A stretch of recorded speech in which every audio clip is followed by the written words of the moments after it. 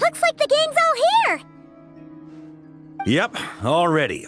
How about you two? Green and good to go? Paimon's ready! Great, let's get rolling then. Great. Well, first things first.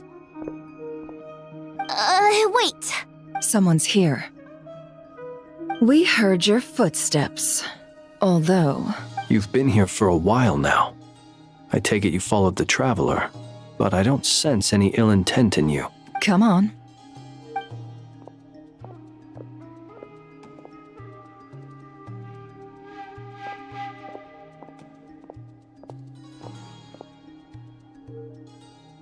I figured it wouldn't take you long to notice me.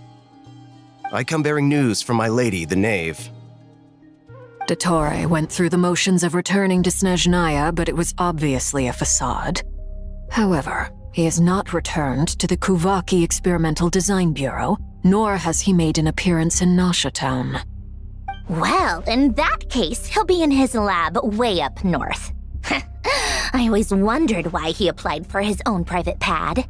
He was planning this all along. Tell them that Sandrone and I will go on ahead. If they still intend to pursue this matter, they should meet us at the research center in the northern tip of Nodcry. Nice of Columbina's two best friends to think of us. We appreciate the heads up. Our sincere thanks to the Fatui for your aid. Lady Damselette may have left our organization, but at least some of her colleagues remain genuinely concerned for her well-being. Not to mention that the doctor's increasingly cryptic conduct gives us great cause for alarm. We have crossed swords many times before, but it's not personal. We're just on different sides. We don't lack humanity. And so, as fellow friends of Lady Damselette, it's only right that you should be in the know about this. Arlecchino's situational awareness has saved us a lot of trouble. I'll leave the map here with you. If you do decide to head to the research center, please proceed with caution. And remember, at least while you're in Nodcry, Lady Arlecchino's subordinates are your comrades if you want them to be. This is very accommodating of you. We can't thank you enough. Just doing my duty. I shall take my leave now. If you need us, you'll find us at the Experimental Design Bureau.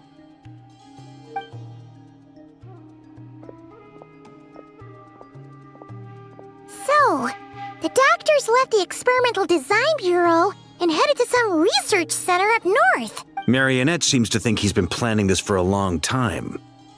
But when did it start? Before he even arrived in Nodcry? It seems his loyalty to the Tsaritsa is lip service at most. Behind the scenes, he may even be working against her. Whatever his motives, we know that he's decisive and incredibly ruthless. Facing him unprepared would be a recipe for disaster. At this stage, it's difficult to predict his next steps. I suggest we split into two groups. We need some people to stay behind and guard Nasha Town. Well, as much as I'd love to help, infiltrating research labs isn't really my area of expertise. But at least take Cool Your Jet's Ducky with you.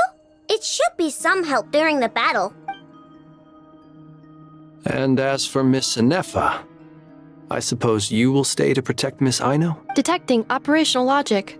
Protect Aino. Priority. High. Just in case, Servarka, I think it would be best if you stayed behind as well. You can leave the research center to us.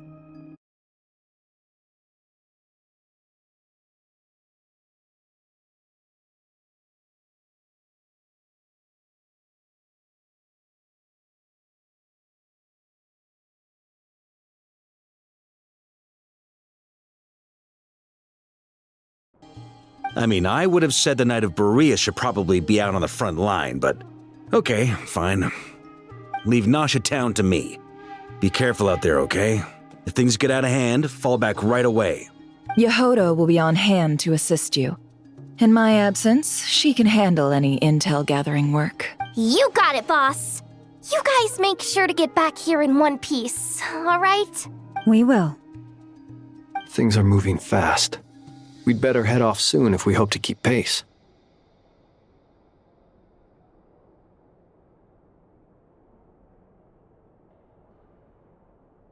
So, it's infiltrate a secret research facility, or...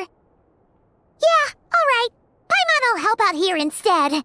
Sounds like it's gonna be a pretty intense fight. We all have to bring our A game here. So, anything you need to wrap up before we leave?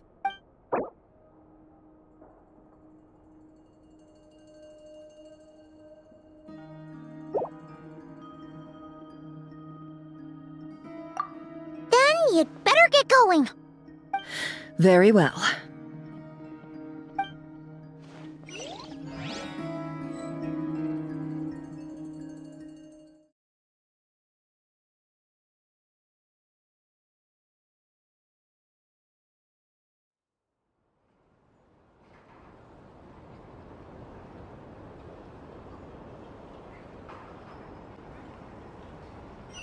All these broken machines on the ground. Someone got here before us.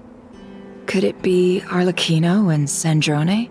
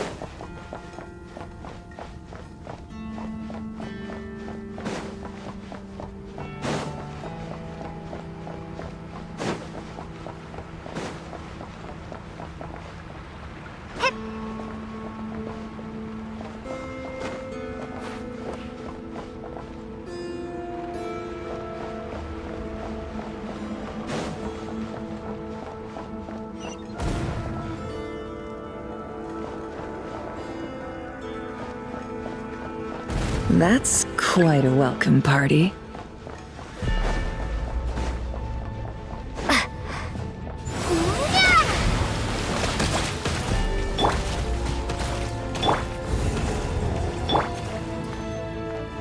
Leave this place. By the Frostmoon of old. Can't hide the truth.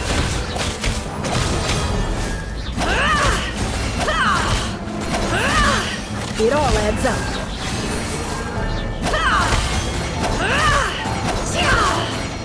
No more lies.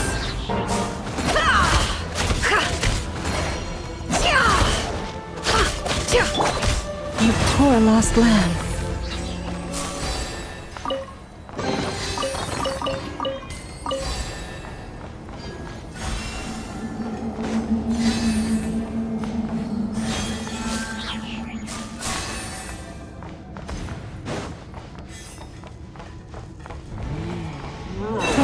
Protect us. The long sleep beckons. Observe.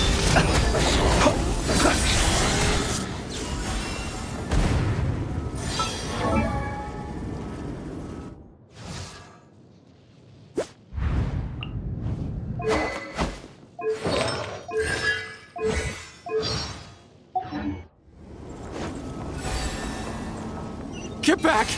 I said get back! Do you hear me?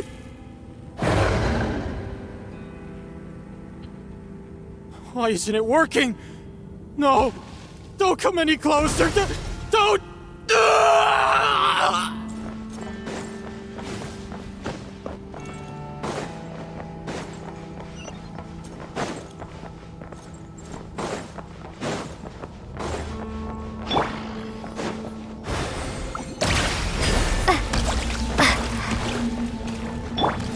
Seek within. With one heart, we pray. Can't hide the truth.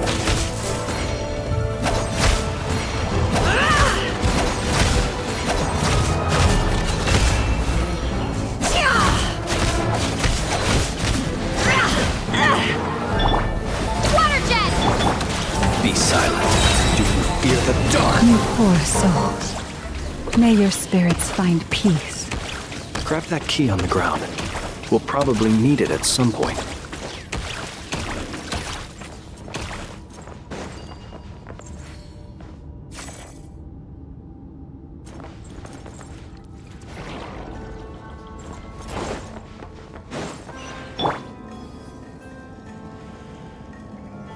Watch out! Ugh, there's no way through. Let's go around.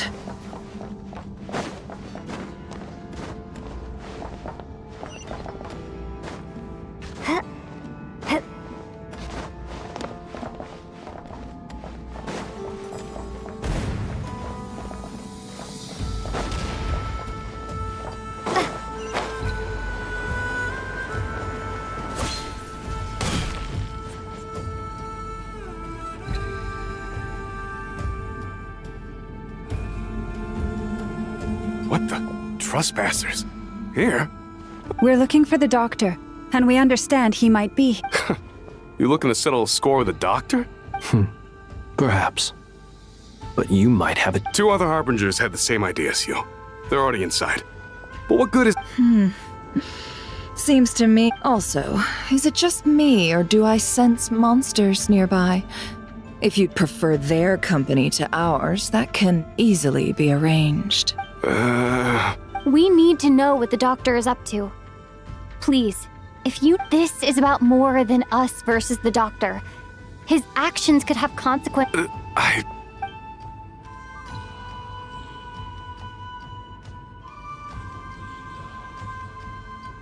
He's building something. Ambitious doesn't even begin to describe it. Feels like this could be the big one. God knows how long he's been planning it. A while back, he told us he'd be returning to Snezhnaya. We weren't expecting him back so soon. This time, he brought some gemstones with him.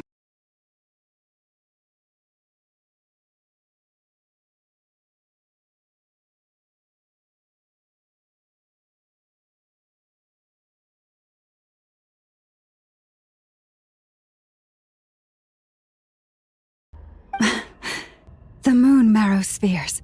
He stole them from their rightful owner, Columbina. Oh, Lady Damselat? Last I heard, she left the Fatui. Before she went, she told us she'd finished what Her Majesty asked of her, and wished to focus on some personal matters. I remember thinking that leaving us might not be the best choice. I mean, I always looked up to the captain the most, and...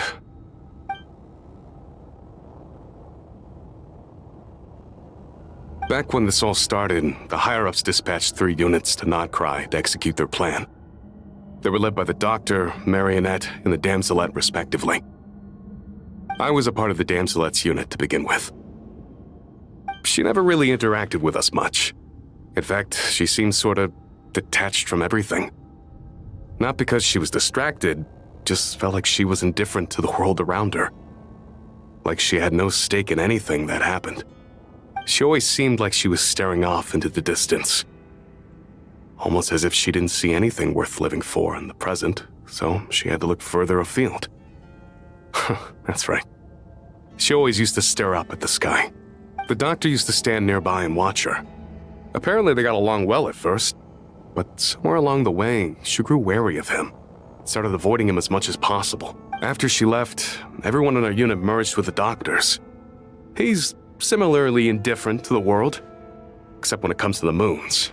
He seems to have big plans for them. Right now, obtaining the 3 moons is his #1 priority. He even said, if he can only get his hands on 2 of them, he'll create a 3rd one himself. How would he create an artificial moon marrow? Maybe the knowledge he gained from the Hyperborean phantoms has something to do with it. Thank you for cooperating. We appreciate the level of detail. I get the sense that you'd serve under Columbina again if you had the chance. Would that be fair? No, she's no longer a Harbinger. As a member of the Fatui, my loyalty will always belong to the Tsaritsa. I'm only telling you all this because I don't completely trust the Doctor. His actions do not align with the goals that first brought us to Nodcry. I understand. We'll do everything within our power to stop him. The Knaves unit is based at the Kuvaki Experimental Design Bureau. Maybe you can seek refuge with them. Well, now we know what's going on here. Artificial moon marrow. He's likely well on the way to completing it. Dottore's technological capabilities are far more advanced than I thought. I fear this could get ugly. Everyone, prepare yourselves.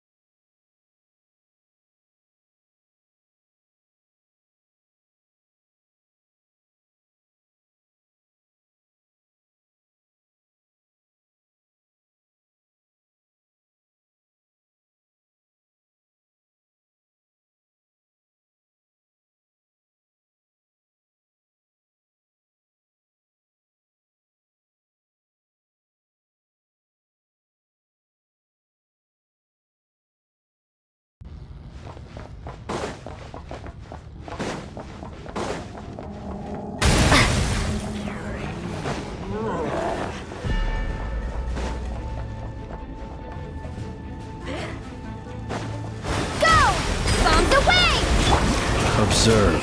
Be silent.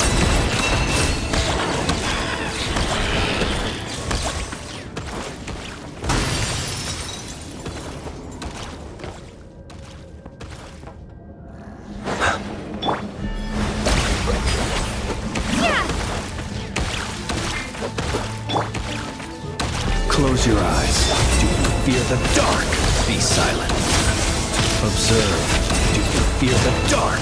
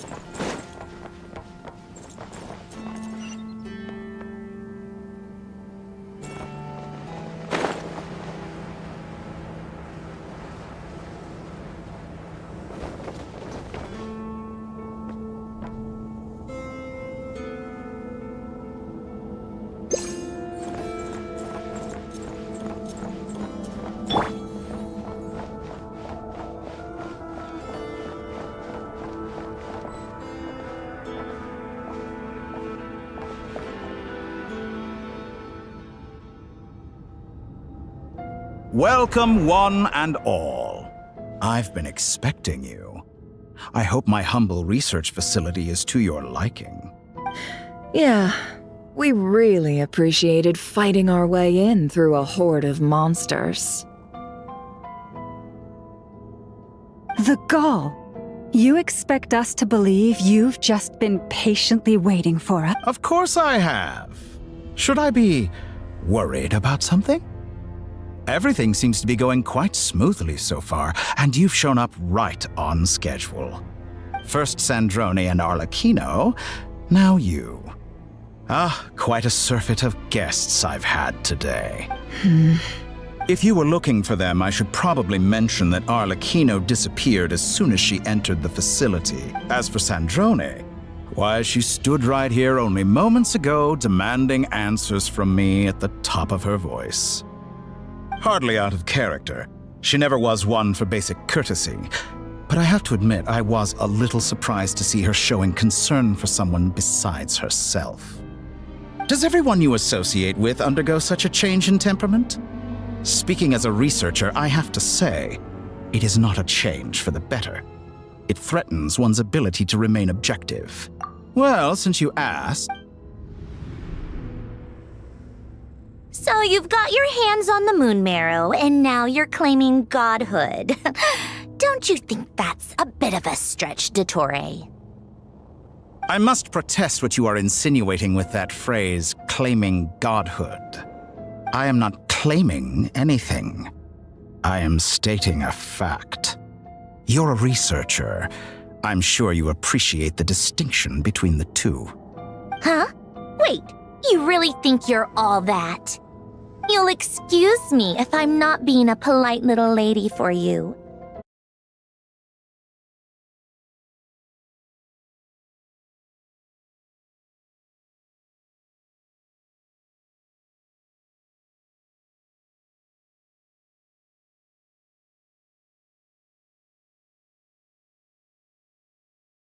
By the same token, I knew you'd respond along those lines. You and I both understand that facts speak louder than words. To that end, I've had my people send you a small gift. It should go some way toward helping you understand my present position. What gift? Where have all your troops gone? Who knows? Perhaps they are already marching toward a new world, following in the footsteps of an unknown god. As vulgar and arrogant as you may be, dear Sandrone, I have no intention of taking out my displeasure on your subordinates. They will enjoy equal rights to my own. You sent your people to the Experimental Design Bureau? That's the Tsaritsa's property. Yes, and I am very mindful of Her Majesty's instructions. But you know full well that they do not conflict with my present goals. In which case, all I'm doing is conducting another one of my experiments. Is there a problem with that? Now then, you have a judgment call to make. Am I simply lying to stall you? Or is it possible that every word I am saying is the truth? In which case, your subordinates really are in danger. So now you've turned on fellow Fatui soldiers. You're completely insane. I have set a new rule for myself. Each person gets one chance. Naturally, that includes you, Sandrone. If you wish to leave, I won't stop you. We are colleagues, after all. Scumbag!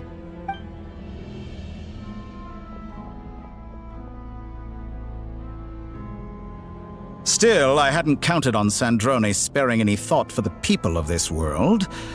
Shame. I always found her self-centeredness to be one of her few better qualities. How can she ever hope to achieve greatness when she's so obsessed with protecting her little design bureau? It's more than a little disingenuous to speak of achieving greatness while taking hostages. Or does honor no longer mean anything to you? Honor? I have the marrow of 2 moons in my possession and will soon complete the construction of a 3rd. I will be the god of a new world. And you speak to me of honor? How charmingly naive. Those are sacred relics. You do not deserve them. In my view, many in this world do not deserve to be alive. And yet, I mercifully permit them to go on living, do I not?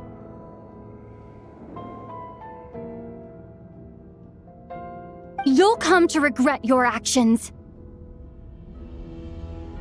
Will I now? Let's see if you can make me.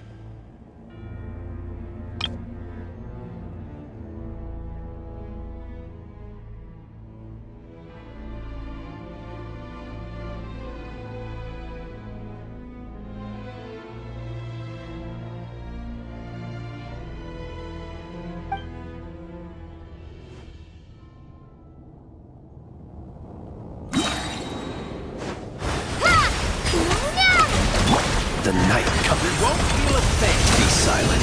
Close your eyes. Observe. To dust.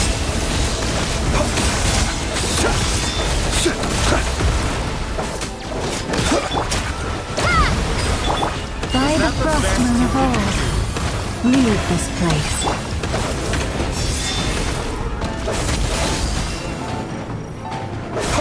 Be silent.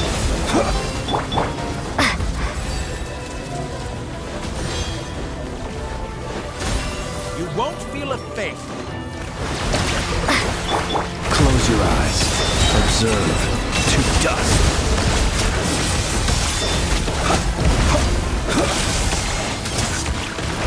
Arlecchino! Thanks for the assistance. Arlecchino? They see you as an ally. What a farce. You're clearly here to destroy my research, not me. I'd say your research is more valuable than your life. Am I wrong? Fear the dark. Shatter like a reflection. Your actions betray your fear of me. Get lost. Doris, protect... The mystery unravels. It all adds up.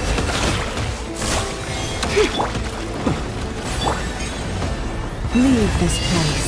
With one heart, we pray. Can't hide the truth. Bombs away! No more lies. Target is silent. Night falls. Observe.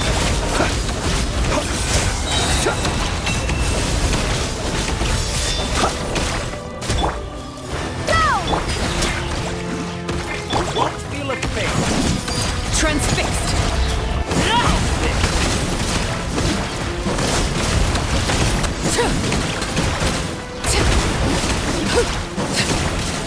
This is where you fall.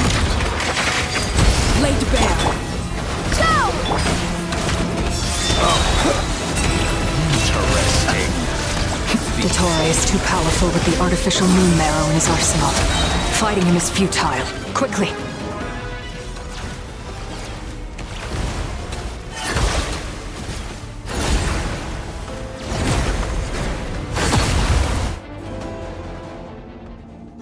Let's go.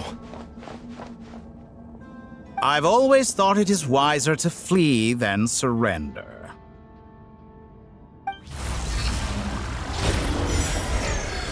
Watch out! What the? Forget about me! You should... Where's the Traveler?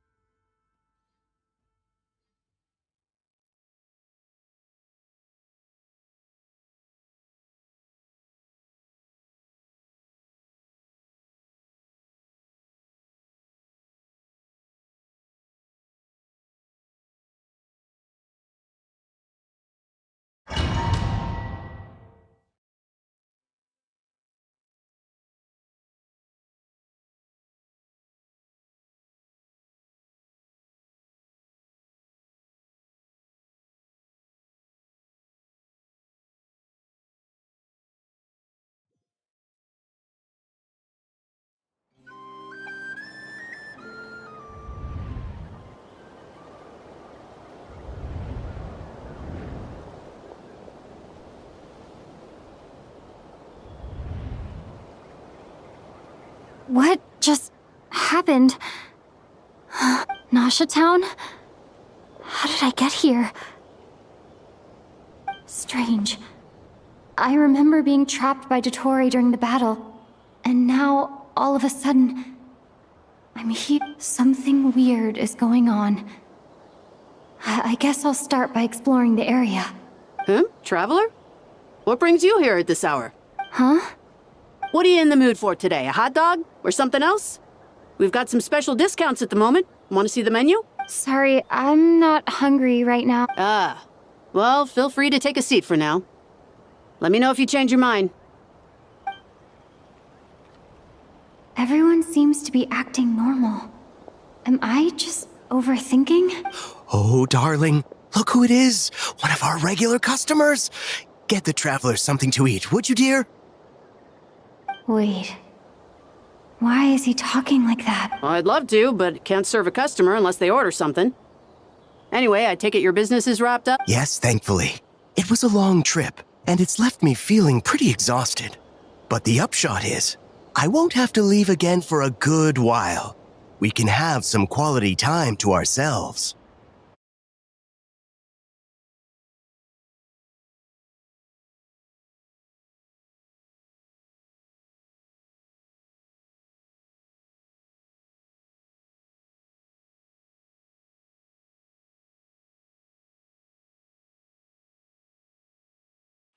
Wait. These two are a couple? I see some kids around too. I didn't know they had a family. Hey there! I haven't seen you in ages! What's keeping you so...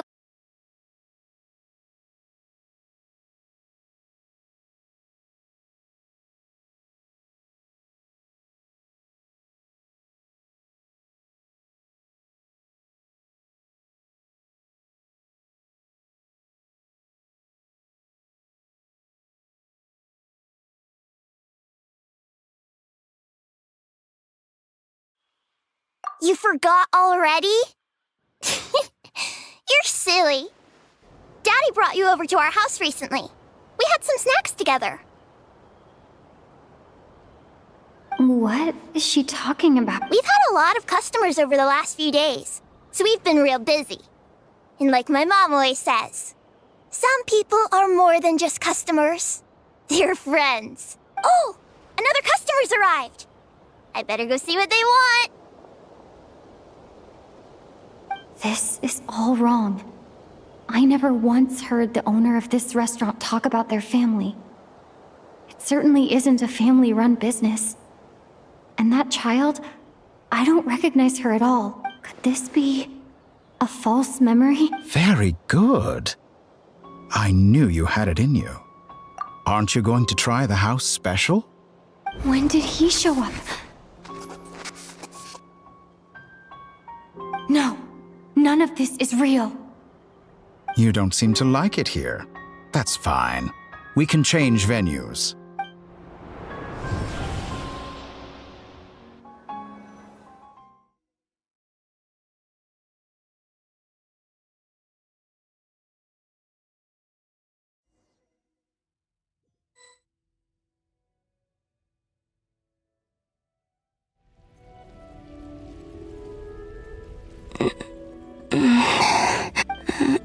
I'm still alive. Where is this place? It took all my strength to open the moon gate, and then I leapt into it. So this is... the moon's reflection? The mysterious realm beyond the gate?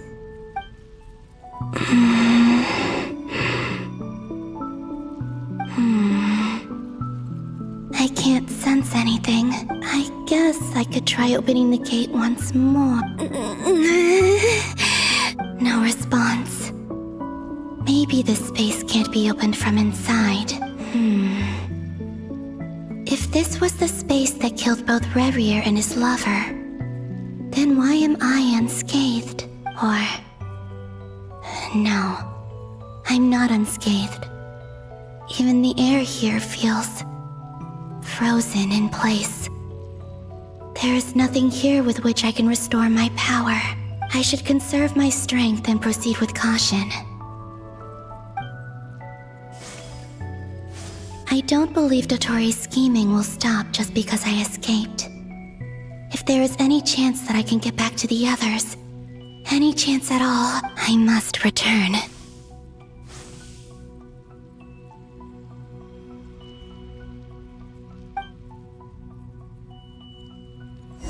Emptiness.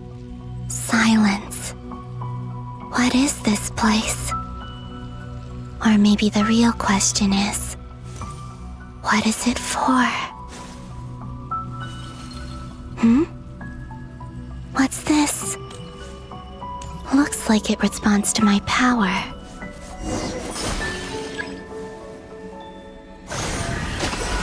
Golden. Like Kuvaki. Is it some sort of guide? And why does it feel so familiar? I might as well follow it.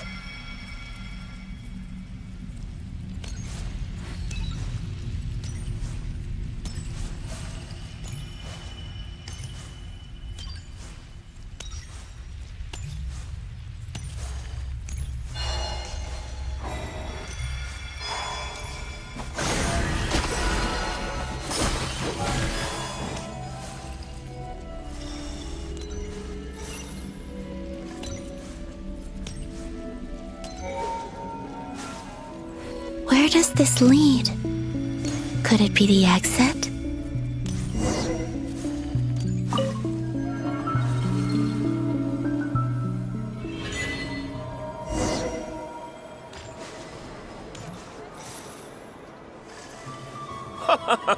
Welcome home, Moon Goddess. Is this Nasha Town?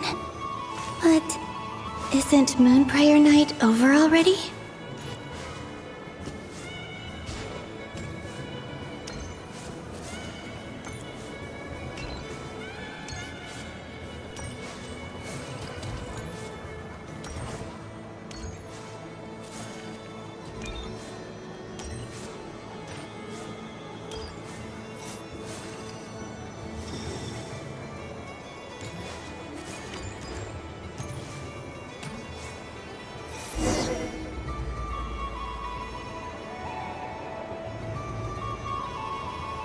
Goodbye for now, Columbina.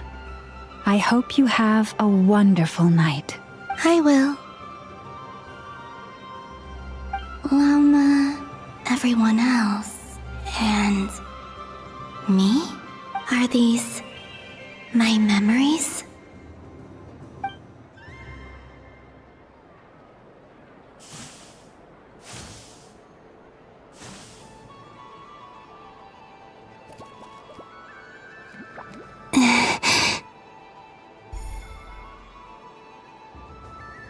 I can't touch them.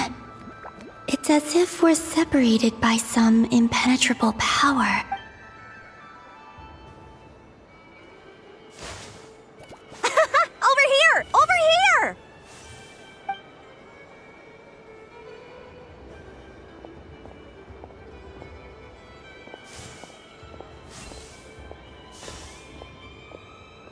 But the people in these memories pass right through me.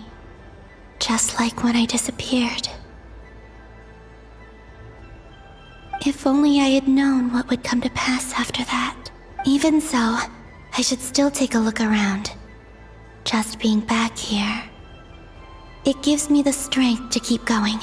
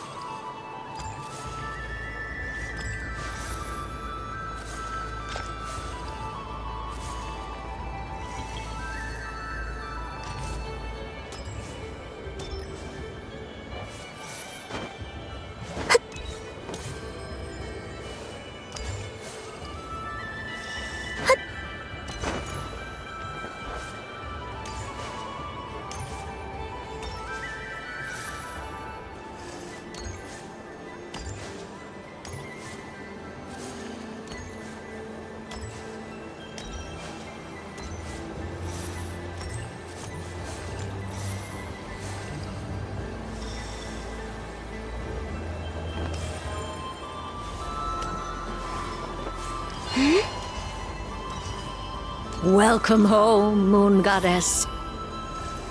Oh, you're the genuine article. Alice was right. This moon prayer night was worth watching after all. Oh, yes. That was the fortune-telling stall run by Barbeloth from the Hexen Circle.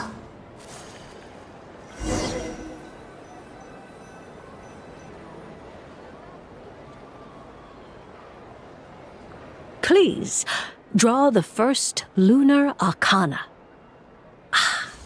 This represents destiny and is the foundation for the divination as a whole.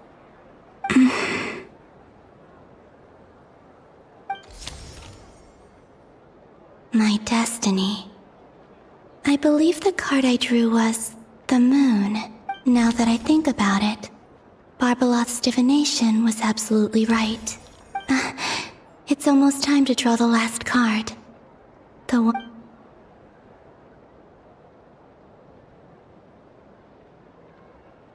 That was the card that popped out on its own. From here, I think.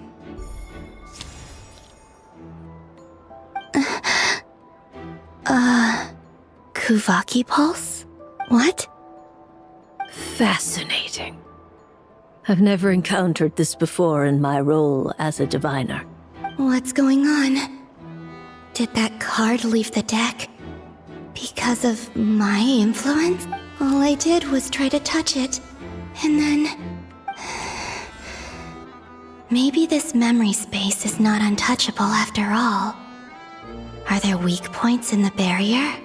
Or is it possible that there's more to this space than my memories alone? This card is death. I need to get to the bottom of this. I'll try touching something else. Is this...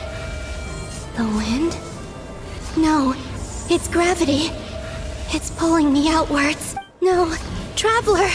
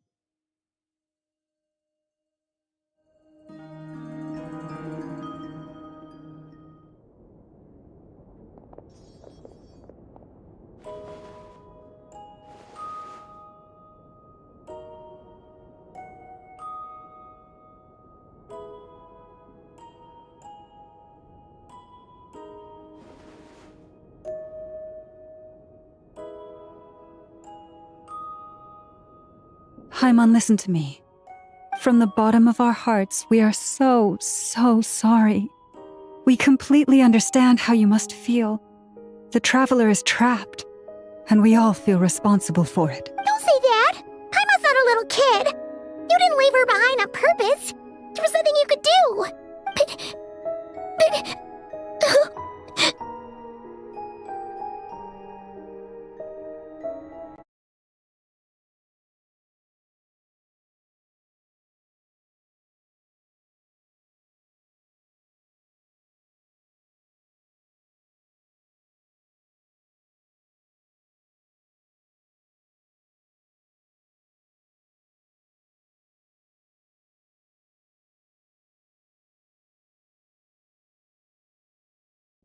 She's all alone in there!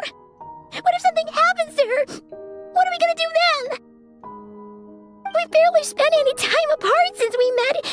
Is she gonna die? We must find a way to rescue her. We were all involved in the operation where she was captured, and we do not abandon our comrades. That being said, it won't be easy. Through conversation with the others on our return, we've arrived at a basic idea of what we're up against. Dottores' lab has clearly been in operation for a lot longer than we realized. We found many monster samples stored there. In all likelihood, they were materials he used to research his latest technology. We also know that through his contact with the phantoms of Hyperborea, he gained knowledge about the moons and certain Hyperborean technologies. Using this knowledge, he then fashioned an artificial moon marrow to serve as a replacement for the frost moon beyond the sky. Unlike Columbina, Dottore is not being rejected by Tevat. And even with 2 of the 3 moon marrows, his power far exceeds all of ours combined. Once his 3rd moon marrow is complete, Dottore will have completely seized the authority of the 3 moons. Tevat's most primordial powers will then be in his grasp. Does that mean... I'm afraid so. No one could have predicted this level of insanity. Not even from Dottore. And unfortunately, his insanity is coupled with an intellect and ambition that not even his peers in the Fatui can match. This is dire. Sounds like the world is done for. The 3 moons' authority can influence the very fabric of time and space. I dare not imagine what a monster like him would do with that kind of power. The trouble's already begun, I'm afraid. On our way back, we discovered that part of Nodcry is being enveloped by an unknown energy. We cannot ascertain what is happening inside. I'm convinced this is Dottore's doing. Not that there's any way to prove it.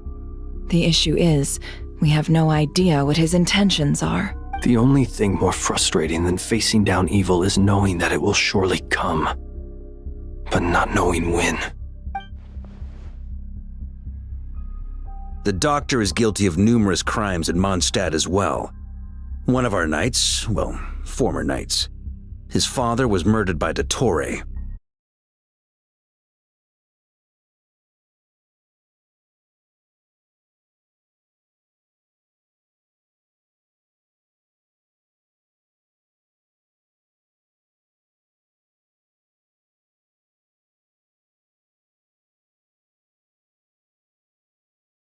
His ideology and methodology are a danger to everything in his path, from individuals to entire nations.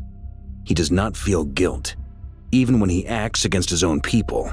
He doesn't see them as his own people, that's why. People like him see everyone else as beneath them.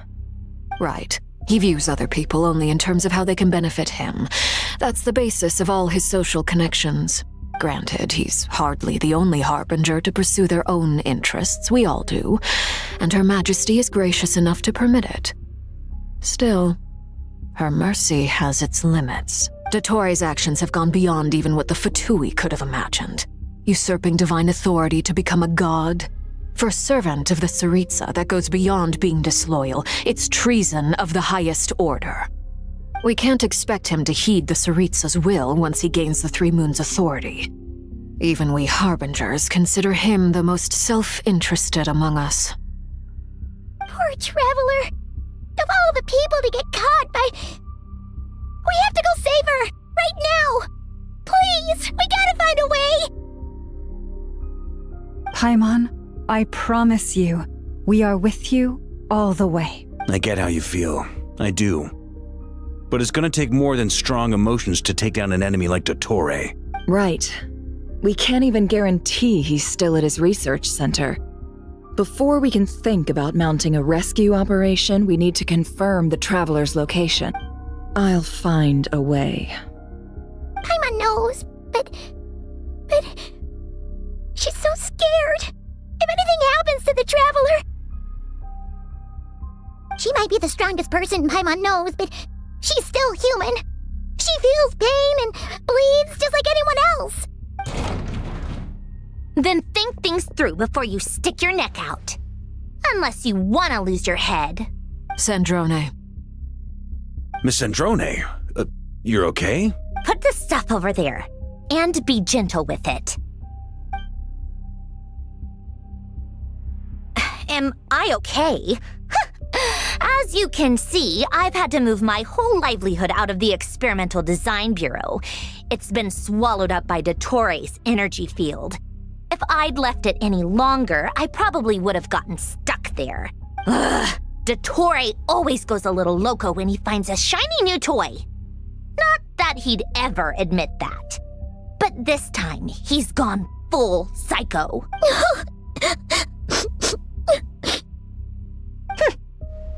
Just go ahead and cry already. Sorry. Paimon's not trying to make a scene. It's just...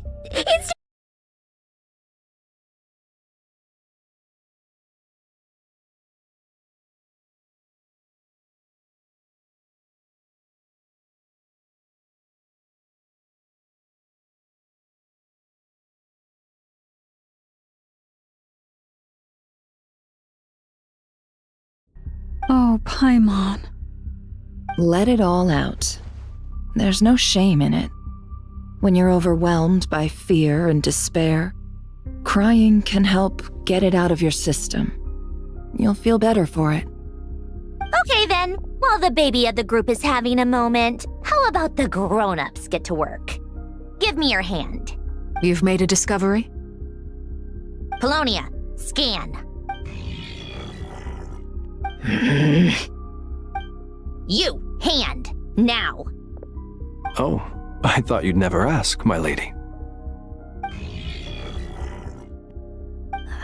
Curses! You're next! Then you.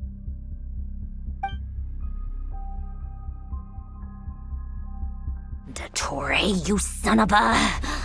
He's done something to us! Everyone who entered his research center has been implanted with some sort of curse. I don't feel anything unusual at the moment. Does that mean it hasn't activated yet? Is there a way to figure out its purpose and what might trigger it? My best guess is Dottore created it using the moon goddess's powers. 1 second, analyzing. Ugh! That friggin' maniac! So, what twisted game is he playing this time? The moment I analyzed the energy composition, some encrypted text appeared in my mind's eye.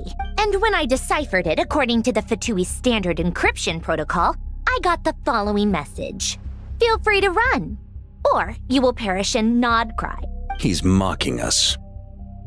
Yep, he loves to toy with people. Only in this case, there might be more to it. But I didn't detect any murderous intent or malice either in the message or the curse's energy. As if this is him at his least malicious. Or perhaps all people are cowards in his eyes. Maybe he thinks the threat alone will be effective. What a despicable person. And he has the Traveler in his grasp. If I may, as unhinged as Dottore may be, he has always exercised great patience with the objects of his interest.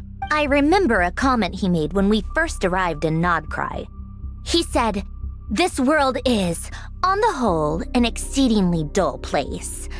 But at least there are a few intriguing features, such as the gods, or the Traveler. Presumably, they interest him because they're unknown quantities. He wants to understand as much as he can about them." Agreed. The Traveler is Tevat's fourth descender. All Harbingers are aware of this. Since Dottore took such pains to capture the Traveler, he is unlikely to kill her right away. Okay, but we still have to do that rescue operation. Of course. I also think we need to read between the lines with Dottore's message. If he's encouraging us to run, that means we mustn't leave Nodcry under any circumstances. My guess is, his curse will only trigger if we leave.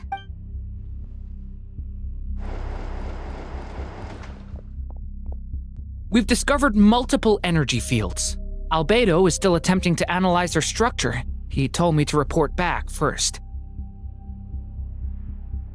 Each field is slowly growing, swallowing up more of the surrounding area in the process. And the pace of their expansion has increased since we first examined them. He's probably trying to swallow Nodcry whole. His nefarious ambition knows no bounds. If this continues, the whole of Tevat will be in trouble, not just Nodcry. The loss of Columbina could not have come at a worse time. Do we think she's truly gone for good? She entered the space beyond the Moon Gate, knowing what became of Rerir and Thalindus. I'm sorry, but I fear the odds aren't good. Don't be ridiculous. If I know her, she's busy finding a way back as we speak just so she can annoy me. She isn't dead. Whatever has become of her, the fact remains that we are two comrades short on the eve of a decisive battle. We need to find out the Traveler's location. But there is also other work to be done. Agreed. Whatever Dottores planning, we have to get the local populace somewhere safe. So, as well as a rescue mission, we have to organize a mass evacuation at the same time. It would be best if someone could approach leaders of neighboring nations and negotiate emergency asylum for Nodcry's inhabitants. Can anyone handle that? Snezhnaya is one option. I'll see what I can do. This would be so much easier if the Traveler was here. No! Stop thinking like that, Paimon. Paimon will join you. She's pretty well connected thanks to the Traveler. Maybe it'll come in handy. Either way, that's what the Traveler would do if she was here.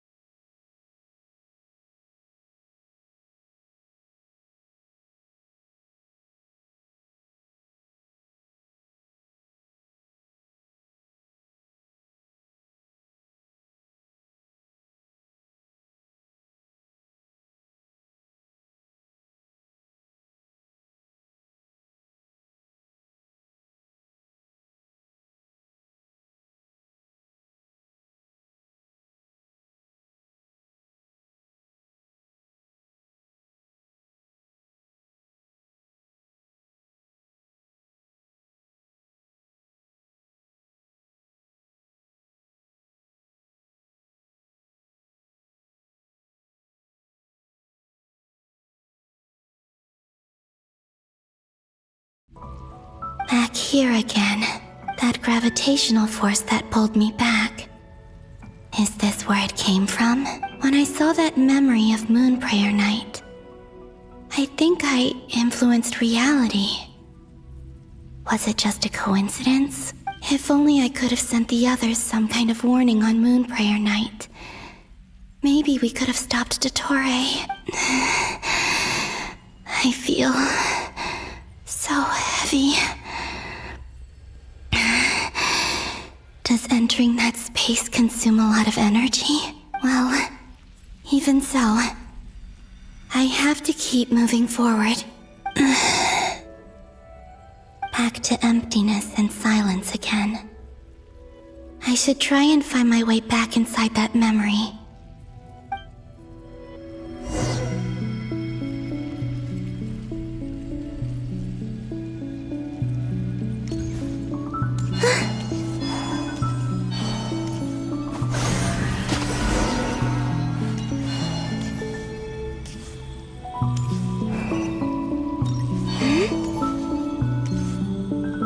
The entrance from last time isn't showing up. What am I missing?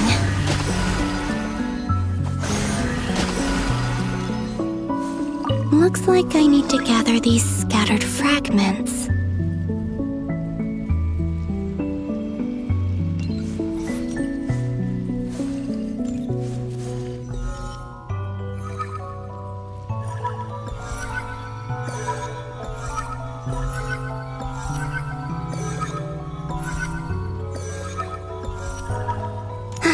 It worked! Hopefully I can stay inside for a bit longer this time.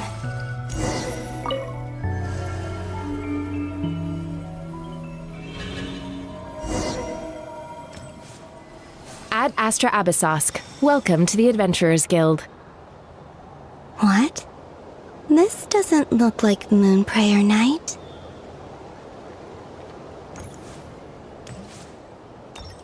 Extra, extra! Latest issue of the Nasha Express! I don't think I've ever been here. Maybe this space isn't comprised of my memories after all. There aren't any festive decorations around. Is this Nasha Town after Moon Prayer Night ended? Did Dottore's plan not affect the town? Or is no one aware of what happened because he used the Three Moons' authority? Let me see if I can influence anyone else.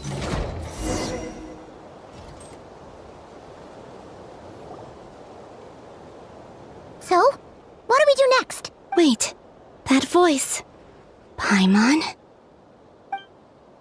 The most important thing right now is to find that mage. Lauma the Traveler and Mr. Varga are here too. I'd better go pay the Fatui a visit. Traveler!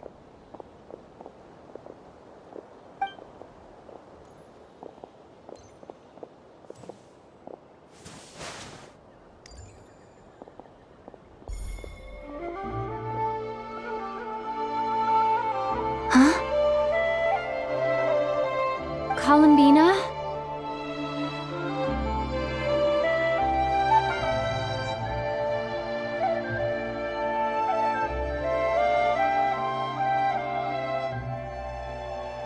I made contact. It's me, Columbina. Huh?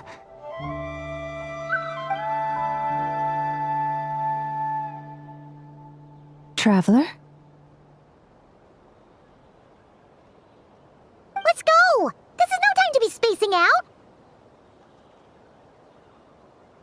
Huh? Huh? Wait a moment.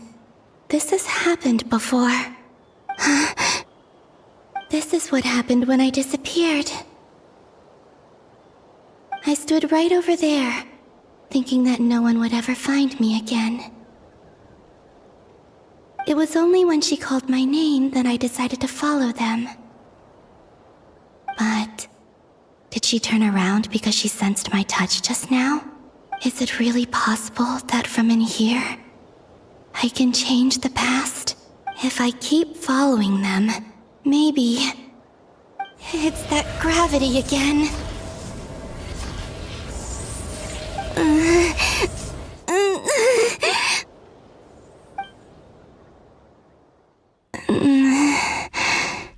Every time I influence reality within that space.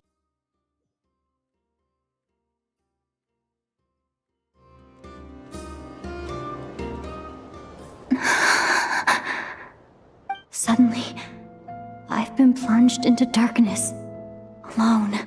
It feels strange, as if something has grabbed hold of me. Is Dottore now powerful enough to interfere with space itself? Look at you, standing so still in total silence. I almost didn't recognize you. Hello there, traveler.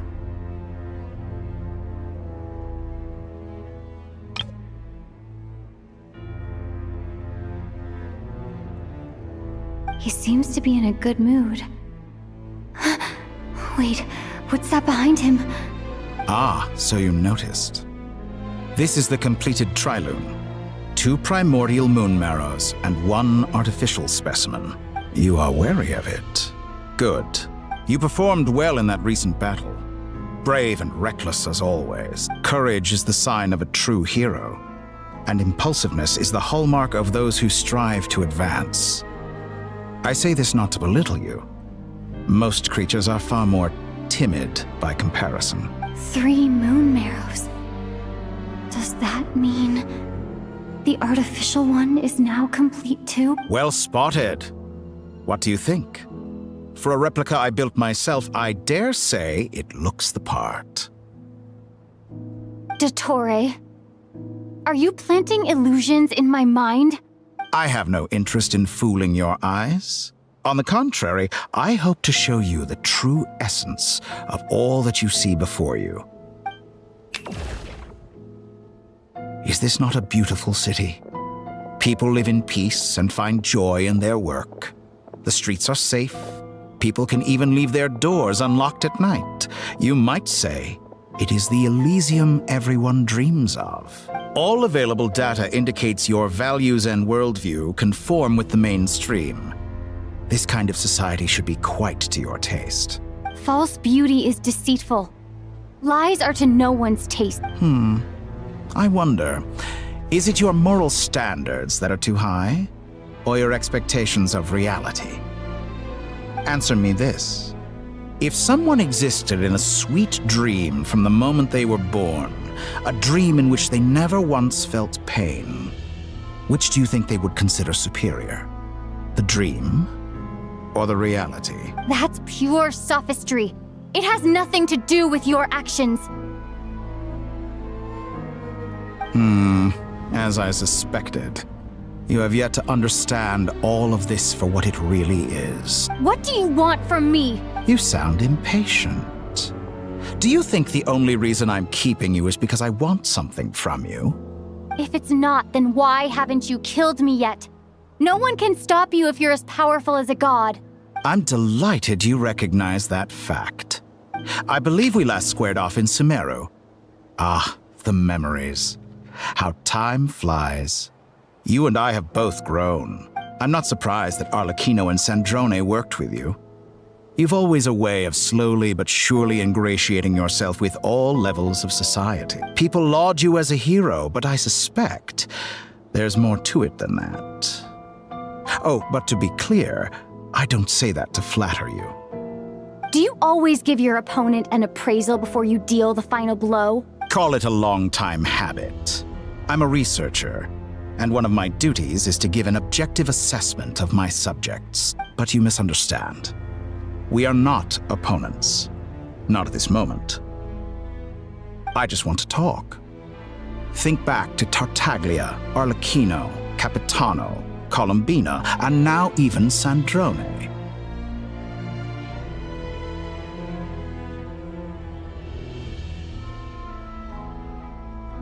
You've worked with each of them in the past.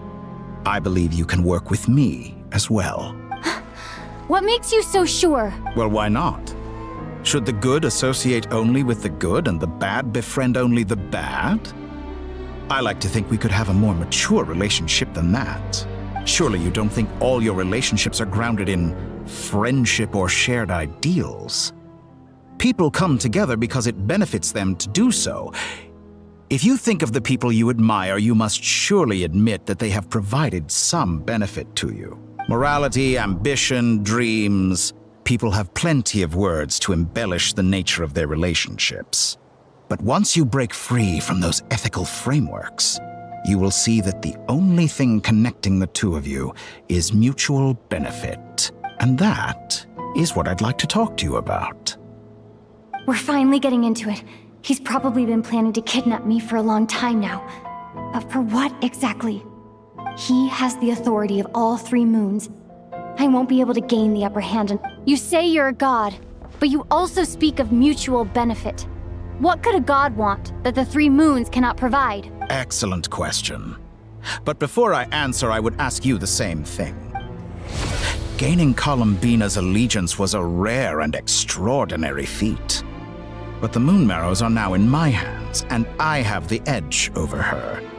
For this artificial moon is not being rejected by Tevat. Her identity and lineage may have been a thing of glory in the old world. But they were also shackles that prevented her from ever integrating into Tevat. I, on the other hand, you may view me as a thief, but I have overcome that limitation. So what is it that the 3 moons cannot grant you? What stops you from negotiating with me to get what you want? I don't make deals with lying psychopaths. That's quite an accusation. Are you expecting me to get angry with you?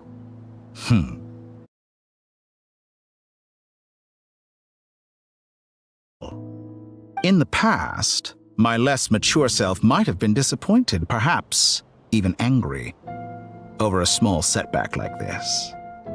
Like when you and Lesser Lord Kusanali joined forces to oppose me, for example.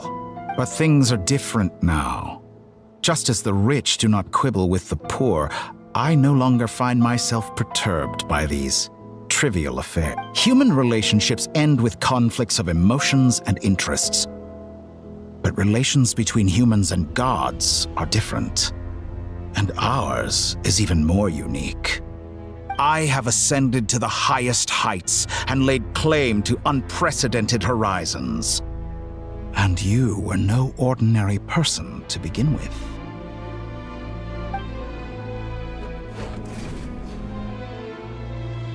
Allow me to show you the world, Descender.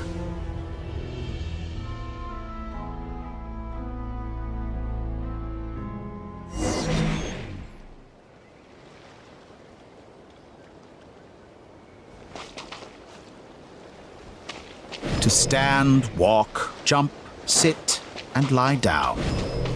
These are the most common of behaviors.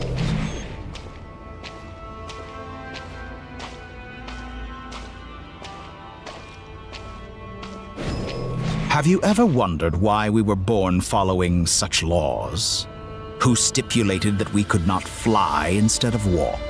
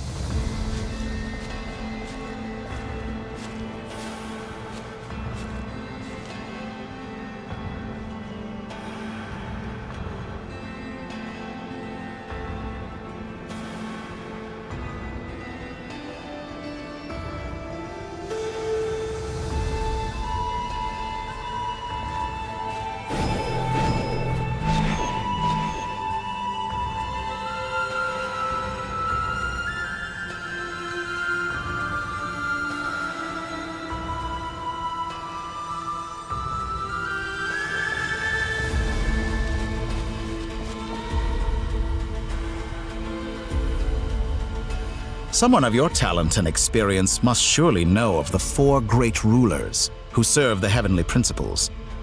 They govern life, death, time, and space. One wounded by a blade will die and profess that they are mere servants of the living. equality can never exist.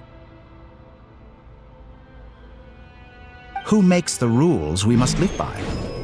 Who has the right to restrict us?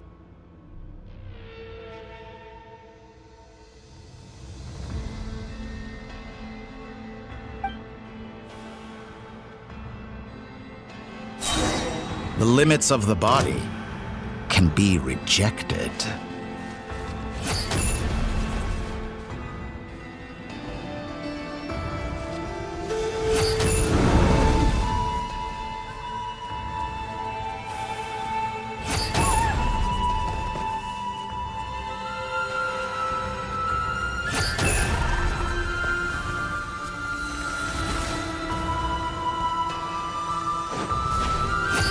How does it feel to be among those with absolute power?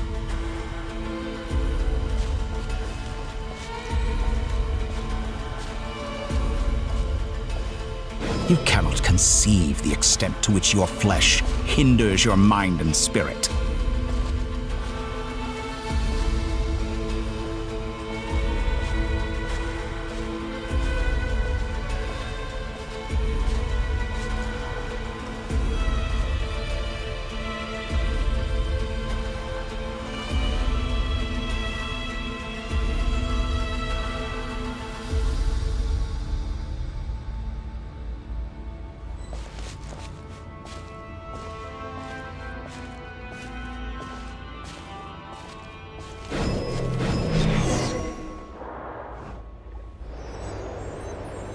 Only by discarding our useless, primitive eyes can we perceive a new world. How narrow-minded we all were in the past. Why should the final answer of the world not be the power that predates those of life, death, time, and space? The power of the Trilune.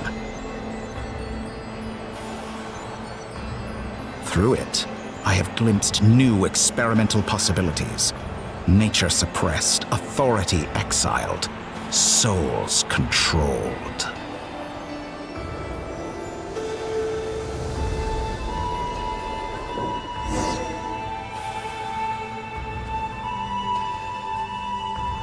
You know, I heard recently that a group of critics reviewed countless stories and drew an interesting conclusion. They found that it is more often than not the villains who strive tirelessly to push the boundaries of progress. In fact, long before this, someone voiced a similar idea in an academia editorial. I felt a great affinity with this perspective. I have never been afraid to step up and play the role of the villain. Fanatics are trampled down for their transgressions, and those who transcend are rebuked for their audacity. And so, the majority of creatures are too timid to follow my lead. But all sacrifices made during my experiments have been worthwhile, as you can now see. I can offer you something new, something unique, precisely because I am a villain. Think about it. We are eternally bound through mutual interest. Can you truly say you would never turn to malice if it could give you the life you dream of? After all, what value do perfection and purity really have? They are fragile and feeble things, utterly tedious. I say, better to be governed by a flawed humanity than a gnosis. The true seeker of knowledge is the villain who undergoes countless tribulations in pursuit of their goal. I'm sure many people have told you that you're different. Because I'm a descender? Exactly. Very clever. But what has that got to do with you? I do not conceal my wicked deeds, my selfish desires, or my greed. A true researcher must act as I do if they are to understand and speak of the truth. And yet, a knowledge seeker like myself will inevitably grow tired of studying Tevat beyond a point. You have traveled to all corners of the world and met many people. Along the way, there have been moments when you were misunderstood or even became a wanted criminal. And all the while, You have spent your days doing some of the most mundane jobs in the world. You fight and toil, claim minuscule rewards from my friend Pantalone, then you fight some more, winning some battles and losing others as your search goes on. And this cycle continues, with no end in sight. Surely you must sometimes grow weary of being stuck in this same loop day after day. We're completely different. I embrace everything that life throws at me. I am engaged in every step of my journey. How does that make us different? I too embrace what life brings, researching everything that interests me. Think of all the novel things I've managed to create, like the artificial moon marrow. Don't you see? As unique a specimen as she was, even Columbina is not irreplaceable. Take that back! She's gone because of your actions! I didn't say that to anger you. Though admittedly, I don't see what there is to be angry about. Anything Columbina could do for you, I can do better. I know what your ultimate goal is. You wish to walk the path your brother walked and seek answers from him at the end of that journey, don't you? Someone like you could never understand what it feels like to care about another person the way I care about him. Perhaps not. But that doesn't mean I can't help. I could find your brother right now, bring him before you, and make him give you the answers you seek. Don't be so presumptuous. You'll never begin to understand the situation between us. Oh, no. This is no presumption. I'm only offering what I know is possible with the power of the Trilune. But it seems like you would sooner continue with your journey through this world. Why? Do you truly desire this journey? Or is it simply a necessary process from which you cannot escape? Think of all the time and energy you have spent, everything you've had to endure just to make it this far. Is this really what you want? Or has your hand been forced by the promise of that final answer? Yes, you have made many friends. But do they ever spare a thought for the void in your heart and what it yearns for? What you want is not friends. It is family. But do they know this? I, on the other hand, am far more considerate. Join my experiment, and in return, I will bring your meaningless journey and all its struggles to an end. This is a malicious attempt to manipulate me. But at the same time, he's stating some very human... Of course, he's right about my predicament. How can I deny it? I have faced ungrateful strangers, never-ending troubles, an endless quest for answers. I want to see him. After everything I've been through, words can't describe how much I miss him, how much I want to be reunited with him, wherever you are right now. Do you miss me too?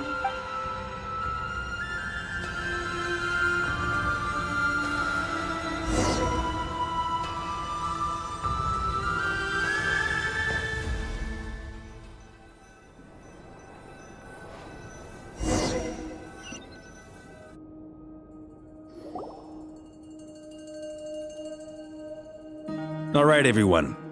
Our next mission is clear. We need to contact all the major organizations, explain the situation to the public, and then begin the evacuation. The residents of Notcry are quite dispersed. The two most populated areas are the Southern Isles and Pyramida. Miss Lauma, I will leave Hisi Island and Nasha Town in your hands. I will liaise with the Fatui and Pyramida. Agreed. We will reach out to Natlan and Snezhnaya. Anyone found north of the Experimental Design Bureau should follow the Fatui to Snezhnaya. As for those dwelling south of that line, I will ask the Voynich Guild to help persuade them to leave. Then I, Mr. Varka, and the Frostmoon Scions will escort them to Natlan. The Voynich Guild has dealings with the Curatorium of Secrets. I will send them a letter vouching for your credibility. Yehoda, you should help Lauma. This is too big of a task for one person. My wish has come true. You're willingly lending me your most capable employee for the day. Well, Good for you, if all this only takes a day. Of course, if it takes any longer, I'll be charging a fee.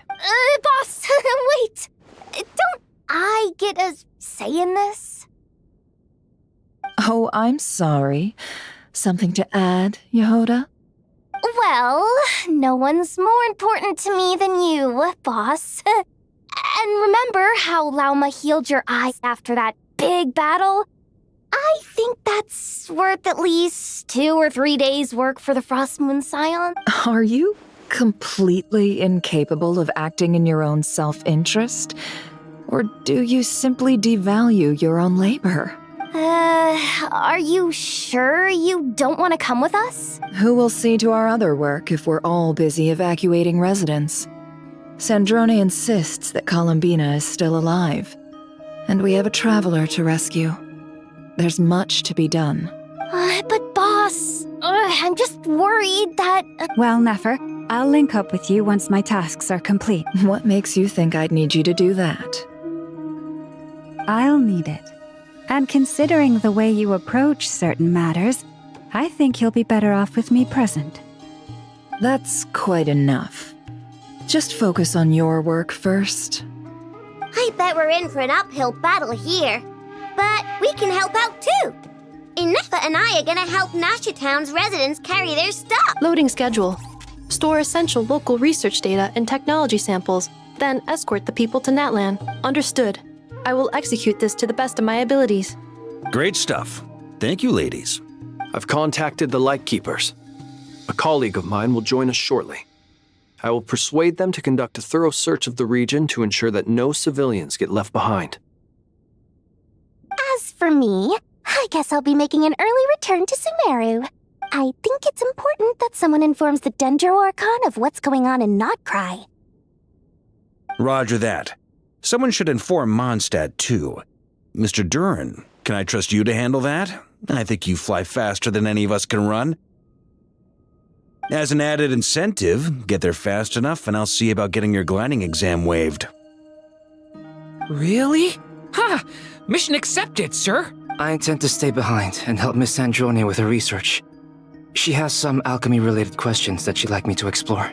She recognizes your expertise, then. I wish you a fruitful collaboration. Thank you.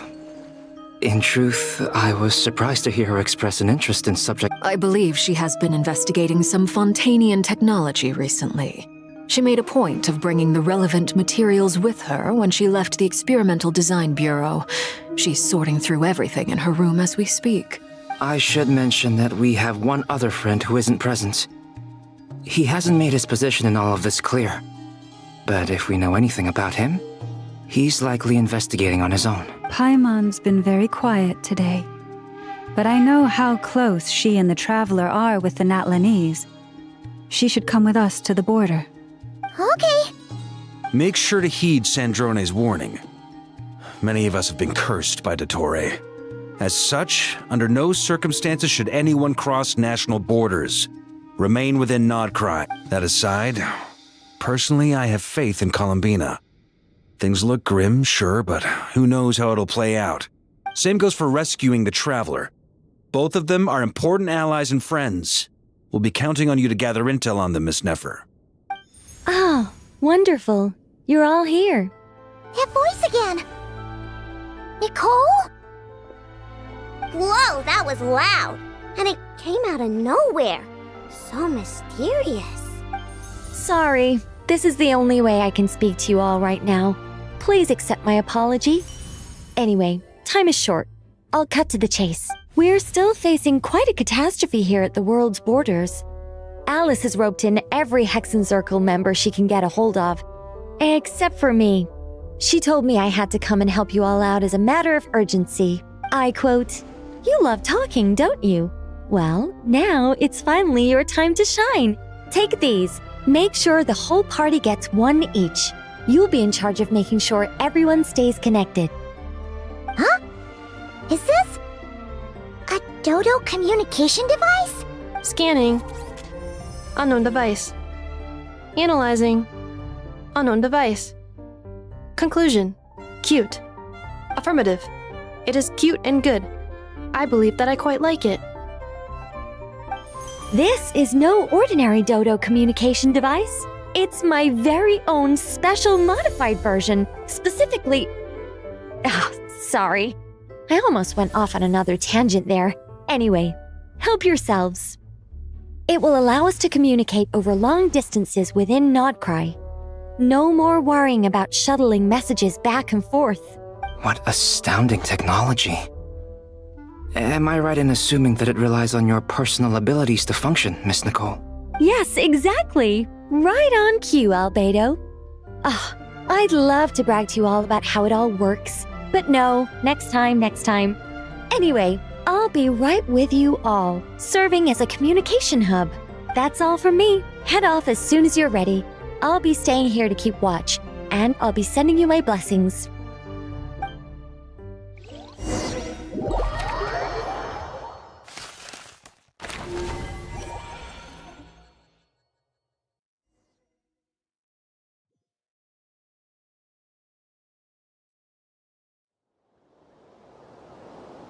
Managed to sense me approaching. That would be a first. You always seem to appear out of thin air without making a peep.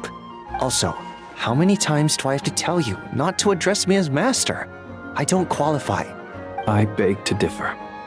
Why should a young man so well versed in social graces as yourself not be worthy of that title? Please, Lord Flint's...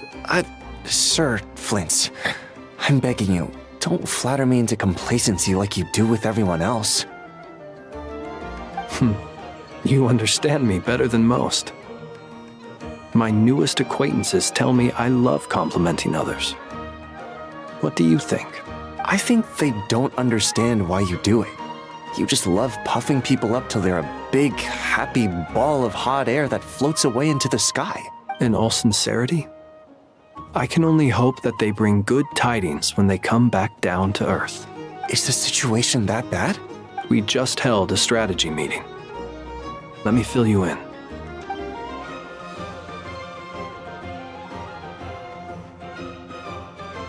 In short, we need everyone gone from Pyramida.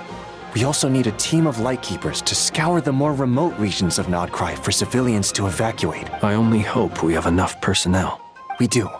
Old Man Nikita will definitely help, and we can recall anyone out on patrol to focus on this instead. Good. I'm sure you and the others will make short work of this. Now, don't forget, once you've completed this task, make sure you and the rest of the team evacuate to either Snezhnaya or Natlan as well. Flint's? If you've got something to say, Master Ilua, why not guess what I'm thinking right now? You mentioned that you have something else to deal with later. How difficult is it going to be? I doubt it will be easy. I know you're a Lightkeeper, and it's your duty to protect others in times of crisis. But I have a feeling that you'll be walking into grave danger. However bad things have gotten in the past, Nodcry has never faced a mass evacuation before. But from the sounds of it, you don't intend to come with us. I don't mean to pry, and it's probably none of my business. But whatever it is you're intending, you don't have to go through with it, you know. I've been afflicted with some sort of curse, and I'm told it may well trigger if I set foot outside of Nodcry. As such, I cannot leave. I have to act, if for no other reason than to fight this curse. What? No. Why? Why would anyone want to curse you? There are plenty of people out there willing to trample over others in pursuit of their own goals. Frankly, Sir Flint, I am furious. You're making light of what is an incredibly serious situation. Indeed I am. And? And what? I told you I'm furious about this. Nothing I can do about it, I'm afraid. Things happen, and we just have to deal with them. If you find yourself feeling angry, perhaps start by drinking a big glass of water. Hey, you mean you're completely unmoved by my anger? I'm devastated. Then allow me to express my sincerest regret. Come by the lighthouse sometime. we'll catch ourselves a few fish, have a little barbecue, play some cards, and bask in the sun. Maybe I need to spell this out. Lean in a little, Flint. Oh my, this doesn't bode well. Word is that you were caught up in a real horror show recently. People were amazed that you returned safe and sound. They've been debating whether you're even human. I've returned safe and sound from plenty of crises. When you say people, do you mean other people? Or do you just mean you? Fine. I'll be frank. You're not human, are you? Heavens. Now that's a horrifying thought. You know what? Forget it. We'll revisit this once it's all over. A sound plan. Albeit a little ominous sounding. Just promise me you'll come back in one piece, all right? For you, Master Ilua. How could I refuse? Also, please pass my regards on to our colleagues. Tell them, thank you all for your assistance. Please put safety first as you proceed with the operation.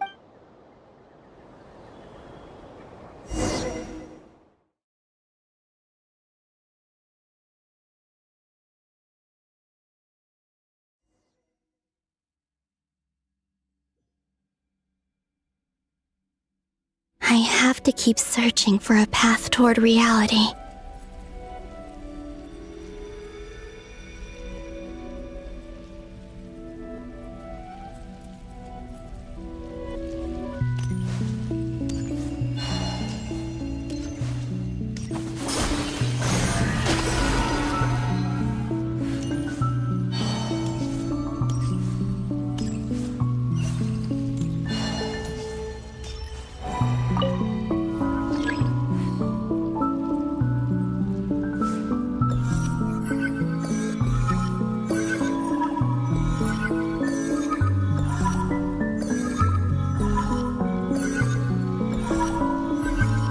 This should do it.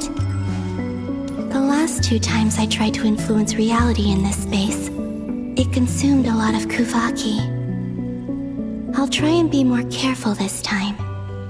I need to leave key clues behind using less power. I hope everyone still remembers what I said on Moon Prayer Night.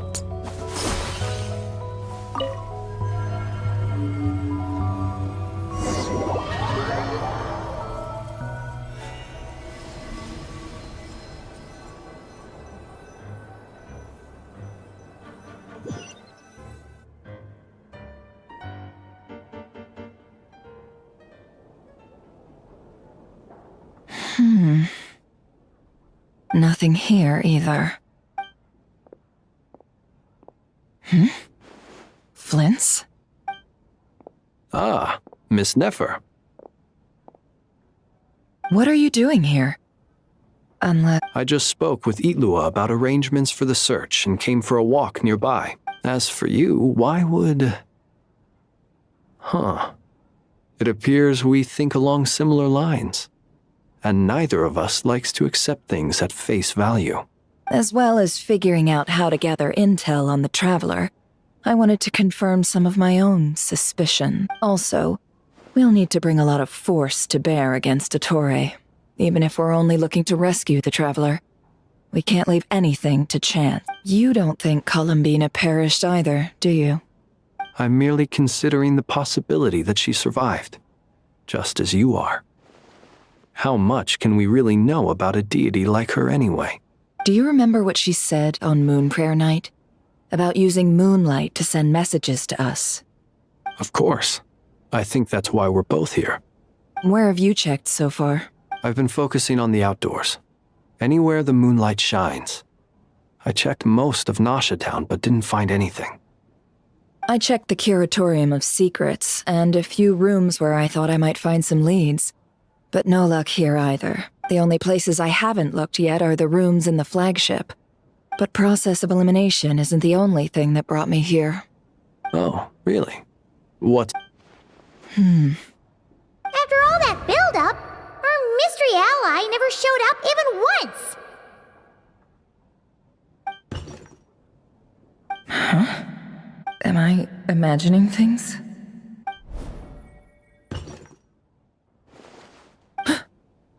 Come on, let's see what's going on. Oh no. I knocked over a vase as soon as I came in. It must have been caused by a Kuvaki fluctuation when I entered the space. Although, it seems like I'm not about to be pulled away this time. It looks like as long as I'm careful with my actions, it doesn't count as influencing reality. Anyway, is this the flagship? The Traveler mentioned that's where she was staying. I only went into the lobby last time, so I've never actually been here before. How does this space work, if nothing else? I can now be sure that it is not simply memory. She mentioned where her room was. I think it's this one.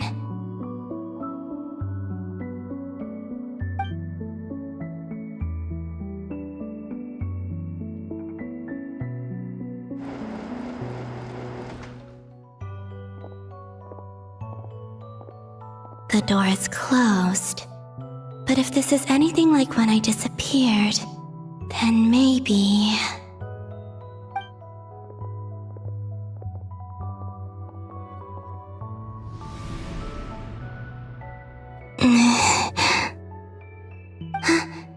I'm in.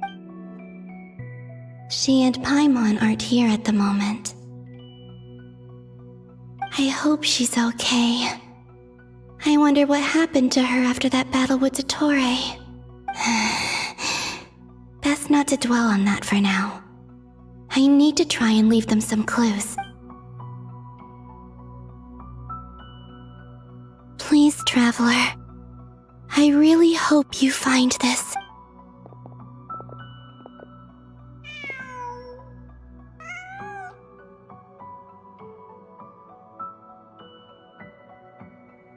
Huh. Just a cat. Nothing else here strikes me as noteworthy. Didn't you stay here for a couple of nights once? Before Rarir showed himself, yes. It's also where the Traveler and I first met. Did you notice anything unusual during your stay? I remember thinking how much noisier the flagship is at night compared to the graveyard. Other than that, no.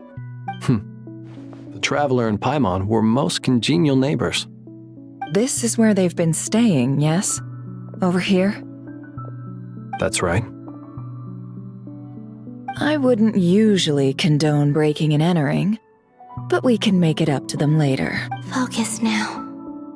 I have to write a message on the wall using Kuvaki, just like I said on Moon Prayer Night. Simply open your windows on nights when the moon shines bright, and the moonlight will naturally flow towards the words I have written. Here goes. I'll need to carefully control my strength.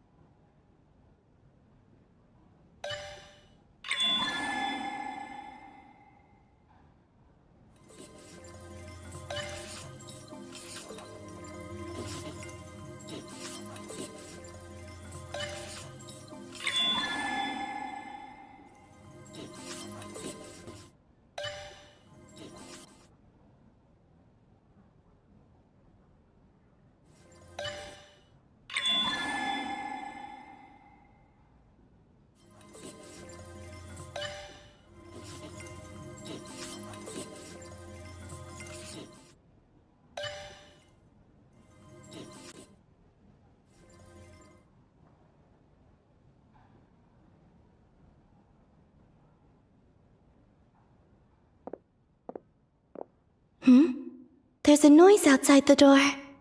Is she back? Please, you have to see these words.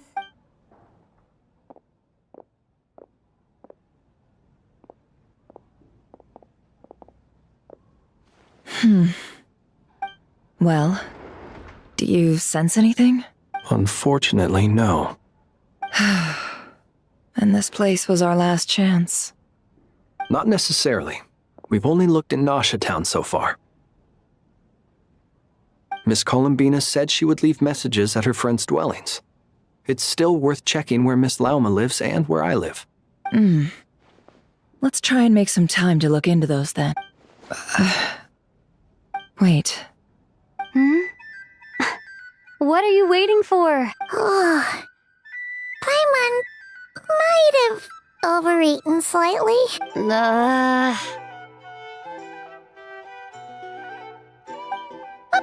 What's that look for? This is a victory feast. It's normal to eat a little more than usual. The Traveler in Paimon. It's really you. But why are they talking about a victory feast? Huh. You worried Paimon's sick while you were out there fighting Rare. So this is your chance to make it up to her, alright? Wait. So this is the night after the battle against Rare. How did I end up here? That's quite a long time ago now. Wait. Time. That's it. Every time I've entered reality within this space, it's been at an earlier point in time. Every one of those points has been before I fell into the moon's reflection, and everything I've done to affect reality really did happen in the past. Does this mean that within the moon's reflection, time flows backwards? Starting from the moment I fell in? Not long till Moon Prayer Night now. It's gonna be even livelier than tonight. Although, it's gonna be sad saying goodbye to the damselette. She seems like a really nice person. Paimon. No, I can't. Even if I make contact, they and in any case, I'll likely get pulled away again if I do. Instead, I have to find a way to get them to notice what I've written using the moonlight. Wait, even I hadn't thought of doing that before Moon Prayer Night. They'd never conceive of that possibility. Is there truly no other way? Don't lose heart. We'll find a way somehow. Huh? Oh, you say that, but the Frost Moon is beyond the fall sky. If we wanted to go visit her, how would we make it through to the other side? We might not have all the answers now, but I'm sure we'll find a way one day. Huh. Guess someone's gotta be the optimist. The present. The future. That's right. There are still things I can do. What's your plan? Flint's, when you were staying next door, did you ever open the window? No. The rooms here are dark and damp, and there's such a buildup of dust on the windows that the moonlight can't even get in. I didn't think it was worth the trouble. The moonlight? I think I see where you're going. One moment. I'll see if the owner is available. Don't bother. Time is of the essence.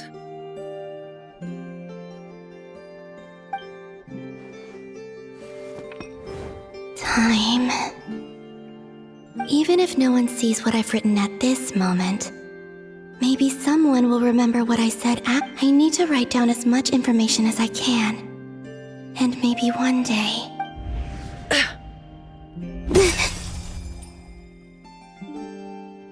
Huh? What's up with you? You can't even hold your cup steady. Are you getting tired? A little. Well, you should probably hit the hay then. You've had a really tough couple of days for you.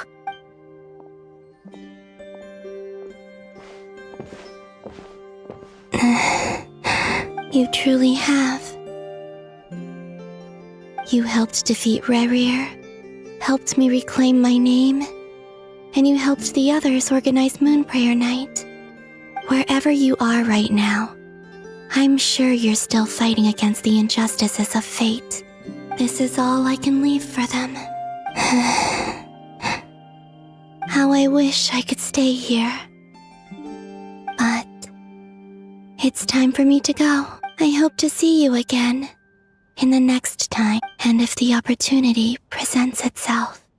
I will surely return to your side. Huh. Columbina. She's alive. Not only that, but she's left us an entire wall's worth of clues.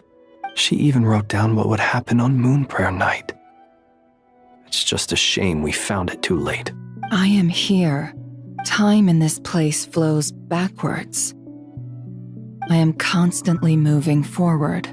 It sounds like she's found a way to influence the past using Kuvaki, but her future is our past.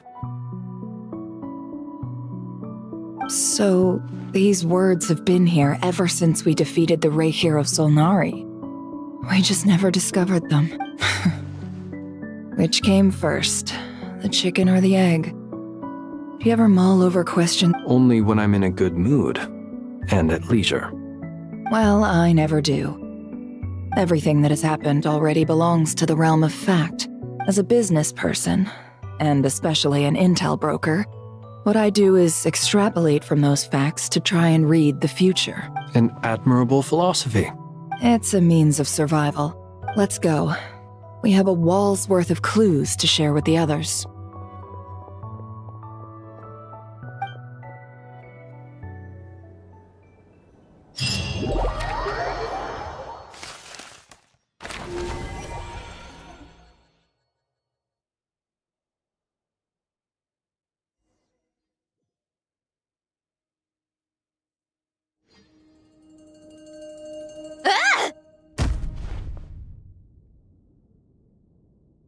It appears that the doctor's energy signature has changed to something similar to Kuvaki. But not like the Kuvaki we're used to. Nodcry's Kuvaki devices will only have a limited effect on it. I can see why you've chosen to place your hopes in alchemy instead. Also, I must say these books are rather profound. My subordinates just shipped them in from Fontaine. Some of them are from the Narcissenkreuz Ordo. Some are incident reports from Petrichor, and then there's a few test reports for these junk machines. Additionally, after some further scanning, I've discovered something extremely annoying. What's that? Teyvat's skies contain multiple moons.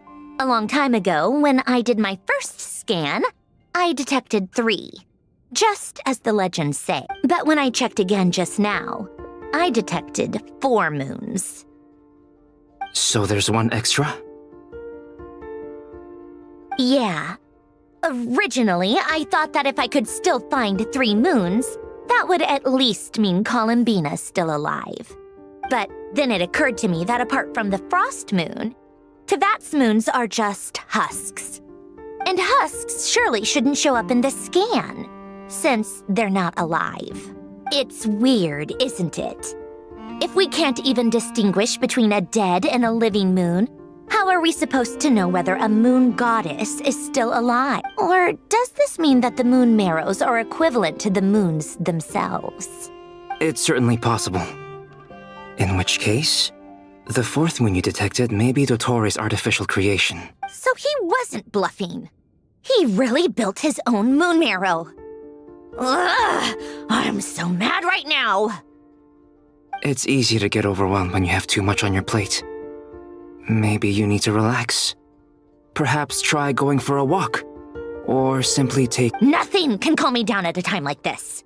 I need more time, and I need progress.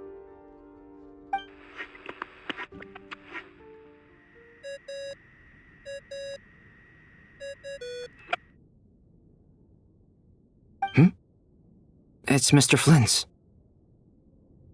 I really hate that ringing tone. Ugh. First the 4 orthants of the Narcissenkreuz, then moon marrows. Now what? Oh, sorry if we're disturbing you. Might I ask what's troubling you? What do you want? We're busy. Are you still at the Curatorium of Secrets? Yeah.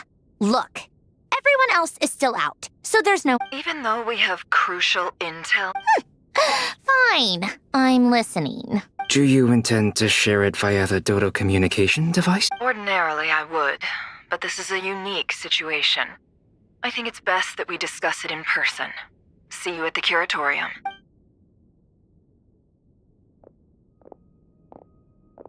All right then. So, what's the situation?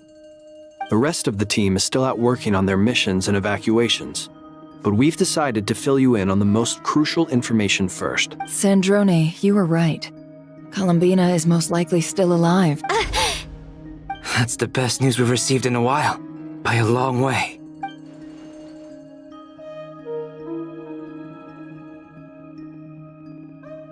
Random locations.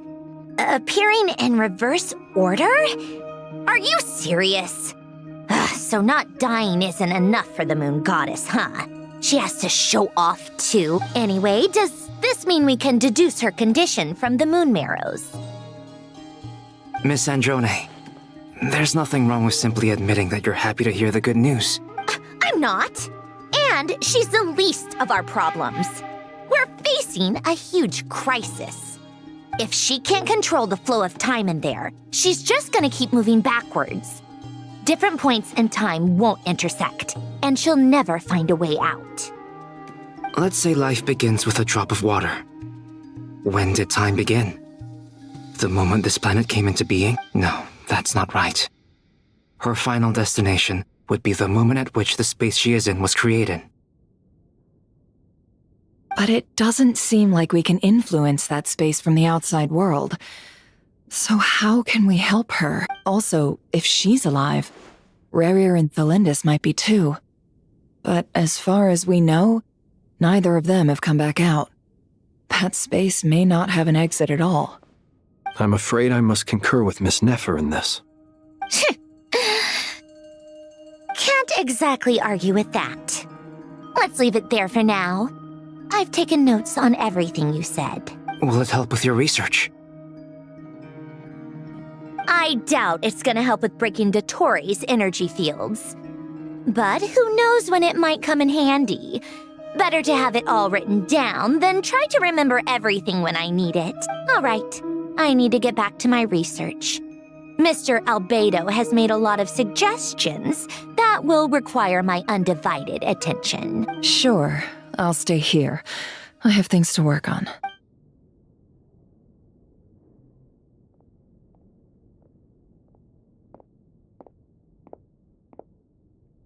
Paimon, are you there? Oh, right. She went with Varka to Natlan, didn't she? Good thing we've moved her and the Traveler's luggage in here. Speaking of the Traveler, where could they be? There's a note. From Paimon. Paimon here. Not in at the moment, but if anyone needs to borrow her stuff or the Travelers, go ahead and help yourself. Paimon won't be mad. Also, Traveler, if you get back before Paimon, make sure to get some rest. Paimon misses you a lot, but put your health first, alright? How sweet. Well, since you offered, Paimon, don't mind if I do. This is the Traveler and Paimon's luggage. All the items they use day to day are here. It's well organized. I wonder which of them is responsible for that. What do we have here? The camera captured a special moment that can only occur between people who are close to one another. You can really sense how the photographer feels about their subject. I wonder why this picture was placed outside. Is it because Paimon recently looked at it?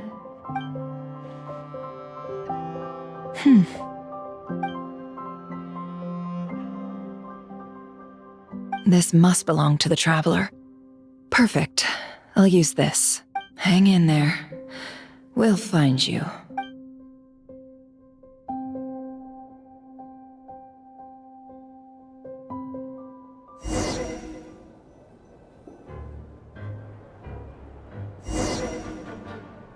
Polonia. Search keyword world formula and bring me all relevant books.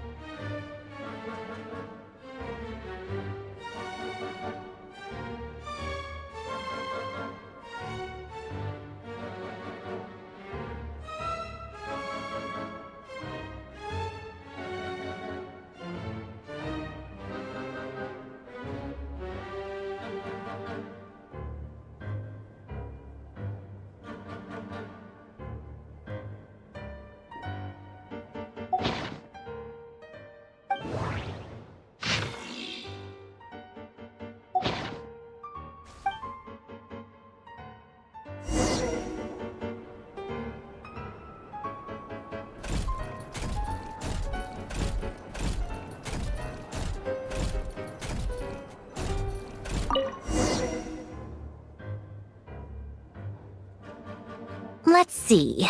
This one is... I believe that the correct term for this is Fortuna.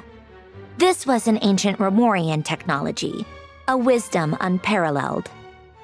I never imagined that Romorian ideas would be so similar to the diagram I have named, the World Formula.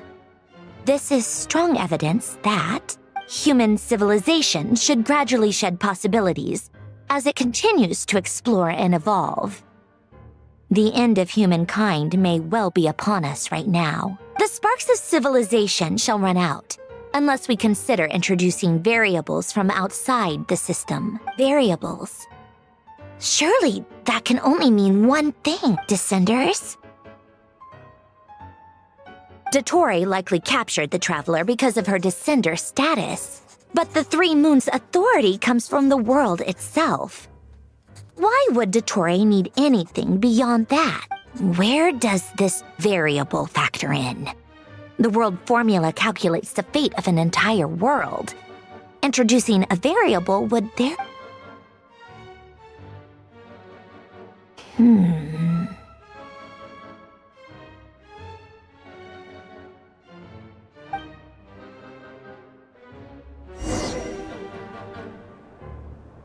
Polonia, search keyword pathway and bring me all relevant books.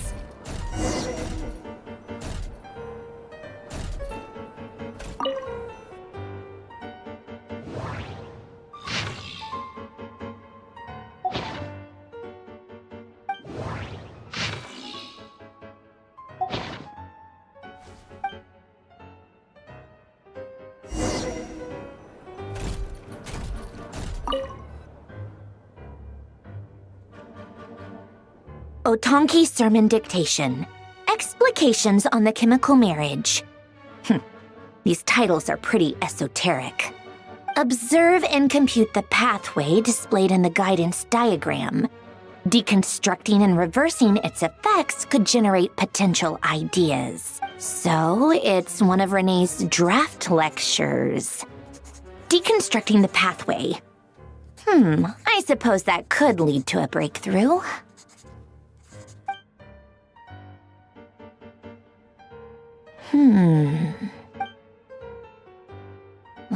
This is so long. This guy sure loves showing off his knowledge.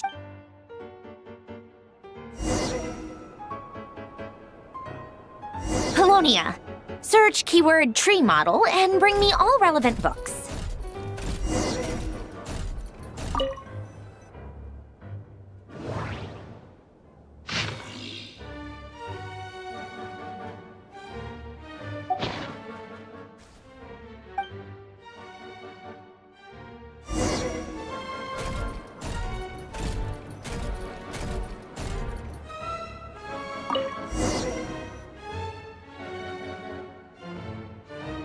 Most of the experimental devices proposed by the Lilia Crucis Ordo are built based on the simple and basic logical structure of a tree model. Lilia Crucis. Guess they were trying to cover up the name of the Nautitzenkreuz Ordo. When Duke St. Germanus departed, he said, "It seems that there's no going back." Alas, he is only a genius when it comes to machines. In all other things, he is but ordinary. Excuse me? I'm sorry. That's just ridiculous. What kind of book is this? Great Detective Herlock, The Alchemist and the Clockwork Saint? Isn't this a novel? Still, the author swears that they knew Renee well. Whatever. I guess it's not beyond the realms of possibility that Renee would say nonsense like that on occasion. Memory, wishes, souls, and persona. Frankly, this sounds more like occultism, but if Albedo vouches for it, I suppose there must be some alchemical basis to these techniques. The way Alain Guillotin saw it, the world was comprised of machines. The universe needed machines, and thus his technologies were created. That's why I was born. René, his full name was René de Petrichor, if I recall correctly. Sounds like he and the town must be intricately... The chemical marriage model? Alain would have scoffed at that. He never would have let those theories or parameters anywhere near his mathematical formulas.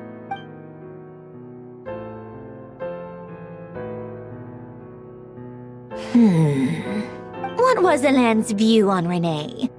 I know he mentioned the name, albeit very rarely. Oh, now I remember. Alain's old notes are here too. They mentioned Renee once. Renee seemed most out of sorts when he spoke to me.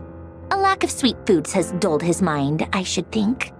Either way, his words are not to be believed. Yep, that sounds like Alain.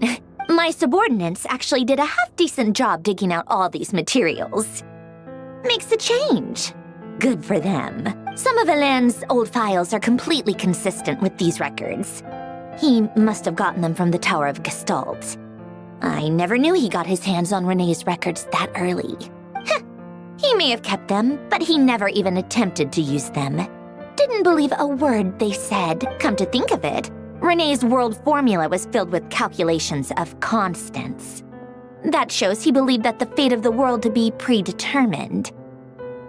As for Alain, it's been too long. I forget what he said. What would he have said? A guy like him, fervent believer in machines, but not headstrong enough. The world can be changed. It is worth persevering. Yes, that's how he used to think at least. He created that procedure to save this world. Yet the scale of the world's fate proved too enormous. The result was beyond his ability to calculate. He died having never seen the outcome. And there I was, left behind in the ashes of his dreams. Did you really never take a close look at Renee's research? Or did you read it but deem his philosophy incompatible with your model? The very thought of trying to incorporate his ideas probably made you feel sick to the stomach. Well, don't worry, because there's a whole new category of lunatic in town. Next to Dottore, every other madman looks sane. You once asked me what I wished for. Should have asked him instead. He's the one pining for things you'd sooner die than witness.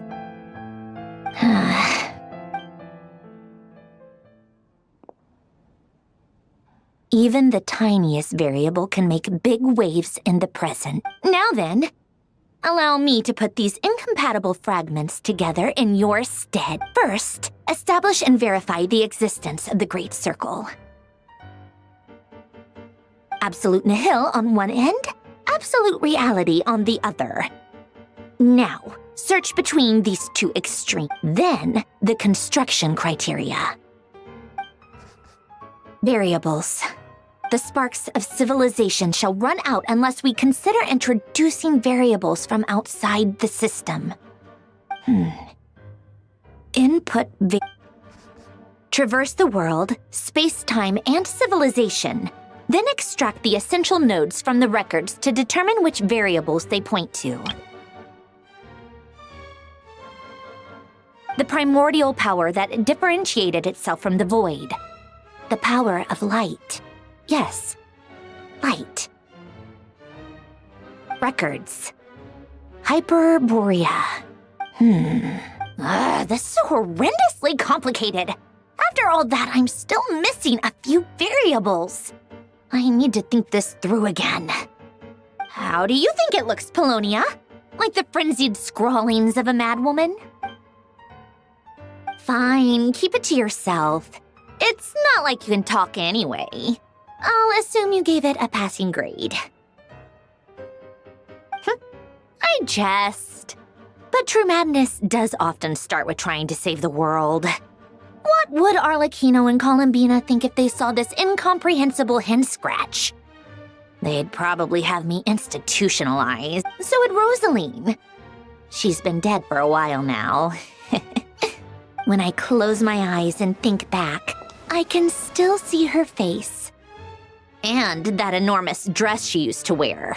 Such a bizarre choice. What possessed her? Oh, and the clack-clack of those heels used to drive me insane. No one's asking me, obviously, but I hope you all know that I never wanted to save the world. I'm not crazy. I I don't have delusional ambitions, and that's a clinical fact. The world needs a solution, but I don't need the world's validation. It's the world begging me for answers, not the other way around.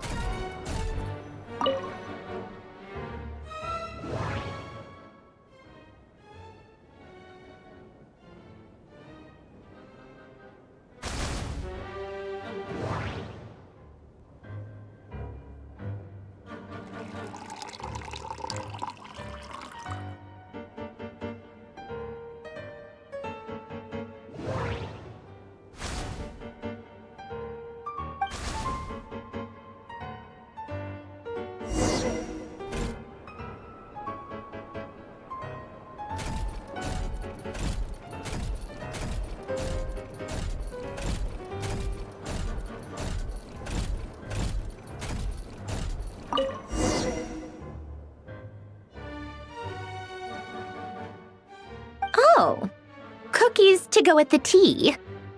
Let's see. They must be from that person who brought those documents. I see they're from Hotel de Boer. Something's written on the box. We are proud to present this homage to the Fortress of Meropede's fun-filled meal collection system. Fortune cookies. Have a lucky start to your day. Sounds like a dumb gimmick to me. Be early to bed and early to rise. Get plenty of sun and drink plenty of water. Then things will surely go well for you. What? Are you kidding me? Somehow I doubt that an early night and a glass of water is magically gonna save a world on the brink of existential peril.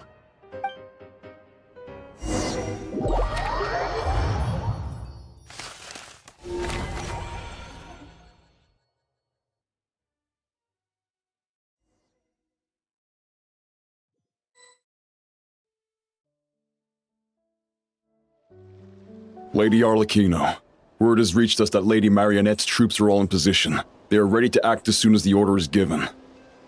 Excellent. The only thing is, they are fewer in number than we expected. It looks like many of them must have lost their lives at the hand of the monsters released by the Doctor. Can't be helped. Allow them to join our ranks and keep in contact. As you wish.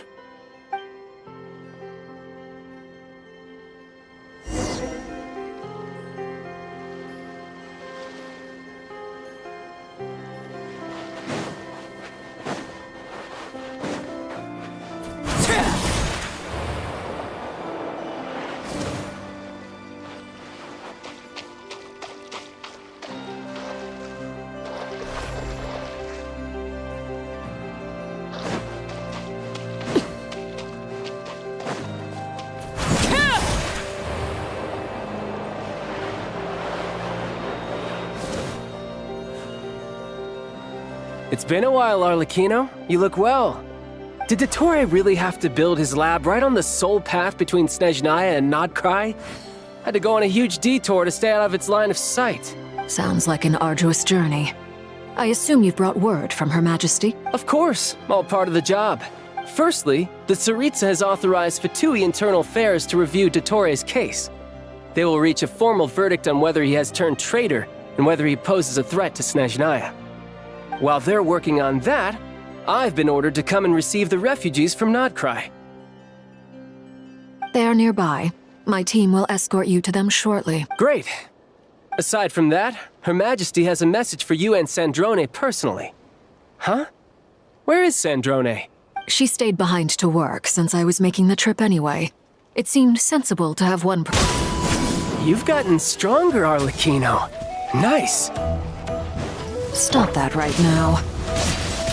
I appreciate the praise, but I am not fighting you today. I knew it. Overruled.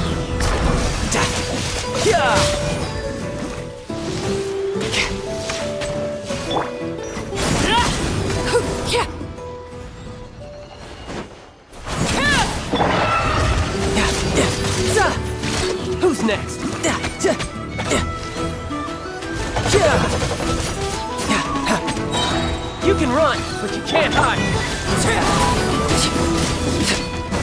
Transfixed!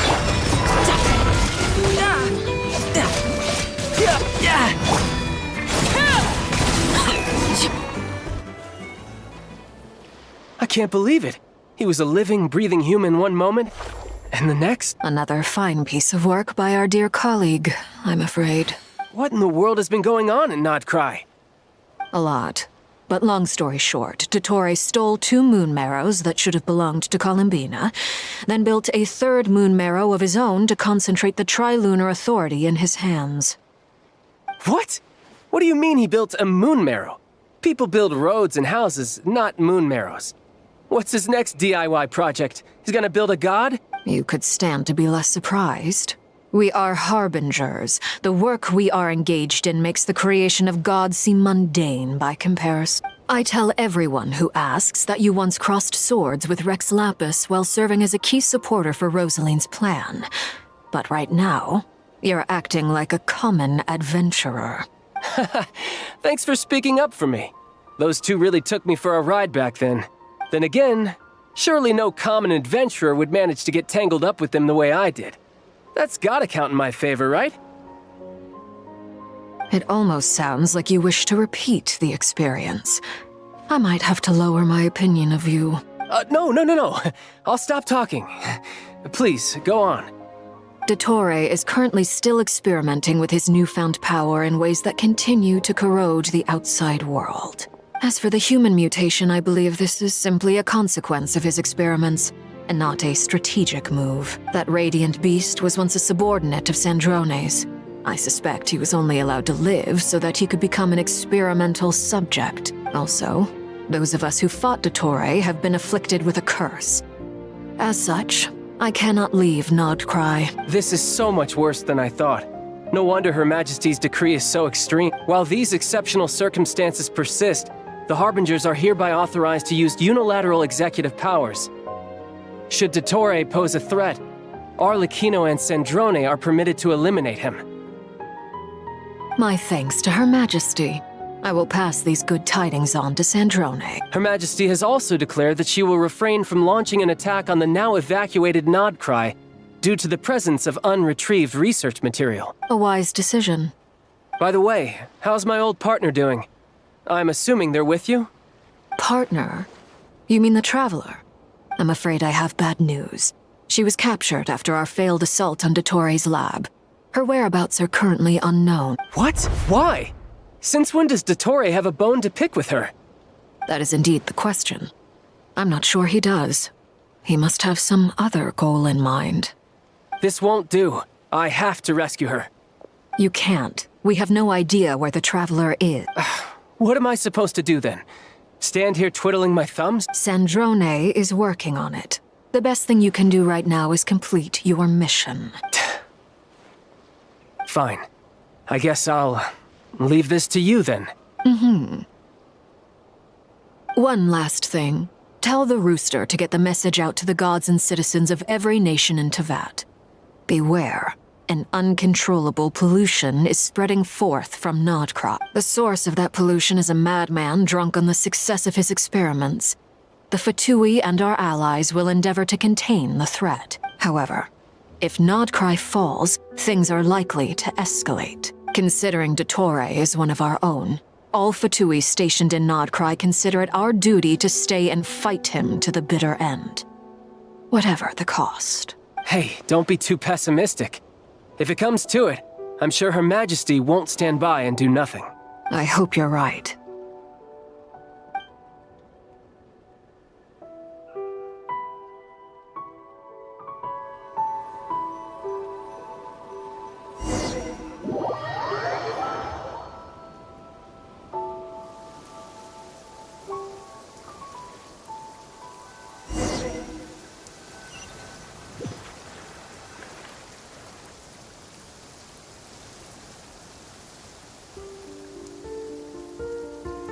You're right on time.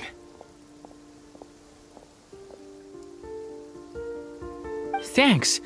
Hey, do you think I'll get that gliding exam exemption? I made sure I was on my best behavior in Mondstadt. I landed well outside the city and walked in through the gate. I'll help you apply, don't worry. For now, let's see what we have here. What are the Doctor's energy fields even made from? The usual attract and repel principles that govern Kuvaki don't seem to apply to them. They are very mysterious, but ultimately, they appear to be comprised of energies from the 3 realms.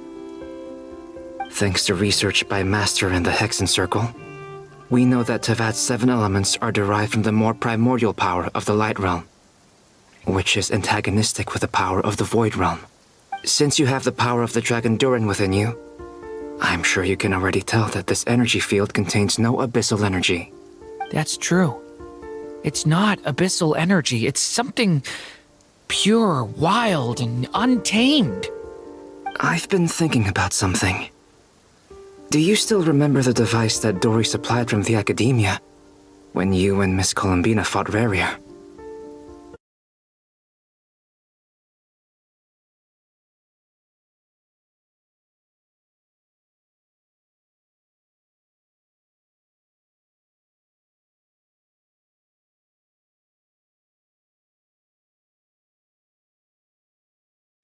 That was one of the most marvelous feats of ingenuity I've ever seen.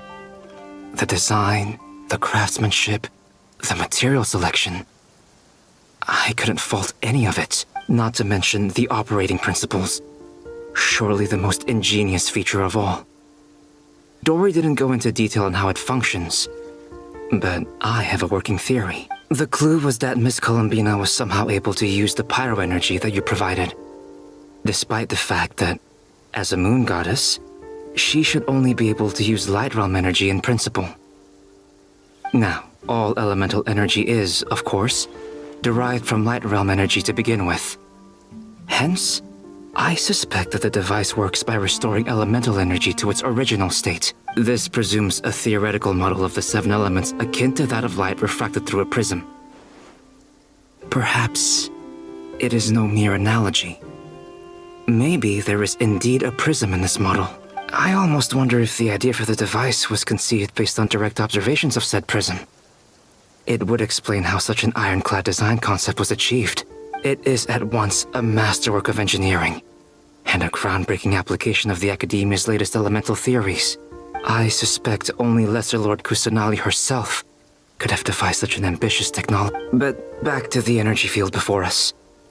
If this is pure light realm energy, its relation to elemental energy is one of integration versus division. Or you could say that the former contains the latter.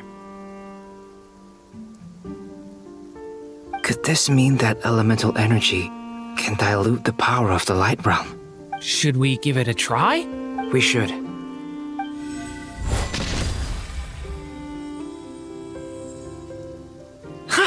It works! Clear signs of disruption were detected at the periphery of the energy field. This indicates that elemental energy can disturb or even negate the field. Now you try. Alright, here goes. It's working! Switch to abyssal energy and attack again. No surprises there. Abyssal power drains the energy field to a significantly greater extent. I now feel confident in asserting that the energy field is indeed pure light realm energy, and that elemental energy can dilute it. But the energy field is huge! How much elemental energy will it take to neutralize it? We don't have to neutralize it completely. We can try other approaches. That's all for theory. Would you like to continue watching? So you knew I was here. Huh? When did you get here? A while ago. But Albedo sounded like he was working on his thesis defense back there. Back in Sumeru. You can end a person's whole career by interrupting them mid-speech. Very thoughtful of you. I'm truly touched. Could I ask you to lend me a hand? With what? A little test. Try using Anima to unleash a concentrated assault with circular blades, with the goal of breaking through at a singular point. Nice! This time it tore through the field. Tremendous. This is a major breakthrough. Should we go through? We probably shouldn't risk having mutually antagonistic energies in such close proximity. Durin, you stay here and watch the entrance. Hat Guy and I will go in to investigate. Sounds sensible to me. Keep your eyes peeled, Durin. Don't worry, I got this. You two be careful in there. Just give me the signal if you need help, and I'll dive right in. What do you mean, signal? It's based on a new alchemical concoction I developed last month. When 2 bottles of it are smashed on the ground together, they emit a blinding burst of light. Glad I asked. Thanks for the heads up.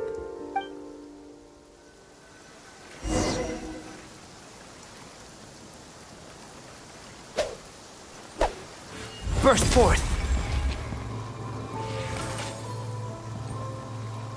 Come into being!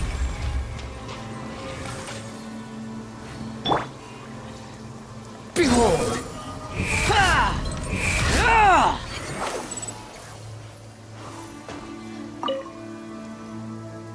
Like I thought. Beyond a certain distance, we can't see the opening where we came in. Maybe that's to prevent people from escaping. Sounds like Dottores style to me.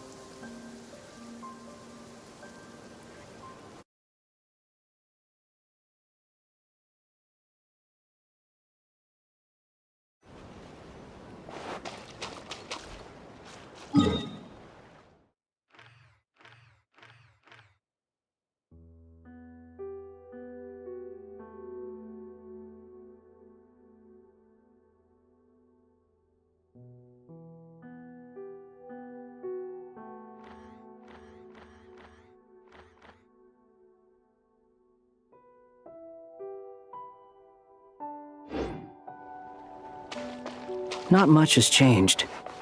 Things are basically the same here as they were before the energy field appeared.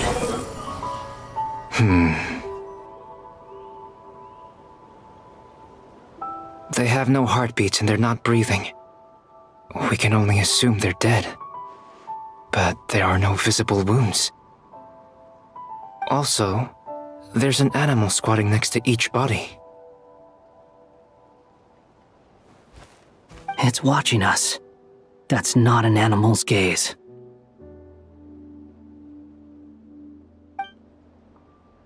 What are you trying to tell us? Doesn't seem eager to talk. I guess maybe it's just an animal after all. Let's keep looking around.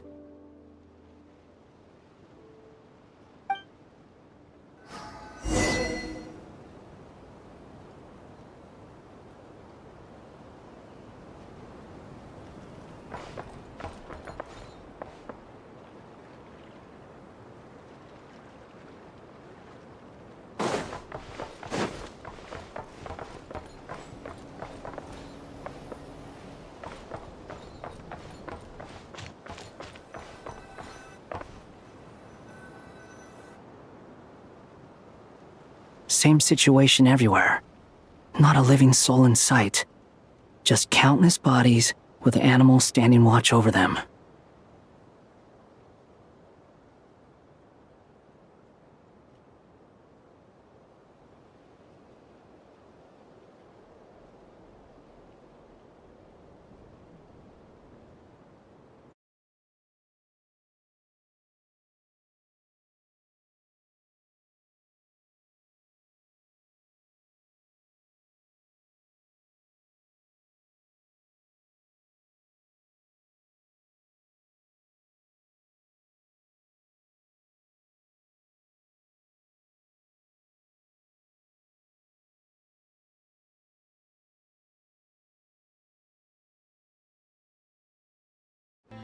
Well, I think we can safely rule out the possibility that they're all pets.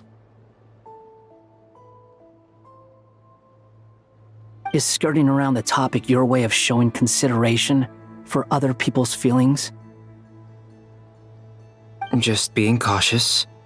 I don't doubt that you can handle the truth.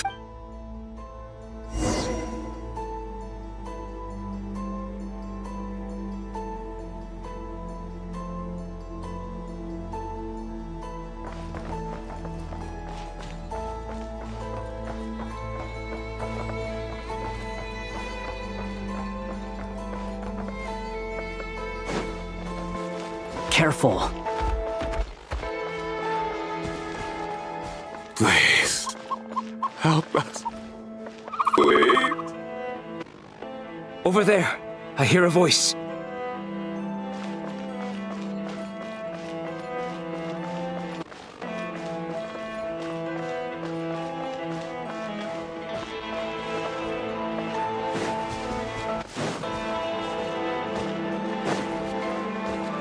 Behold!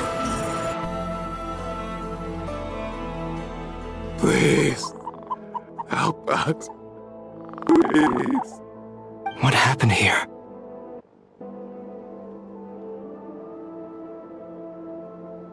I don't know. Suddenly, everyone collapsed. Then my line of sight got lower. I still have some of my senses left. I gotta get out of here.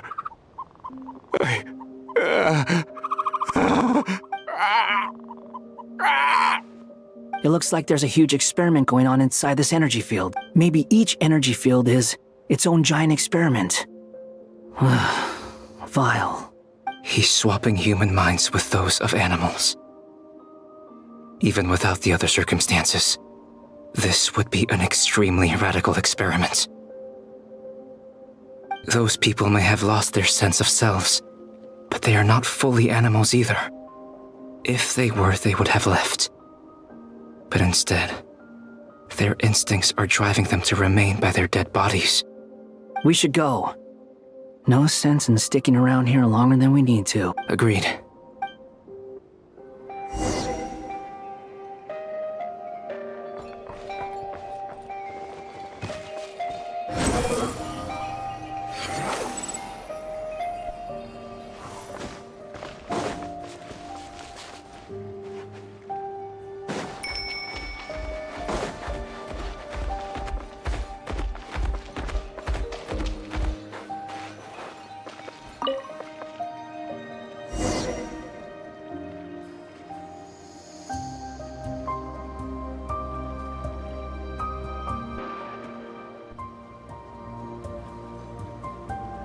You're back!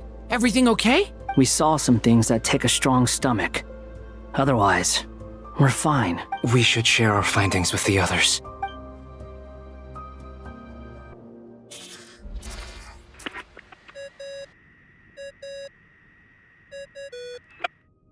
Yes? Who is it? Miss Nefer, it's me, Albedo. We found a way to break through the energy fields. With enough control, it's possible to tear them open using elemental energy. Also, we managed to take a look inside. Dottore is carrying out his cruel experiments on an immense scale. Any residents who have failed to evacuate in time will likely meet a grisly end. Sounds like he's living down to our expectations.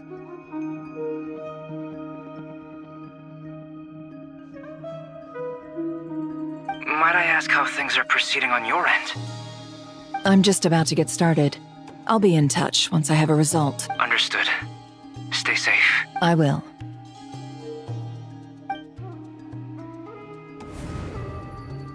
Well, Nefer, I'll link up with you once my tasks are What makes you think I'd need you to do that? I'll need it. And considering the way you approach certain matters, I think you'll be better off with me present.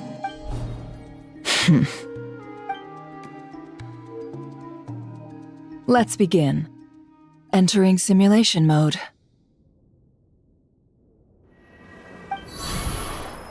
A vast wasteland. Is this the Traveler's inner world?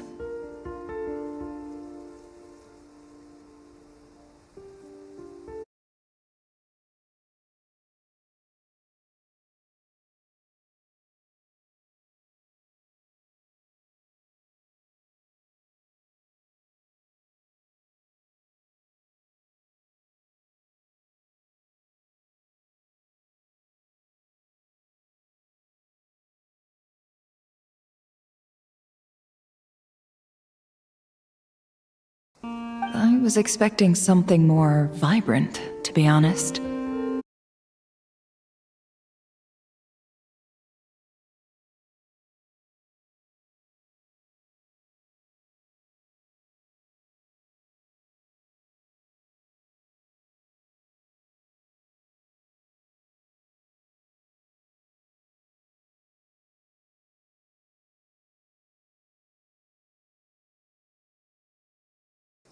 Wait, someone's there. What are you looking at?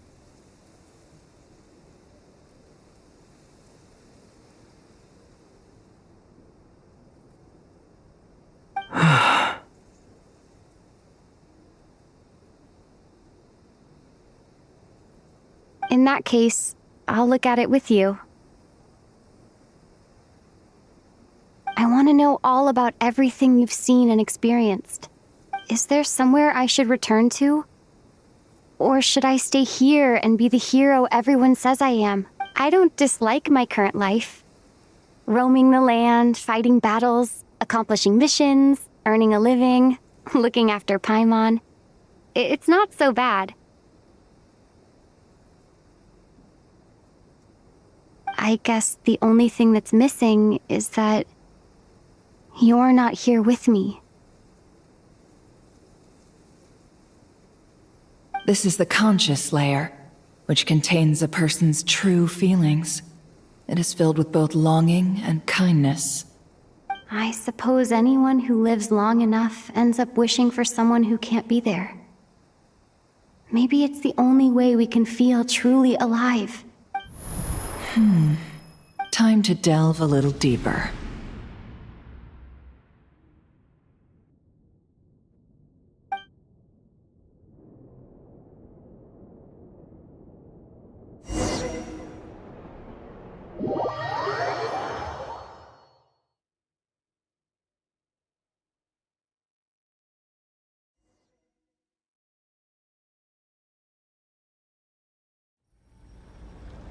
Nasha Town is hardly the optimal choice for a place to live, but it has character and a reasonable population density.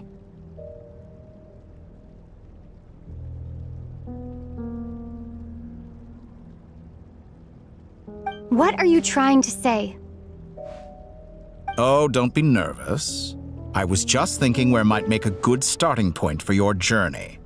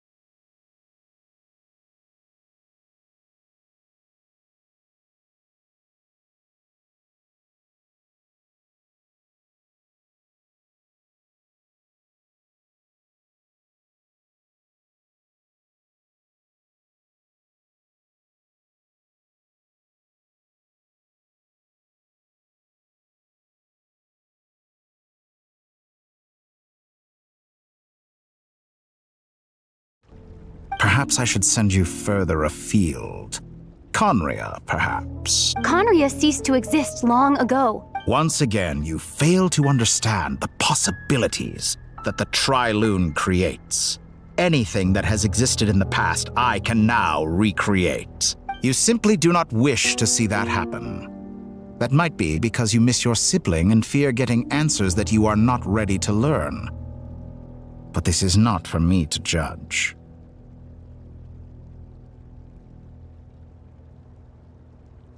If we are to collaborate, we need to maintain an amicable relationship.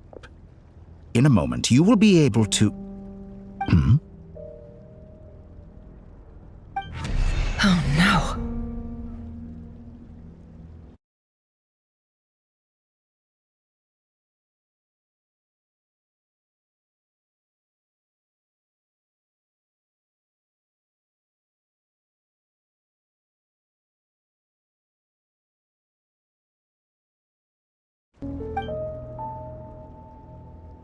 What are you...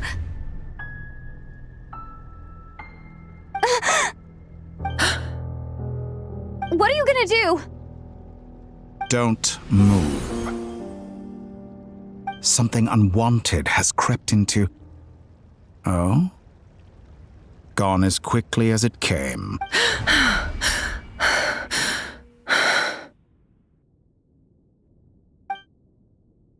Did you save me? If I hadn't cut the connection, Dottore might have caught you from the other side and destroyed you. This was a good idea, but once is plenty. You were exceptionally brave. Excellent work. Thanks, but now's not the time for that.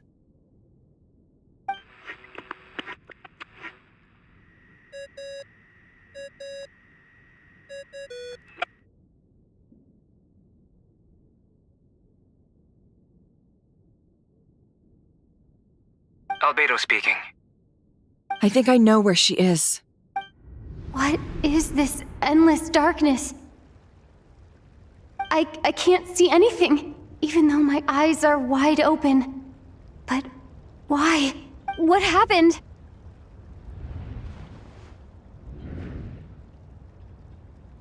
Ah, sorry about that. I take it you didn't notice. Just now, a friend of yours took a little peek into your mind. Could it be Nefer? How did she do it? Did she use something as a medium to connect to me? Do you think she's aware of your current circumstances? Oh dear, have I stunned you into silence? I only wanted to slow down your time a little so I could stop your intruder in her tracks. It would have been nice to capture the spy. I must say, I'm finding the ability to adjust the flow of time rather intriguing. The moment you closed your eyes, time seemed to grow impossibly viscous, didn't it? A whole month passed before you opened your eyes again, but only for you. No one else was affected. I dare say this is something only a god can achieve.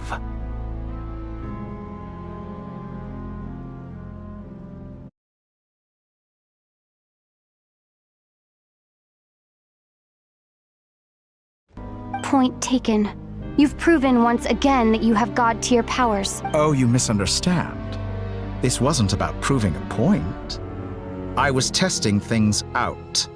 I find I learn best by doing, and I have to admit, time is not the easiest dimension to control. I only wanted to make you sleep for a short while, but it ended up lasting a whole month. Clearly some finesse is required to wield the authority over time as I wish. I hope you're not angry with me. It was only a month's discrepancy, nothing too serious. Had I been off by a year, a decade, or even a century, that would have been quite a different story. You could have frozen me for millions of years.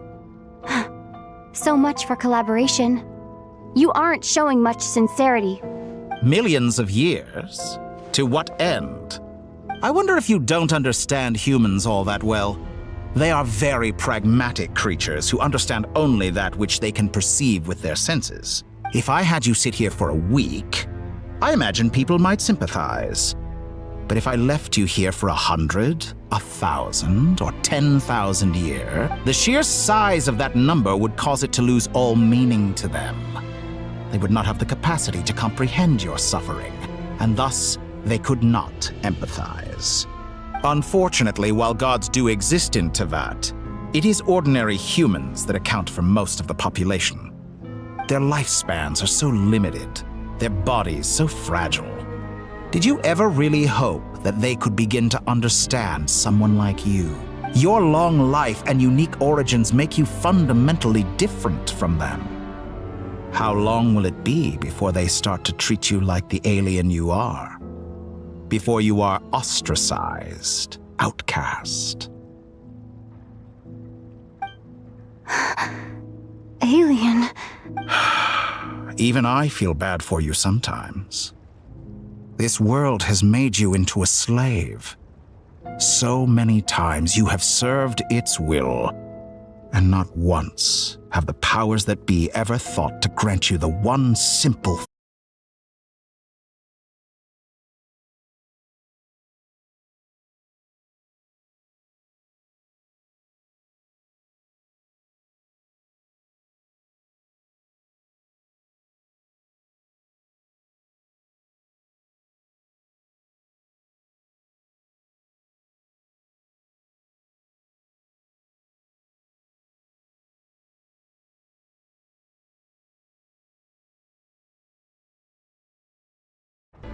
You have been treated most unfairly.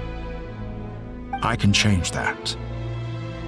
I will grant you special privileges and give you back the status you rightly deserve as a descender.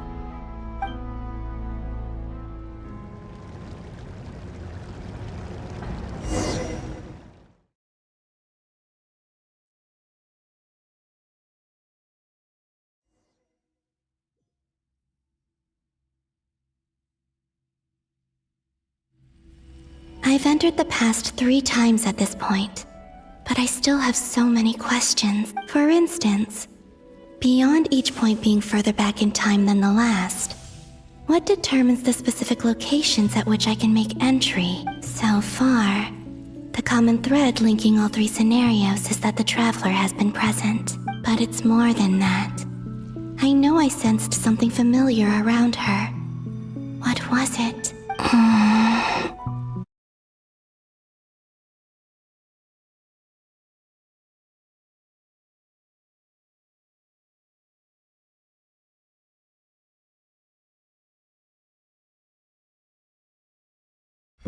I'll keep this question in mind as I carry on.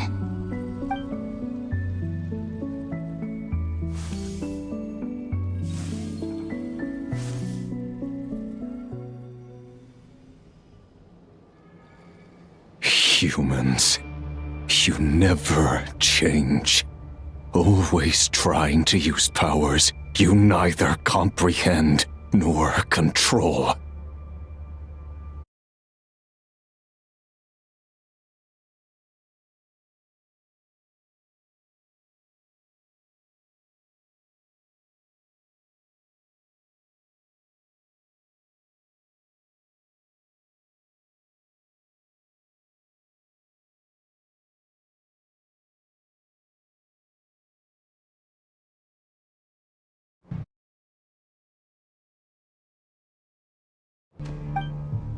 This looks like Star Sand Shoal. Was this before Rerir regained his physical form?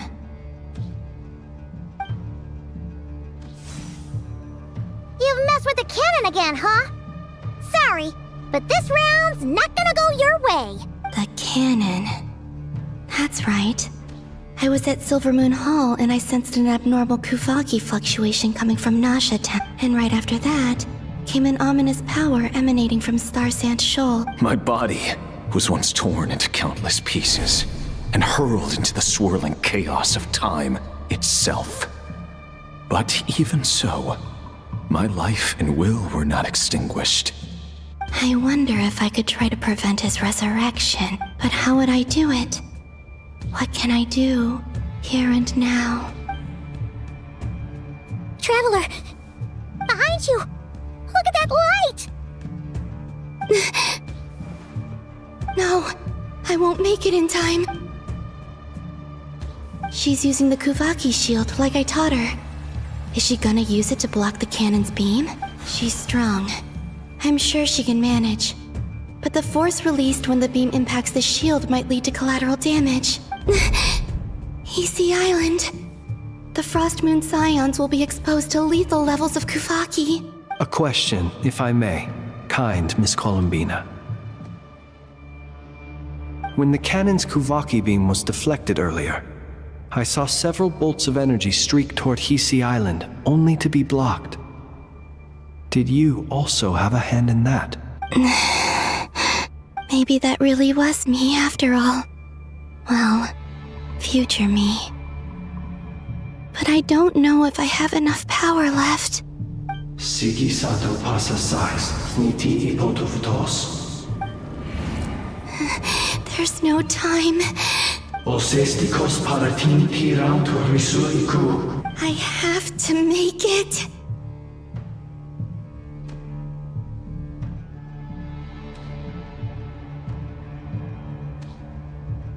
Oh, Frost Moon. Oh, great land. Oh, slumbering moonlight of Notcry. If you can hear me, if you can sense my call, then please, heed me once more!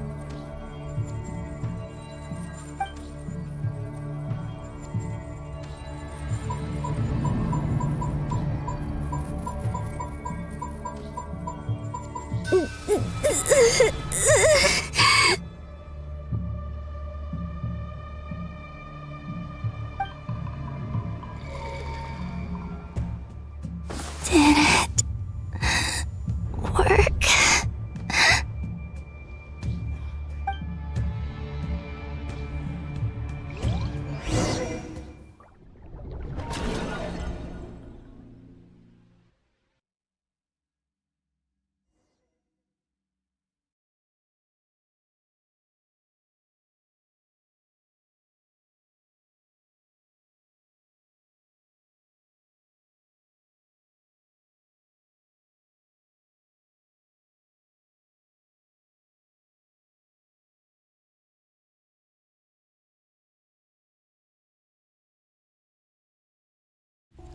Hey, did you hear me? Columbina, I said wake up, now? Oh, good morning, Sandrone. It's 3 in the afternoon, actually. And could you kindly not use my quarters as your personal nap room next time? But I feel so safe here. And your coffee, right? It's so bitter, but it smells lovely. It's like you were raised by wolves in a forest or something. What did you drink growing up? Grass tea? The Frost Moon Scions certainly led a more frugal existence than the Fatui. Then I'll bet you've never eaten one of these before. It smells delicious. That's because it's a Fontanian recipe. I had a little free time today, so I made a batch. Rosaline will be here shortly, but if you really can't wait, I guess you can go ahead and... Hey, at least let me finish before you start eating! Did the Frost Moon Scions not teach you basic table manners? Or did the rules not apply to you because you're the high and mighty moon goddess? These are so tasty. Of course they are. I made them. I was worried they might contain traces of machine oil. What? You know, there's something I've always wanted to ask you. Why did you leave your old home and join the Fatui? I mean, I'm sure their food was awful. But there's gotta be more to it than that. Well, life there didn't go quite how I imagined. What were you expecting? You're a god.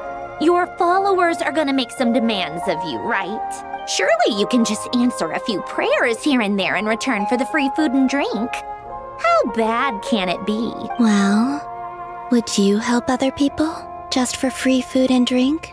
The doctor told me that you were created by a great mechanic, Lord something Fisher. The Lord Artificer. Ugh, some people can't keep their mouths shut.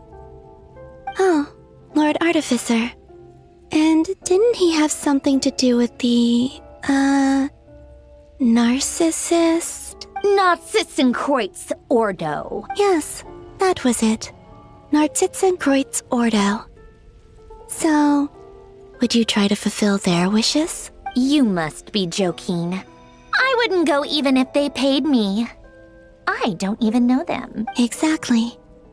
Well, I felt the same way. I did not know the people who made demands of me. What do you know? We're on the same page for one. In his later years, Alan did ask me if there was anything I wanted to do.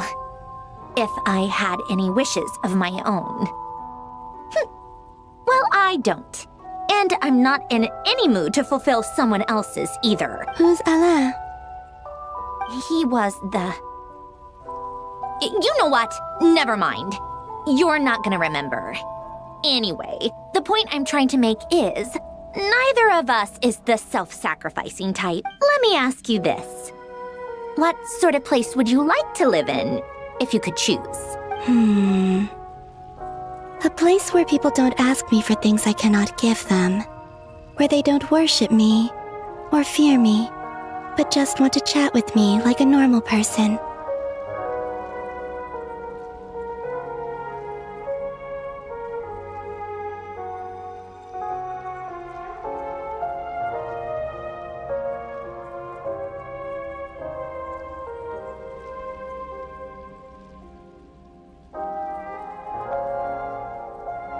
I'd also like the freedom to come and go as I please. And ideally, it would be somewhere with the smell of coffee and snacks. Not to burst your bubble, but no such place exists in the world. Now, take your snacks and scram.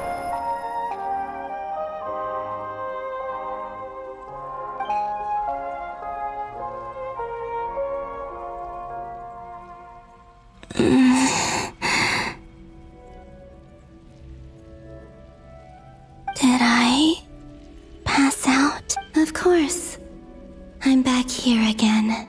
I dreamed of events from my past. Sandrone. Traveler. I miss you all so much. Back there, I guess I managed to harness all the Kuvaki energy on Hisi Island.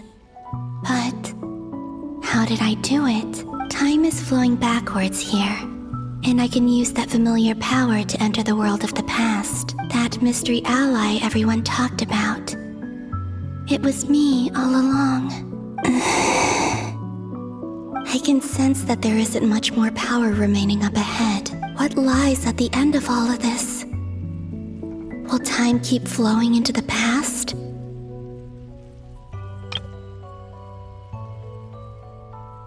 And will I ever find my way back?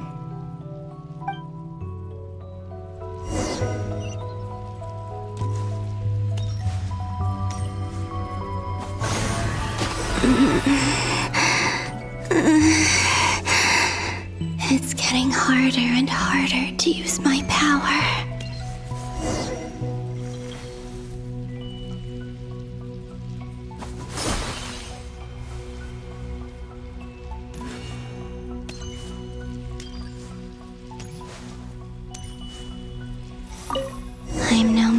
for the Abyss in this state.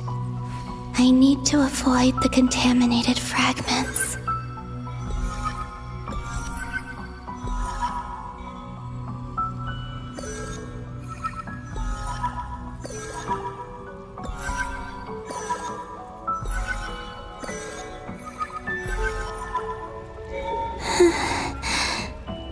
Time to go. I wonder where I'll find myself this time.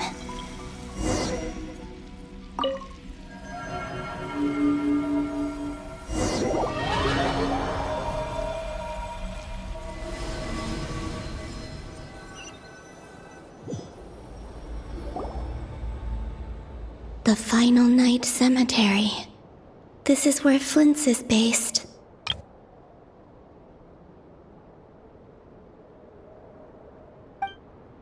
Or not!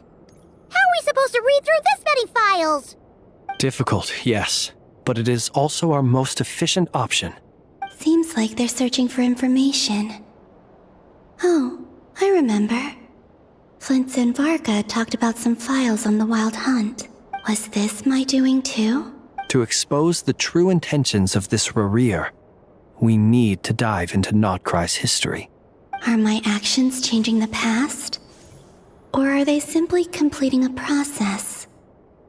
Is all of this inevitable? Or am I the one making these decisions? If I choose not to help them now, will it change how things turn out? Hope we don't land on our heads then. They're my friends. I can't not help them.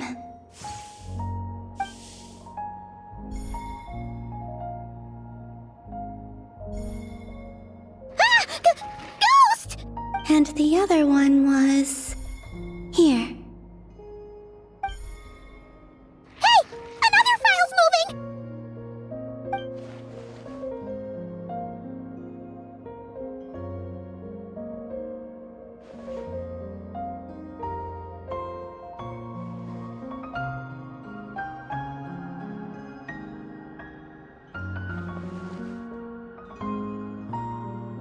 That should do it.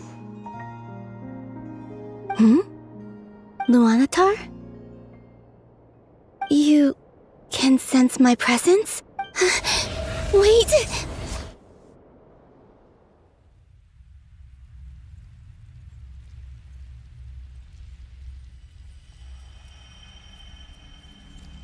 Luanatar. So she's that familiar presence I've been sensing all along. She's always been by the Traveler's side. That explains why the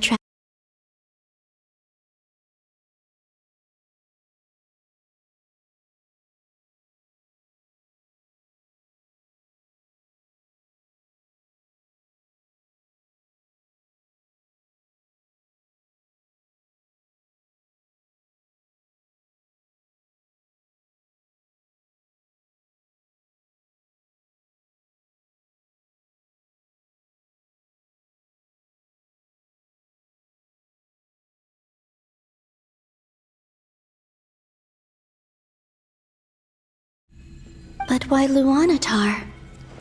Is it because she has a connection to me as the Moon Goddess's familiar? If so, why not any other Kuhenki? That's...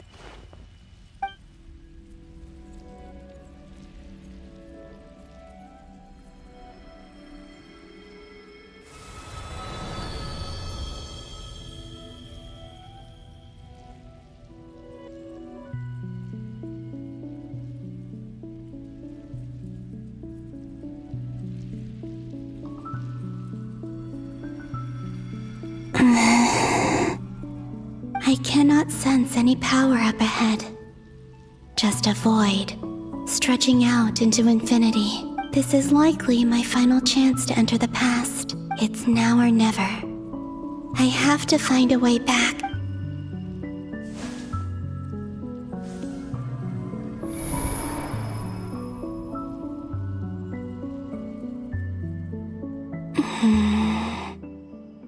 Where's Luanatar? I can't sense her presence this time.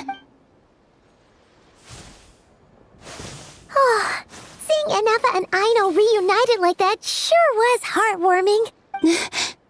Traveler, Paimon. No. Stay calm. I don't have much power left to change things. I don't even have that much time left here. Think, Columbina. How do I find a way back? A way back... to where? Do I go back to Moon Prayer Night? Or to the future that followed? And if I return in my current state, what will become of me then? Dottores' actions that day proved that he'd been planning that for a long time. He had already seized the power of 2 moon marrows before capturing me. Even if I managed to get back, how can I fight against him when he wields the Tri-Lune authority? I can't. If I go back like this, I'll be playing right into his hands. I have to find some way of rivaling the power he has usurped. Wait. Time flowing backwards. The Tri-Lune authority. Does that mean... I think I know what the final destination of this lunar reflection might be. I know what I must do. Speaking of homes, we must already be close to where the Frost Moon Scions live. The vibe here feels different, just like the scenery. But how do I communicate my plan to my friends? Should I write it down here? No, someone else will see it. I need something with a close connection to me. Something I can use as a medium to tell them what's happened.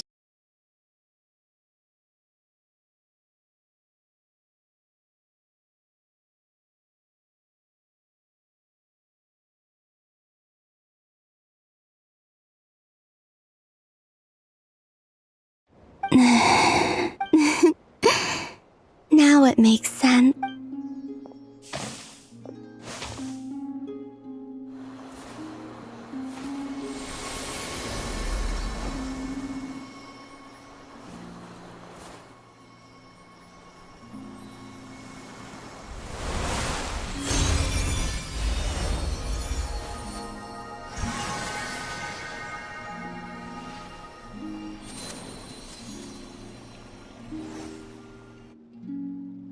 Hey, what was that?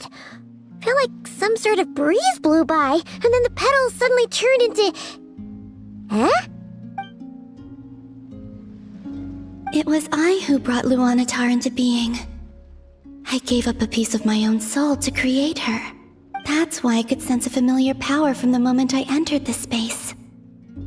It also explains why she's been present in every past location that I've entered. Because we have a deep connection.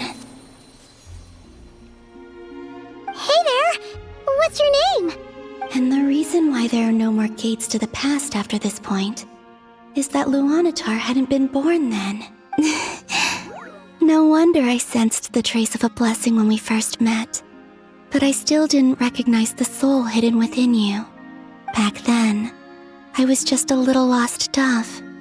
I had yet to become Columbina Hyposelenia. Go on now. We've got stuff to do. Best you find someone else to hang out with. Hey, you scared it off. I'll be counting on you. Remember to stay by the traveler's side, guide her, and help her in my stead. Oh, and bring her to the garden where the moon prayer blossoms grow. There's a little lost dove there who will need her help. Go on. You too. Go and live your story. As for mine must go in a different direction.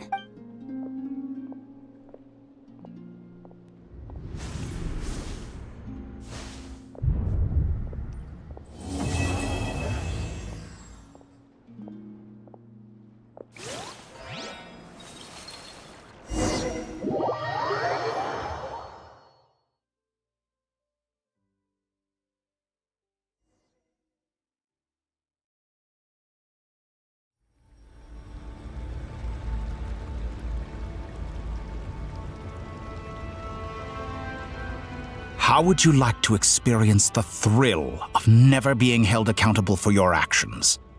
You could crush people like ants without consequence, or tear off their heads or limbs as you please. Believe me, such a life is but one small step away. What point is he trying to make? Freedom? But the freedom to kill? To do evil and get away with it? Why would you offer me that? The creation of a world is the ultimate scientific experiment. I have taken my research to the highest level, where I shall be not just a god, but also a servant to many sacred spirits. I shall heed the truth and perform holy deeds. A god's laboratory is the perfect playground, but it needs the right occupant to explore its full potential. Mortals are found everywhere one looks. Not so with Descenders. I'd prefer my first guest to be a distinguished individual such as yourself. And I know you could make the most of the opportunities it offers.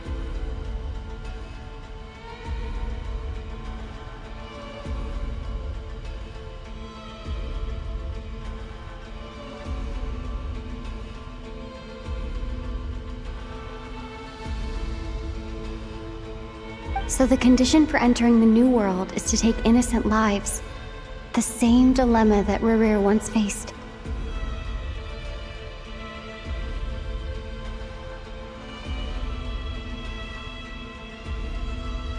Could I really bring myself to kill others for my own benefit?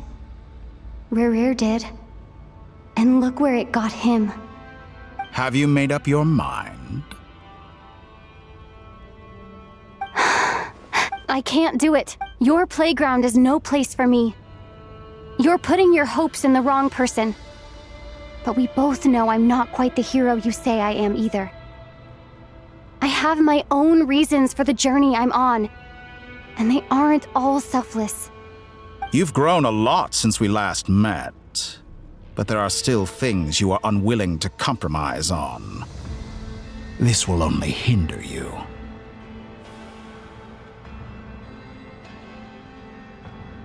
Why don't I lower my requirements a little as a gesture of goodwill?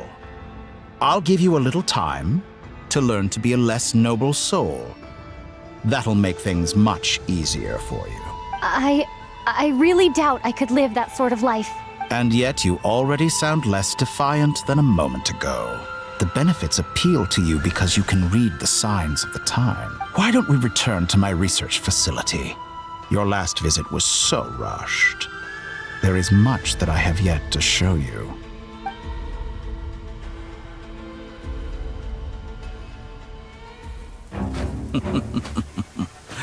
Now to that question, Heroes don't attack from behind. Guess I'm no hero. This is most disappointing.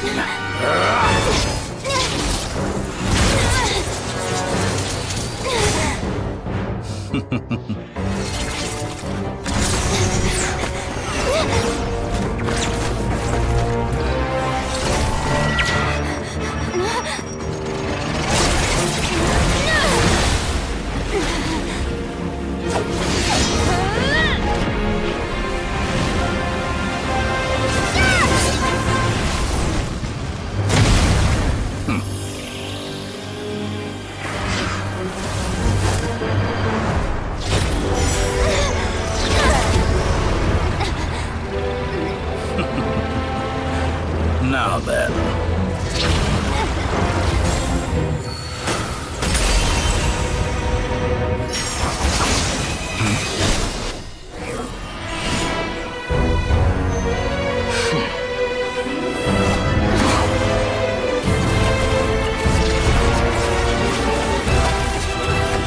A new face. Interesting.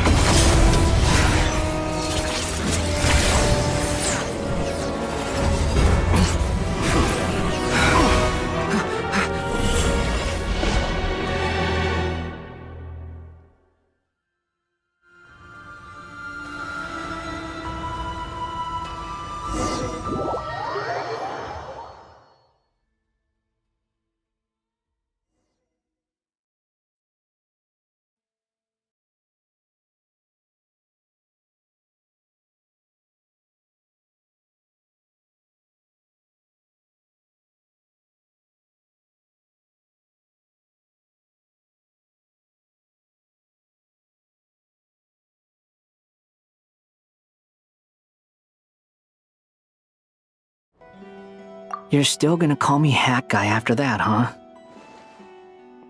I didn't see anyone else in there who needed saving. It's nothing. I'll be fine. Why are you looking at me like that? Is it that shocking that I'd come to your rescue? I owed you a favor back in Sumeru. Now we're even. Distracting Dottore was tough. I won't lie. He's not gonna fall for the same trick twice. That was my one shot. I'd hoped to use it to take him out.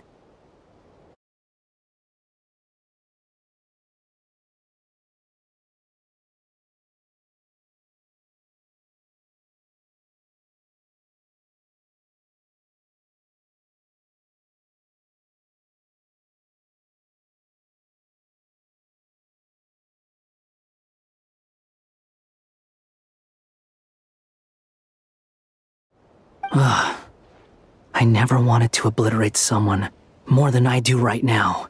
Dottore doesn't recognize me, but his segments were originally made based on an analysis of my operational principles. I expect it's only a matter of time before he figures out what I am.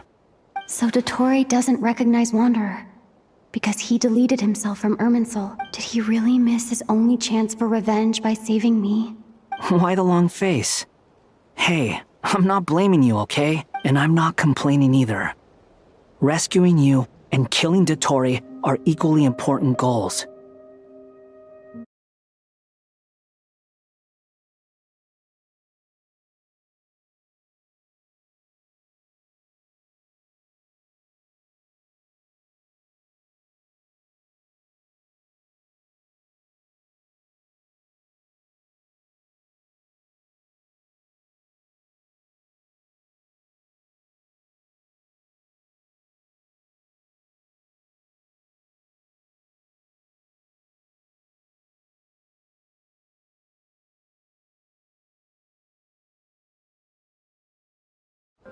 Everyone would be pretty stuck without you.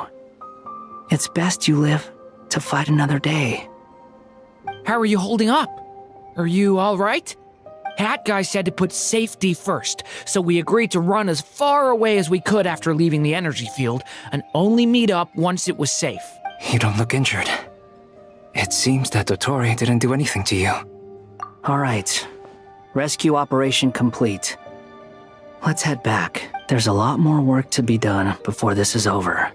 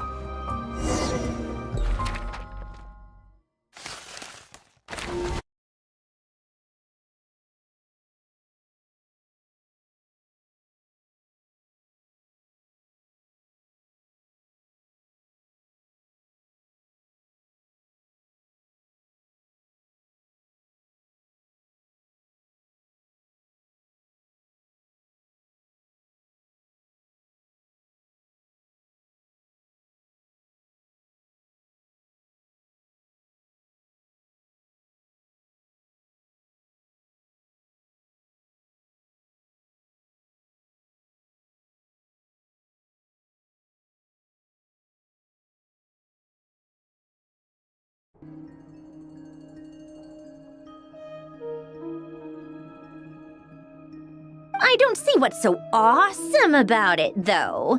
Does he really think everyone else is as immature as him? I'm not stooping to Tartaglia's level.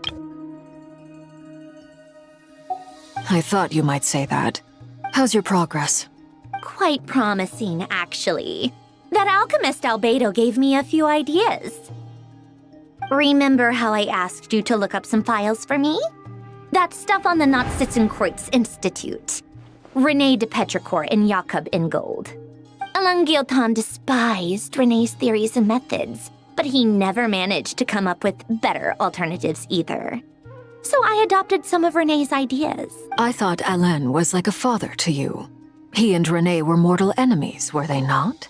And what would you say if Lenny and his friends one day learned something useful from someone you utterly detested? I would applaud them for it.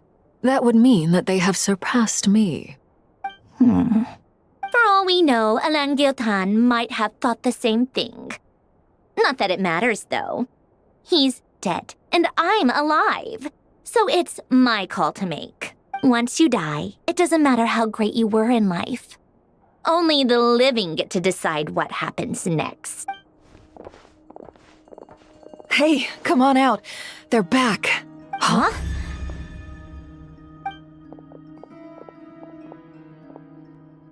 You're back? And your head's still screwed on? And you still have all your limbs? What does it look like? Way to keep your composure, madam. Excuse you. I am perfectly composed. Glad you're okay. Yes, it's a huge relief. Worry? Oh, yeah, right. You think we, the Fatui, were worried about you? We were worried sick.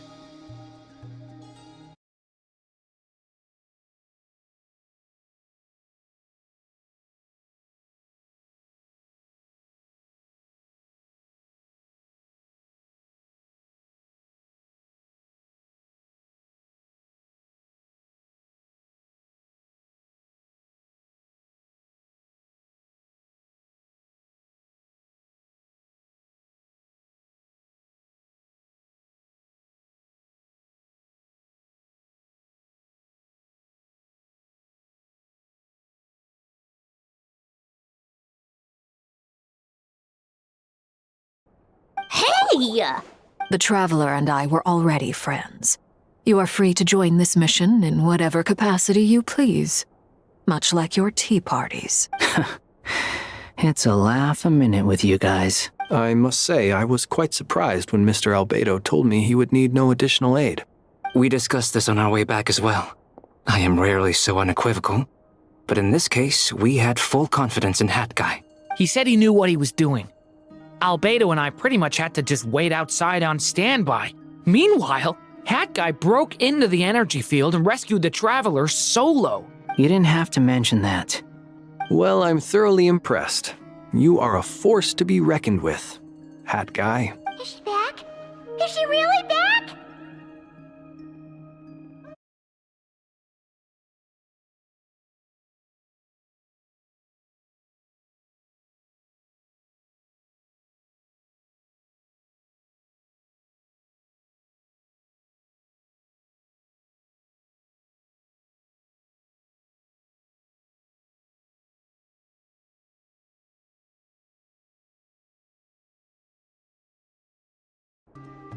Traveler!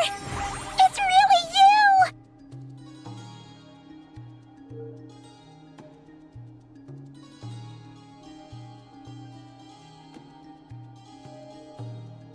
Oh, thank goodness! Paimon missed you so much! You can finally breathe easy, Paimon. It's great to have you back in one piece! Oh, Paimon's been having nightmares the whole time you were gone! Look at them. You know, once you reach my age, there's nothing better than watching a misty-eyed reunion between friends. It's nothing. Same goes when you get to my age, too. I bet Ino and Anefa would be tearing up as well if they were here. Varka, I'm not sure Anefa can cry. Oh, yeah, good point. Hey, your eyes are looking a little red and puffy. Come here, let's hug it out. What? Ew, no! No, thank you. You're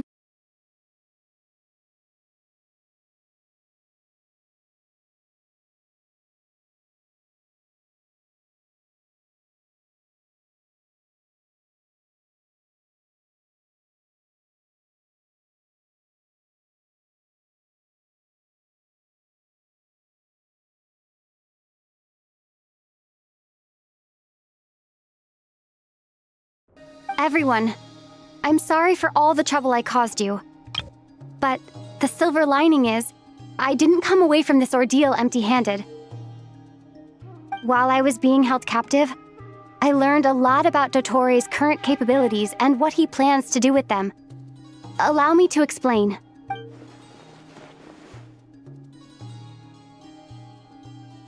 The three moon goddesses were even more powerful than we imagined.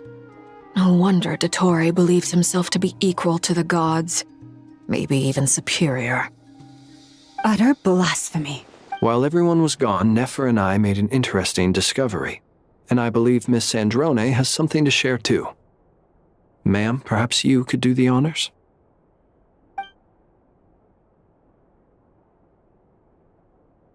Called it.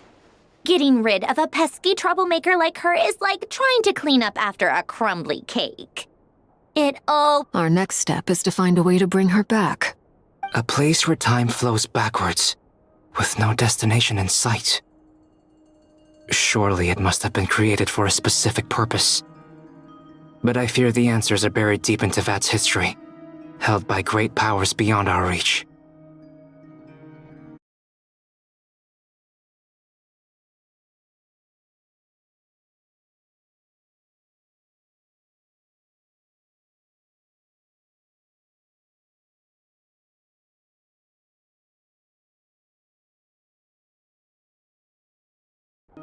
It sounds like she's on a specific path through time, just traveling in the opposite direction to us.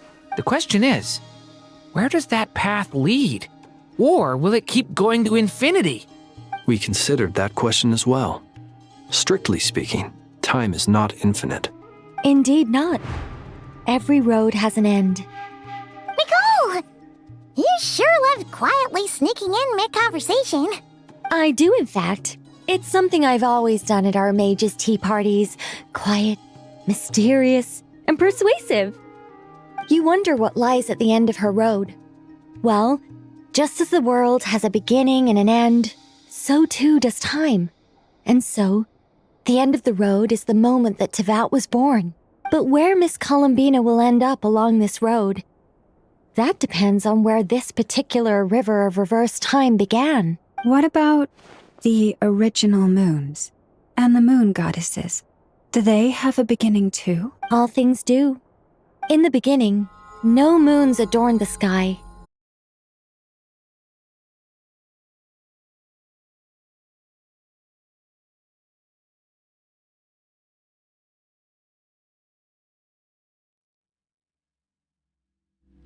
Like I thought. No more paths back to reality have emerged since. But how can I be sure that I'm going the right way without scenes from reality to keep me on track?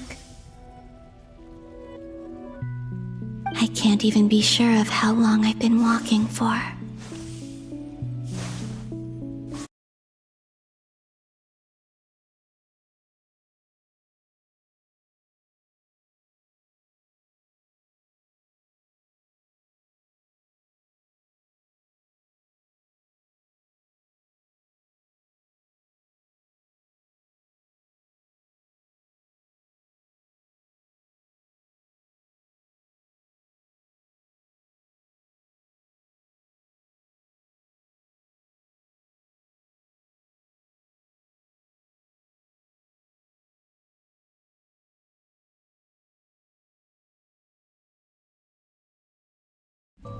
The further I travel, the less stable this space becomes.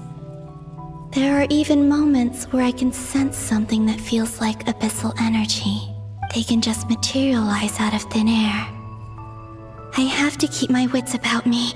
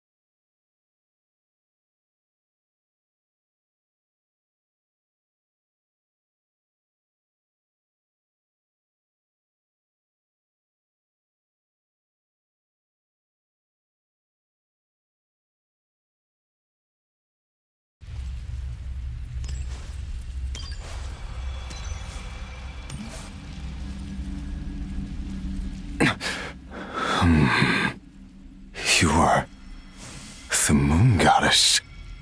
But How? Please, there's no need.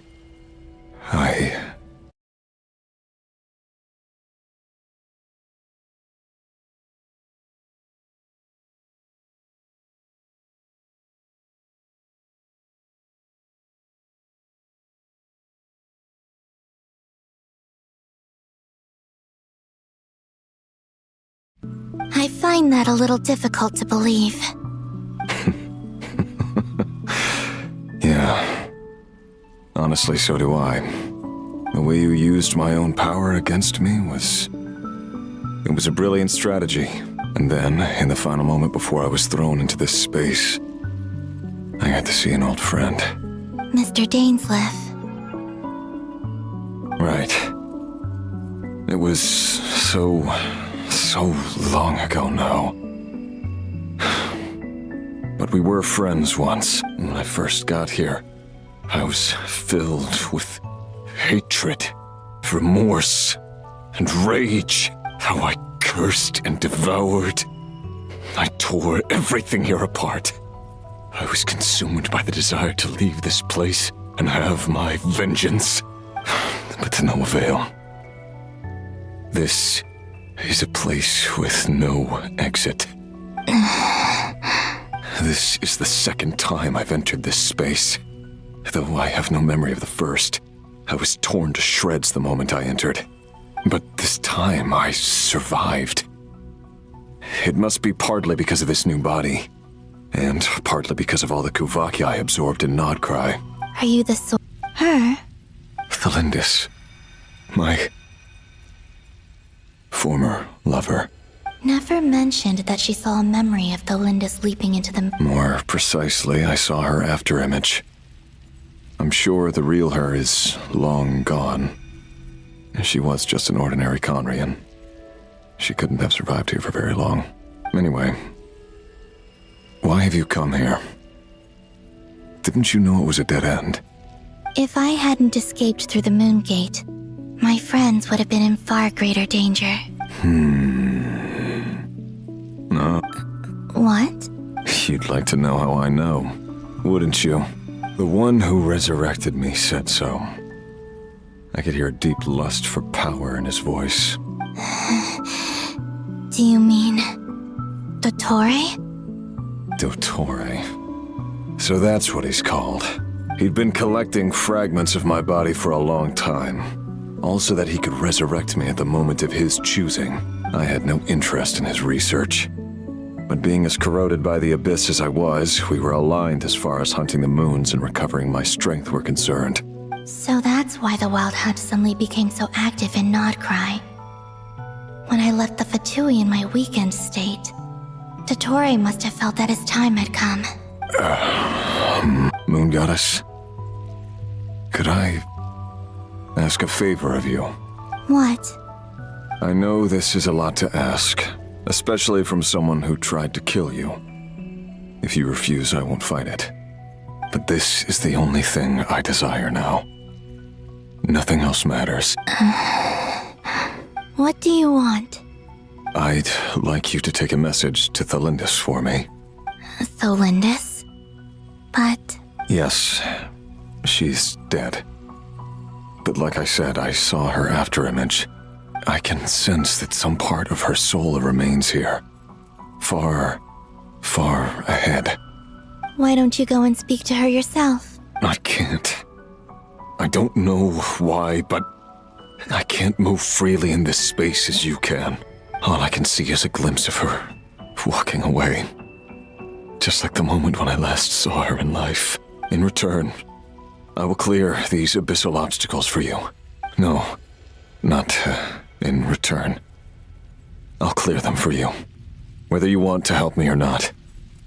It feels like something I ought to do. Why? Yeah. Why, indeed. I've been asking myself that question a lot recently. Why did I do the things I did? I'm tired of it all. Tired of the person I became. People used me. And then I turned around and started using others. I hurt a lot of people. I think I grew tired of it long ago. But I wouldn't admit it to myself. And ultimately, that's how I ended up here. What do you wish to tell her? All of it. My past. My mistakes. Everything that happened after we were separated. Is it okay if I give her the abridged version? Yeah, I'm sure there's plenty you can skip over. Just tell her the important parts. Whatever you think that means. Like the part where you relentlessly tried to kill us? It's up to you. Love demands honesty. But my relationship with Thelindis was built on lies. We hid too much from each other. But after living my whole life in the shadows, I don't want to hide anything anymore. I will do my best.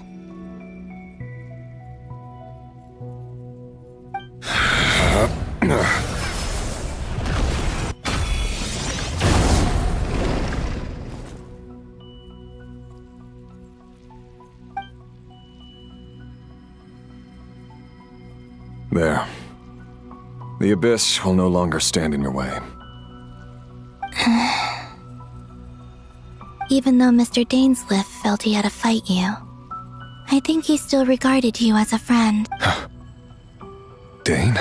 He said that you betrayed him, but he also felt great remorse at never having understood what you were truly going through. Why tell me this? Because if he'd known that someone could take a message to you, I believe that's what he would have said. Thank you. It means a lot. I know this will sound strange coming from me, but don't die, Moon Goddess. I can tell that you're determined to get out of here.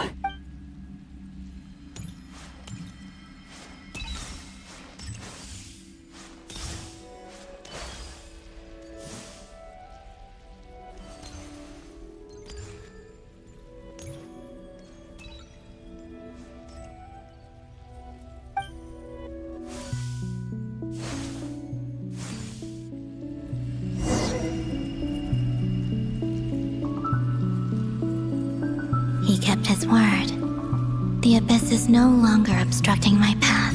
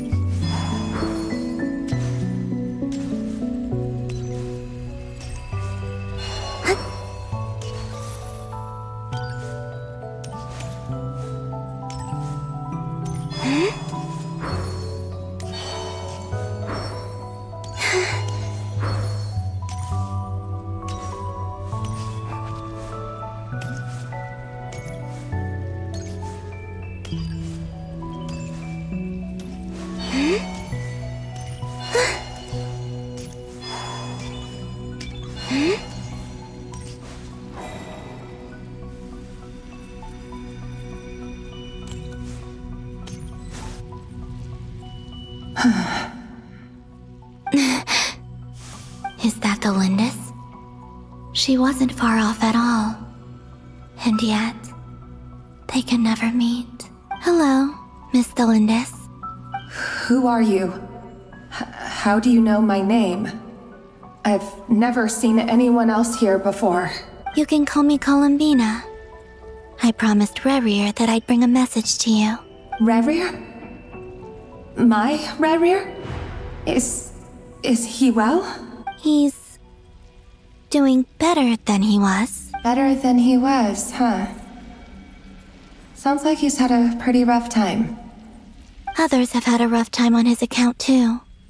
In many cases, their time ran out because of him. And I'm not just talking about the children of the Crimson Moon. So, things got worse before they got better. Could you tell me what happened, Miss Columbina? Are you sure you wish to know? Yes. This is my opportunity to learn the truth. No matter how hard it is to hear, I have to know. I admire your courage. However, time is short. I cannot stay here for long.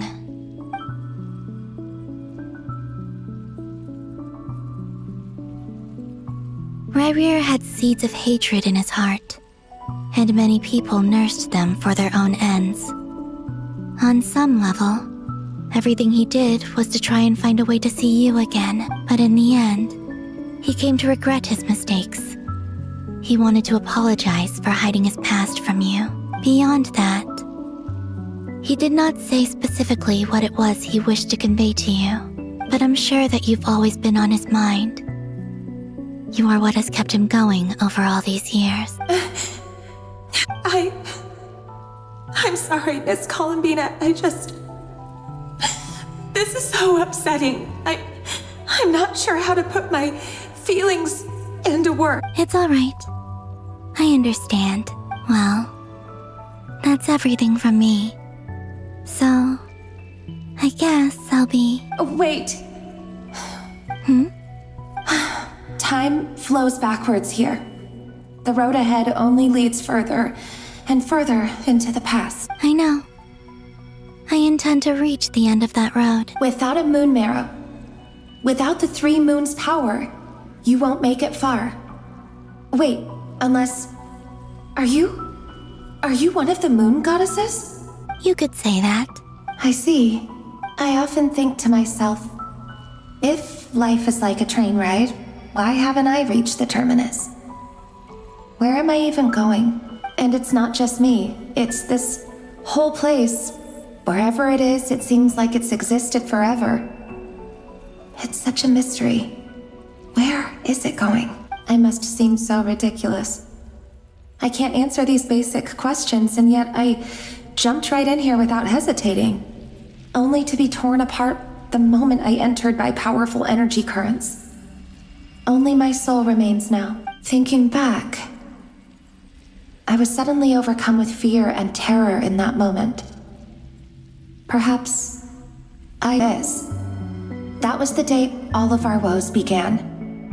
I thought I could stop the king from ever meeting him and solve everything. I couldn't kill the Vinster King himself, so I had to find another way to save Ryrir. That's why I wanted to go back, to kill the person who had brought new possibilities to our realm. I'm sure it was a futile endeavor, but the Abyss probably enhances the basest human desires. So I naively hoped I could change everything, but I was simply too weak. Like a speck of dust against the whole universe. Look at me. I didn't even survive the journey here. Not physically, at least. I know I'm never getting out of here. But you're different. You can make it, and I want to help you. I owe you that much. How do you plan to help me? Have you noticed the golden energy that exists here? Based on my past research and my observations since coming here, I believe they carry you forward faster. I can share what I've learned, and help you understand the pattern in which this energy appears.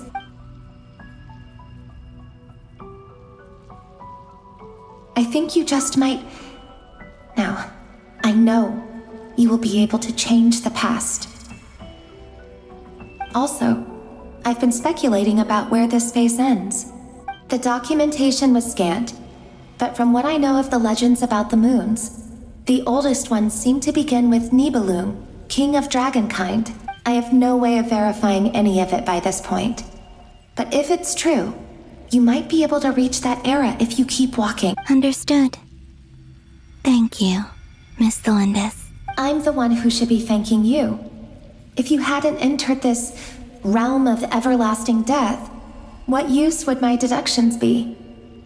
Thanks to you, they have some meaning. About Ryrir, I'm so sorry. For everything. It wasn't your fault. That's not true. Because we both feared bringing trouble upon each other. Neither of us ever told the truth. and that dishonesty sealed our fates. But enough about that. I wish you a safe journey, Miss Columbina.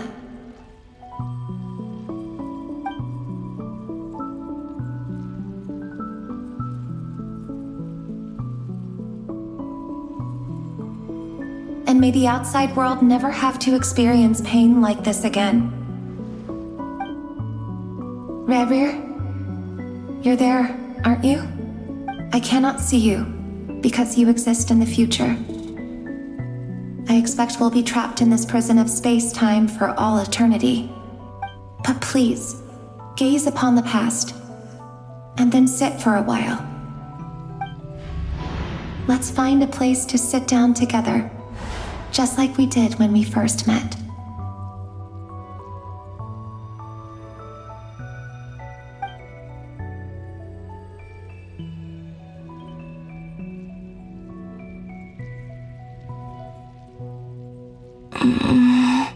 How long have I been walking? How much further till I reach the end?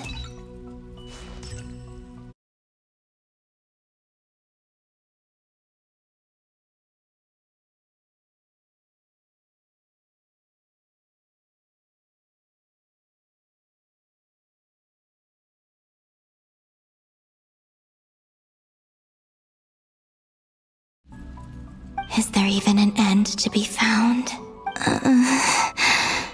Everything's getting blurry.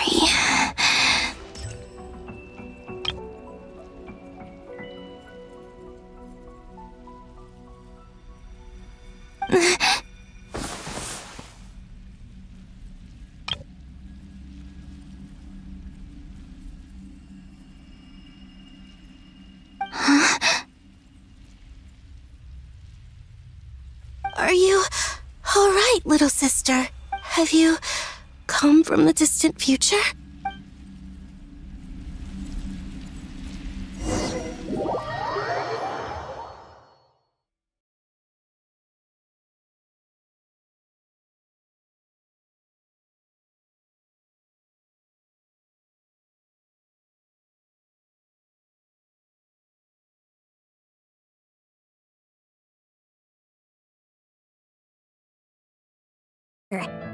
Shouldn't it be a little harder to get rid of major creations like moons? The world is a vast and ancient place. On a certain scale, all life lasts for but a fleeting moment. Miss Nicole explained that the moon goddesses likely perished in the War of Funerary Flame. The moons themselves were also destroyed at that time, save for the Frost Moon, from which— You're right! Why do their birthplaces differ? What's the difference between the two generations of moon goddesses? Also, remember what Sandrone said? Her scans detected 4 moons.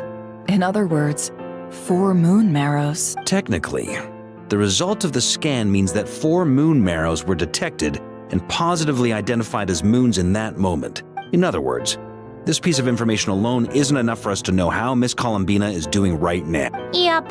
We have no way of staying up to date on whether she's dead or alive. She's on her own for now. But at least she's trying her best to get back to us. Yeah. She's a tough cookie. And a sore loser, too. We have to trust that she'll find a way.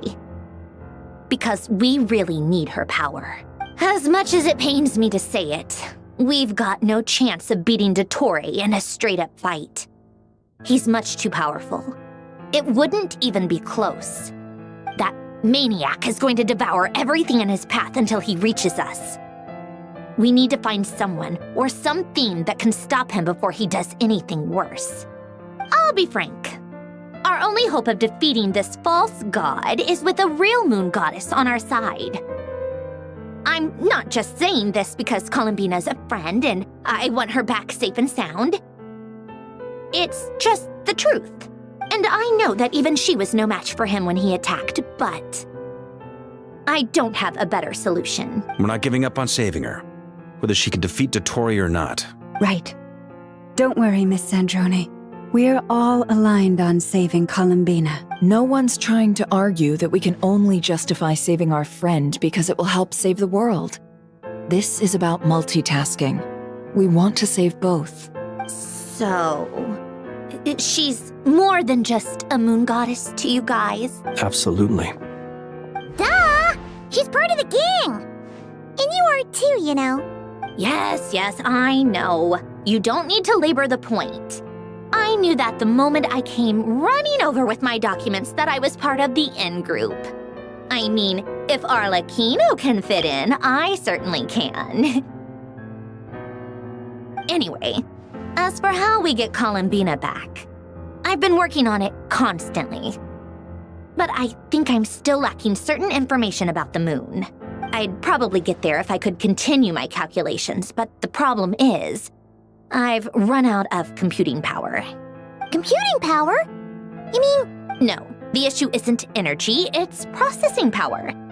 There's so much data to get through that the whole process has just...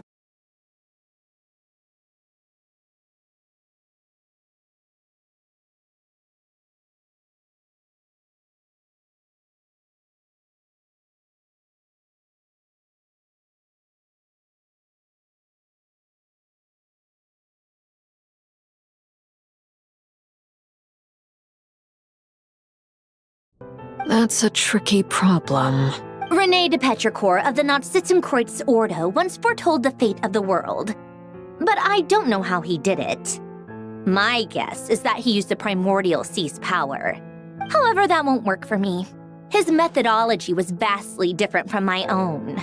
What's worse, they're incompatible. And to top it all off, we can't even leave Nodcry. Ugh, this is so annoying. If I'd known we'd run into a bottleneck like this... Well, no, the design bureau's a bust as well. Curse that Dottore! Couldn't have made this harder for me if he tried. Oh, what do we do then?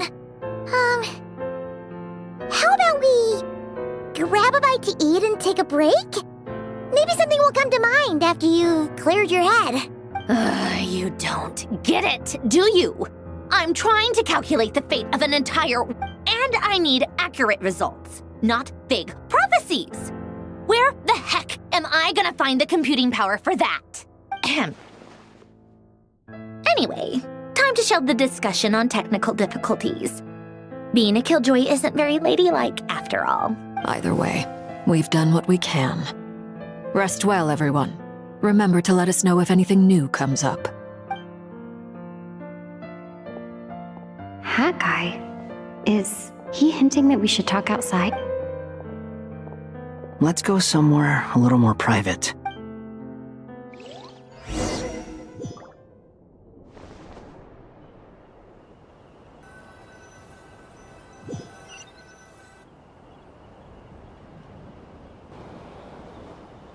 You know that Dory went back to Sumeru, right? Yeah. She mentioned she was planning to head back. Things aren't looking good for Nodcry. She's gone to spread the word so that Sumeru has a chance to prepare for the worst. From what I know of Dottore, there are two possible reasons why he hasn't made a move yet. One is that he's still working through some kinks in his new powers. The other is, he wants to see how we're going to react. He'll easily devour everything eventually, so I guess he's in no rush to make it happen. The first false god he made was me. Now it's his turn. Even though my records were erased from Irminsul, Dottore's ideas haven't changed one bit. He once told me that becoming a god was like turning yourself into a hungry wolf or giant serpent to devour the moon. Clearly, he began studying the moon goddess's powers long before he even tried making a god. He's always wanted to get his greedy hands on divine authority one way or another.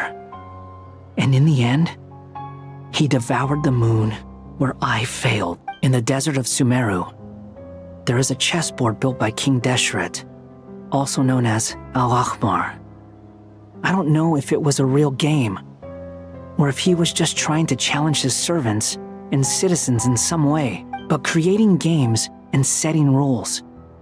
Gods do that as a matter of course. That's the kind of power Dottore craves. Now he has the Trilunar Authority. His power is leagues beyond the common people. I don't think there's any point in other nations rushing to the front line. They're better off focusing on defense, and hoping they can fend off any threats that spill out from Nodcry. Either way, Dory will inform Lesser Lord Kusanali, and she will contact the other gods in turn. The Seven will have some recourse available.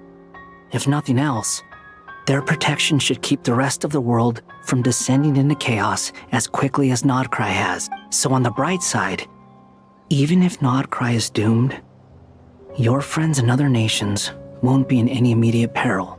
That's good to know. But I'm not ready to give up on Nodcry yet. There's a word for people who refuse to let anything go. It's called being greedy. Maybe it sounds greedy to you, and probably naive too. But whatever you call it, that's what gives me the determination to keep fighting. Battles are fleeting, but the will to fight is a long-term commitment. Give up for even a moment, and your resolve will shatter. Why do you always feel the need to do the right thing? No one is born to be a savior. I mean, who's gonna criticize you if you fail or give up? Don't take this the wrong way, but Dottore said something similar to me. I guess the Fatui attracts people who don't believe in saviors. Not necessarily. It's less about belief for me. I just want to know how determined you really are. After all, I don't owe anything to anyone else here. Only you. You look kinda worried. If your arch-nemesis was about to achieve their ultimate goal, I think you might feel a little worried too. That's true. Dottore is about to become an omniscient, omnipotent deity. That's gotta be a bitter pill to swallow. Still, you're calmer than I expected. Obviously, I have to admit that my past self was a reckless fool who misunderstood not only the point of revenge, but how to achieve it. And as much as I want my vengeance, I know I'm not gonna get it by acting alone. If the world's taught me anything, it's to think before I act. Too bad it never taught me any other virtues, though. So, I am going to destroy Dottore, no matter what it takes. So, what's your plan? I'll get to that.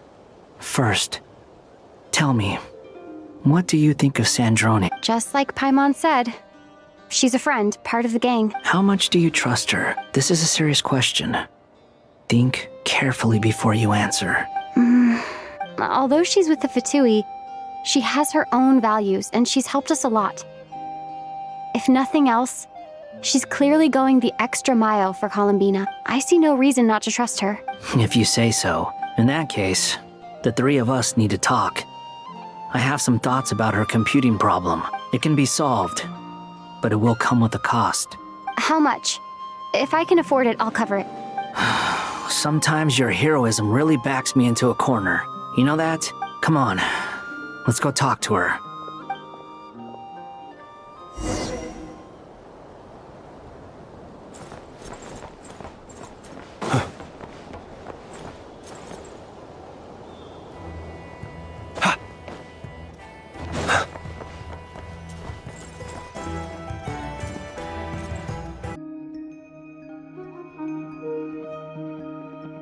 If I might ask, what is the end goal for the modified formula you'll be using?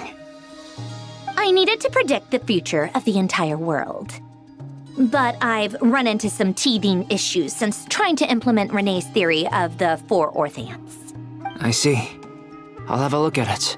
Still, computing power is the real issue here. How do you plan to solve it? About that, it's been sorted. Oh, with the Traveler's help? Actually, you're not wrong. She found the person with the solution. Was it Hat Guy? Yeah, it was him. Wow! Go Hat Guy! Seems like all that time studying at the academia is paying off big time. But where is he? Wasn't he the one who asked Albedo and I to come here? Come with me.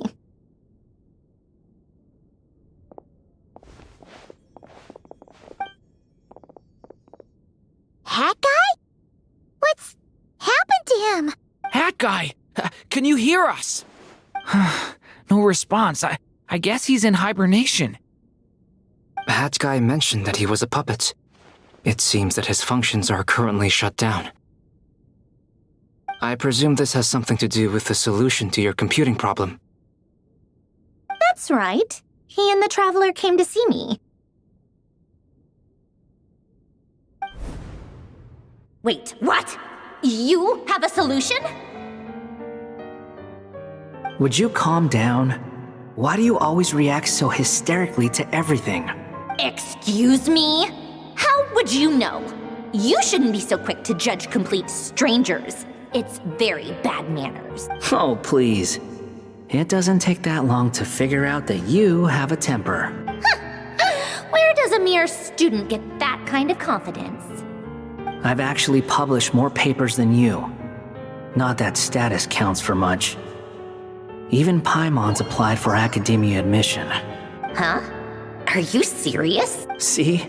This is why I can't be bothered to explain myself. She recognizes no one's skills but her own.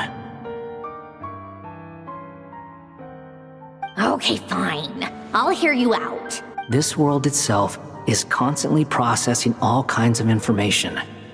If it's the world's future you're trying to calculate, you need a processing device that's designed to cope with that volume. Easier said than done. Only Irminsul can handle that kind of... Wait, is that what you're suggesting? But surely we can't just plug my formula directly into the ley lines. You should be able to tell that I'm not human, right? Yeah, I noticed. The technology, though, seems pretty ancient. Very different from Fontaine's. It's a completely different system. Conrian, to be precise. I'm what they would have called a puppet. Puppets need an energy source and processing power. The artisans who built them sought out the materials most suited for that purpose. You? Do you mean... The Traveler and I have talked it over. She's willing to vouch for you. So, I'll allow you to borrow my core for your calculations. It was built using wood from a silver white tree, which makes it a small part of Irminsul. Conrian technology and Irminsul wood. Who in the world could have built you? Are you sure about this? A puppet without its core will cease functioning completely. And if it's left in that state for too long, it might not recover. You could die if you do this. You do realize that, don't you? I can put 2 and 2 together, yes. No need to rub it in. I won't lie to you. This has never been done before. I cannot guarantee your safety. Doesn't matter. I'm prepared for the worst. Did you two actually talk this through? Is he... Are we really considering this? Yes, we discussed it. The bottom line is, he trusts me and I trust you. Let's give it a shot, shall we? Honestly, I have no clue where this kid even came from. But for whatever reason, he lent me his core to use in my formula. I'm very close to finishing my calculations now, and the core is currently in use. So I'm sorry, but I can only show you a sketch right now. This is what the core looks like. A silver white branch. It certainly matches the legends told about Irminsul. Is Hat Guy gonna be okay? He's not gonna die, right? In theory, he should be fine. As long as we put his core back in time. Beyond that, all I can say is that I'll try my best to avoid risk and make sure the core doesn't sustain any damage. I think I know why you called us here now. Someone needs to watch over his body and make sure it's protected until the process completes. Correct. He said that the only ones he trusts here are you two, and the Traveler. And the Traveler will have other work to do. He will have our undivided attention.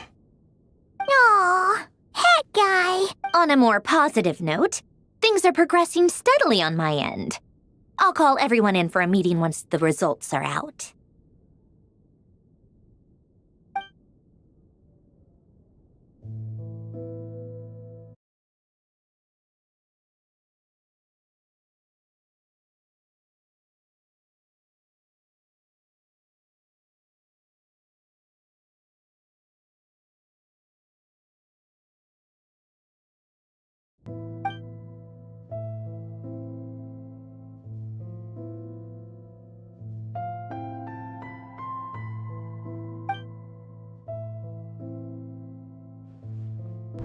The worst case scenario with the core removal is either a system reset or a total loss of function. But I'm not afraid. A quiet death should have been my fate long ago. A core is completely different from a heart. It's like another vital organ entirely. I never believed it could be a true replacement for what I sought, but in the end, it turns out the core was more useful to me. Pretty funny when you think about it. It's like the punchline of my entire life. Do you think there's any difference between a puppet and a human? If not, then this would just be another samsara. I have already experienced both a past life and a next life. Part of me wonders whether I'm only capable of making this decision because I've become a real human. What's with that expression? Isn't this a good thing? Sanjoni will succeed, won't she? She has to. She will. We all have to persevere until this is over. That's right. And I'll protect you all until the moment of victory arrives.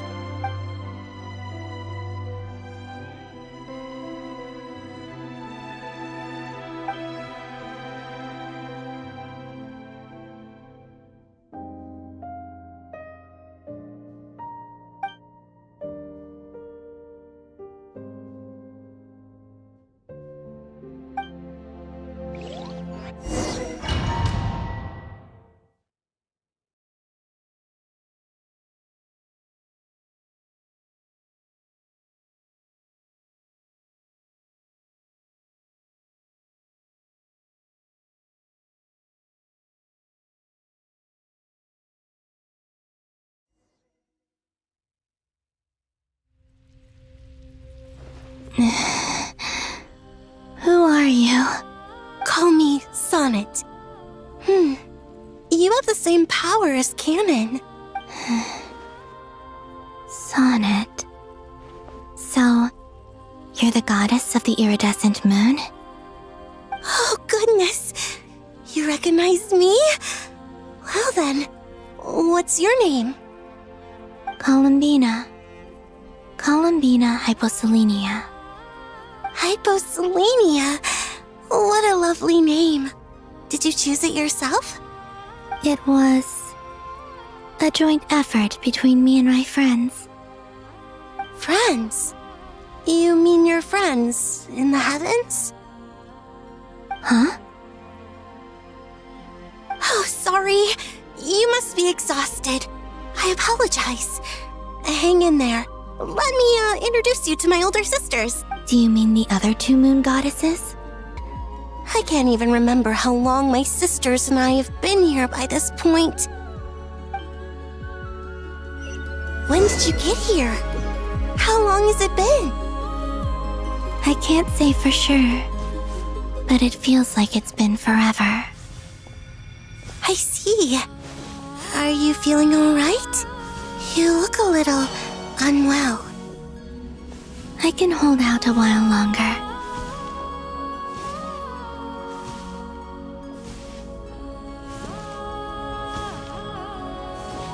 We don't have far to go. The place where my sisters and I are based is just up ahead. Don't worry, they're both really nice. I'll introduce you.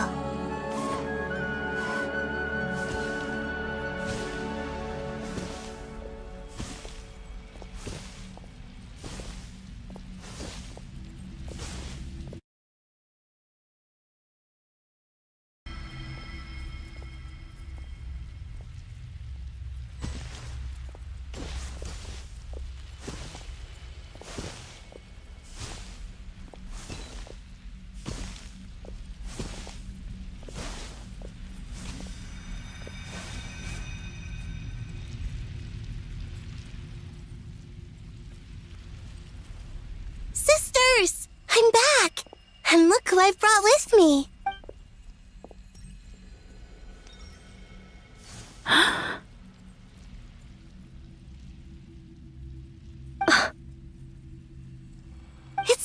lovely little sister, born in the far future. The pleasure is all mine. Allow me to introduce you to Columbina Hyposelenia. This is Arya, the goddess of the eternal moon. And this is Canon, goddess of the frost moon. Canon, don't you think Hyposelenia's power is similar to yours? Hello, Columbina. I apologize for our startled reaction just now. And please, forgive our little sister if she's been annoying you. She tends to talk a lot. It's fine. You seem shy. Don't worry, Columbina Hyposelenia. No one can hurt you here. Could you tell me where here is? Please. I must know. My dear sister, this is where Tevat's original ruler, the Dragon King Nibelung, imprisoned the moon goddesses. What? You're scaring her, Canon. No, I'm fine. Please, continue. Nibelung, our original master, created us in the distant past to maintain Tevat. But he left this world and traveled into the dark universe beyond, to explore worlds vaster still. Day and night, we fulfilled our duty in the heavens, until the day that the first Descender arrived. The great ruler of the firmament. The heavenly principles. Is that what later generations call them? I see. But we did not reject them at first, nor did they seem to harbor ill intent towards this world. We coexisted in peace. They were like a guest in our home.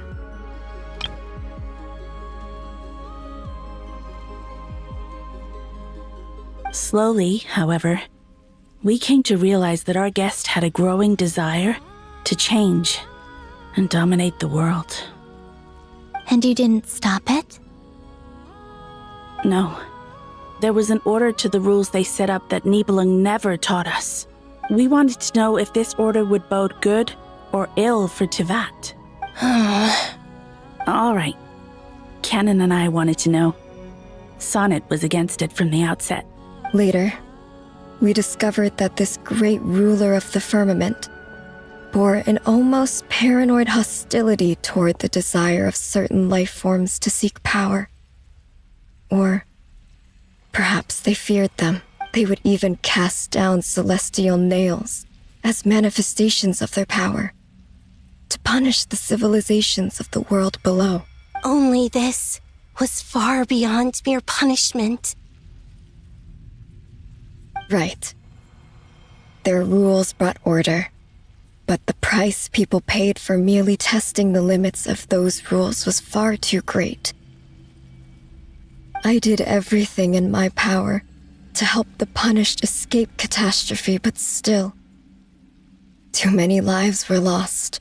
The ancestors of the Frost Moon Scions were some of the ones you helped. But just when we had decided to take countermeasures, the Dragon King, Nibelung, returned. And so began the War of Funerary Flame. So, that's the name the world gave that war in the future. Well, who won in the end? As far as I know, the Heavenly Principles won, although it came at a great cost. They remained in Tevat, where they continue to rule to this day. And the world's original master, the Dragon King Nibelung, was destroyed. And what of the moons? Are there still 3 moons in Tevat's skies? You can tell us the truth, Columbina. We know we are but remnants of a bygone age. We are prepared for the answer. Only the Frost Moon remains. But it has been cast beyond the false firmament by the Heavenly Principles. The eternal and iridescent moons were both shattered during the war. So death finally came for us in the end. Sonnet. But you're still here, aren't you? A moon goddess cannot live without her moon, Columbina. She's right. That's why I began to disappear. Because the frost moon is cut off by the false sky. How much worse it would have been if it were outright destroyed. Our souls may endure within this lunar palace, but if our moons are destroyed, then we shall disappear the moment we depart from it. I'm sorry. There's no need to apologize to us, dear sister. If anything, we owe the world an apology. If only we'd decided to act sooner, rather than arguing amongst ourselves. all the more reason not to spend this time in regret and repentance. Instead, we should focus our efforts on how we might help our future sister. Sorry? Don't you see, Columbina, your story is not yet over. Is that not why you are here?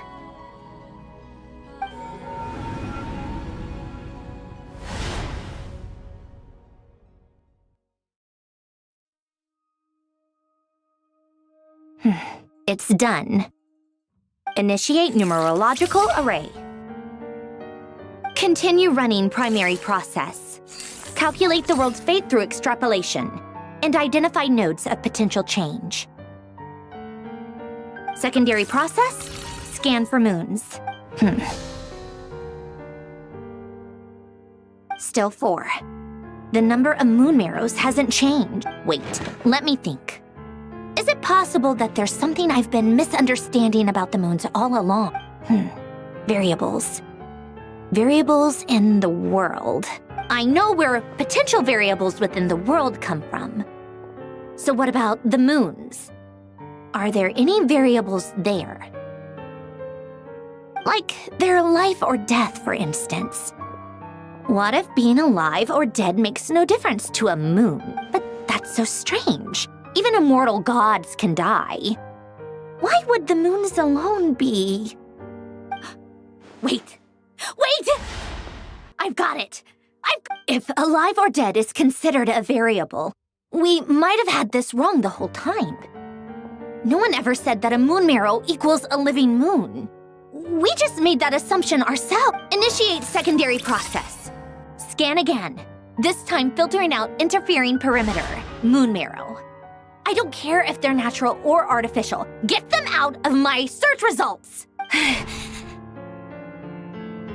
Why? It says 3 moons still exist in Teyvat, even after excluding the moon marrows. But we know for a fact that 2 of them are dead. Redo the scan. Narrow the results to living moons and real moons. No, scrap that. Narrow it down to moons that have lunar authority and remain alive. Why? Why is it still 3? What is this, Columbina? Has the world lied to us? Or are you the one pulling the wool over our eyes?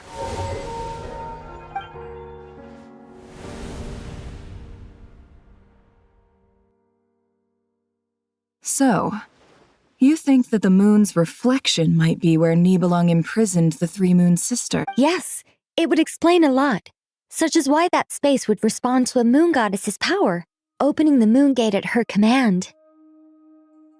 It would also explain why Miss Columbina has been unable to leave, and why time flows in reverse there.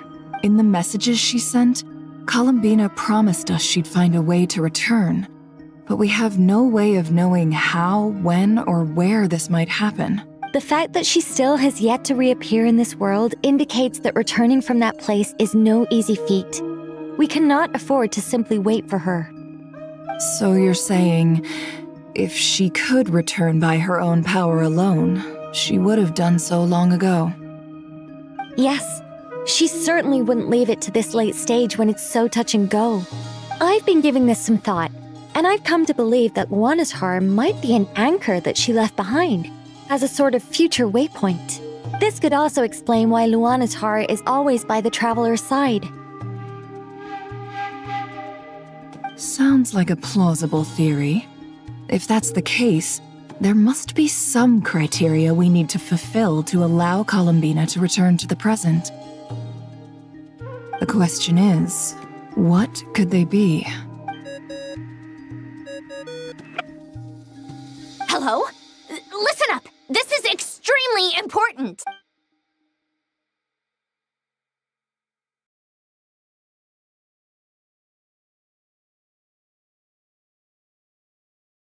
Not only is Columbina alive, but she may well exist in a form unimaginable to us. I'm still unclear on the details, but she's done something truly inconceivable in the past. And the clue to what she's done lies in the moon and Tevat sky. Truly amazing. Oh, I'm so delighted for her. I'm sure we all feel the same. And I'm sure Columbina is ready to get back here and fight by our side. I'll keep my calculations going and try to find some way of coordinating with her. But that's not an excuse for everyone else to slack off, okay? All of you had better keep trying to think of solutions. How can the dead moon still live? And Luanatar?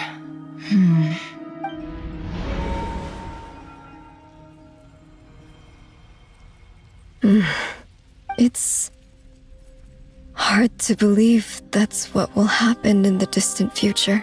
Our authority is linked to the most fundamental rules of Tevat. I suppose it's no wonder that many would covet that power. I didn't realize that when you said friends, you meant people who live down in Tevat. That's so lovely. I always wanted to go down there and have some fun. Have you ever tried leaving this prison? Of course.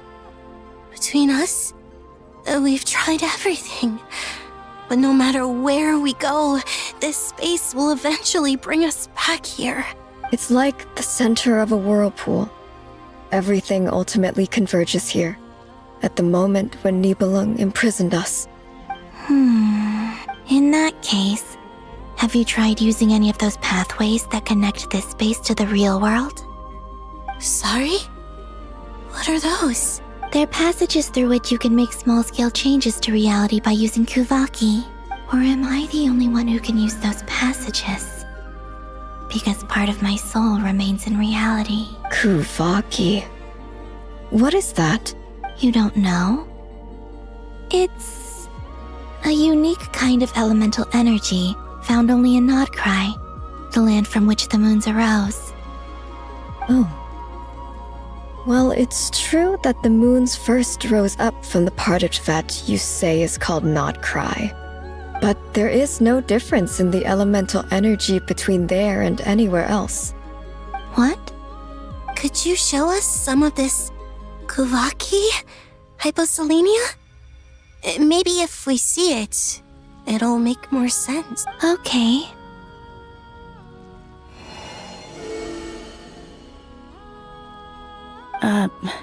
Isn't that just your power? What? But it's everywhere in Nodkrai. In the air, in the land. Even the creatures who live there have adapted to its influence. How curious. This Kuvaki certainly did not exist anywhere in the world before we were imprisoned. Let alone influence living creatures. So, how exactly does it affect them anyway? Can they float in the air like us? This is so strange. Why would their reality differ so much from Columbina? You're looking for more than just a way out of here, aren't you? Yes. If I am to help my friends, I will need trilunar authority on par with that of our foe. You mean you'll need our power? This sounds extremely risky. The Three Moons' powers are not mutually compatible. Concentrating them into one goddess will be a very painful process. And if anything goes wrong, it could tear you to pieces. I know. But I'm willing to take that risk. Even so, let's say we successfully transfer our authority to you.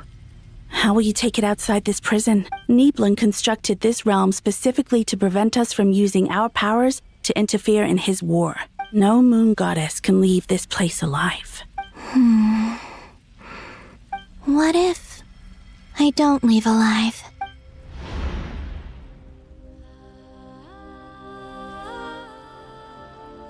Where do we even start? How are we supposed to figure out what we're meant to do to help Columbina?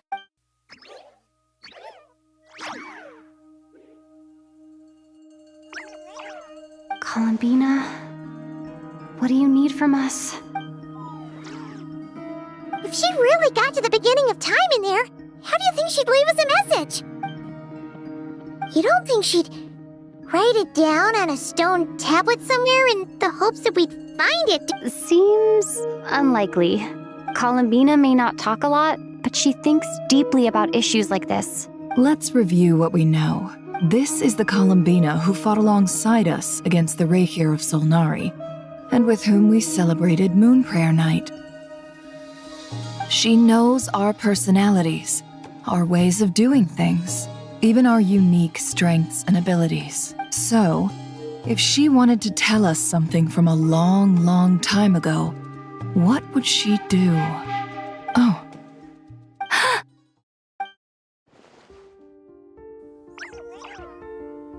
Traveler, you once said that those golden ripples also appeared when Luanatar was born. What if Columbina left Luanatar here, not just as an anchor to the real world, but for some other purpose? If she is part of Columbina, and Columbina knows that I can see past events through her.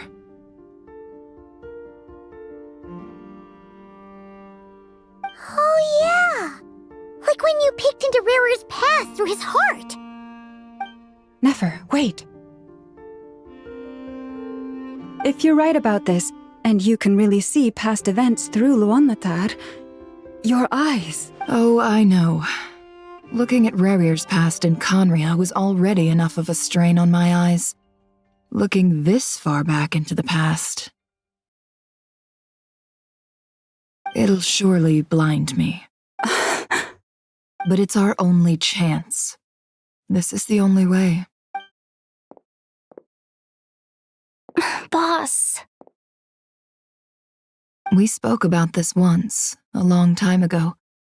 Do you remember what I said, Yehoda? The day I lose my sight, the Curatorium of Secrets will be yours to run. But... What's wrong? I'd be overjoyed if I were you. This day's come a lot earlier than either of us expected. I need to know you'll honor our agreement, Yehoda. Promise me. Yes, Boss Neff. I promise. Are you sure you don't want some time to think this through? What is there to think through? I should have gone blind after our battle with Rarir. Frankly, it's almost criminal that I got away with it for this long. Then at least let me take some precautions on your behalf. And if you really do lose your sight, I'll visit your office every day and make sure...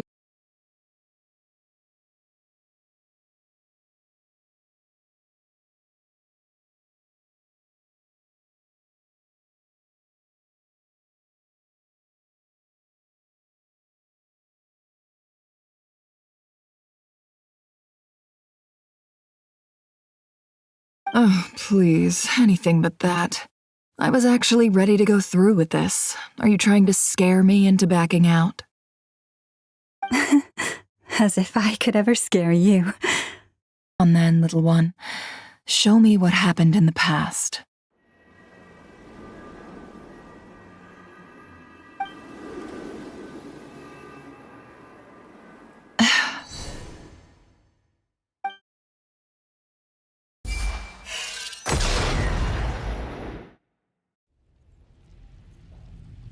Between the Trilunar Authority, Kuvaki, and the sole-surviving moon, I think I might know how to get back.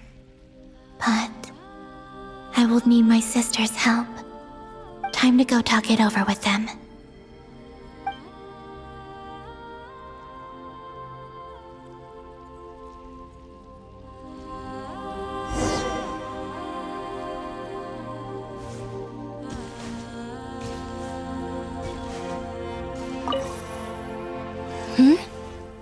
Have you decided what to do?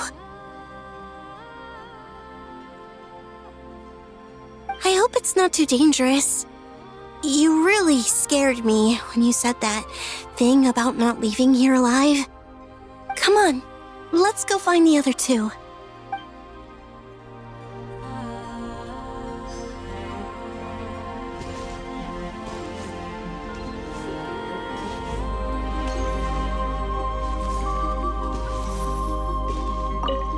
It seems you have reached a decision. I'm all ears. What do you propose?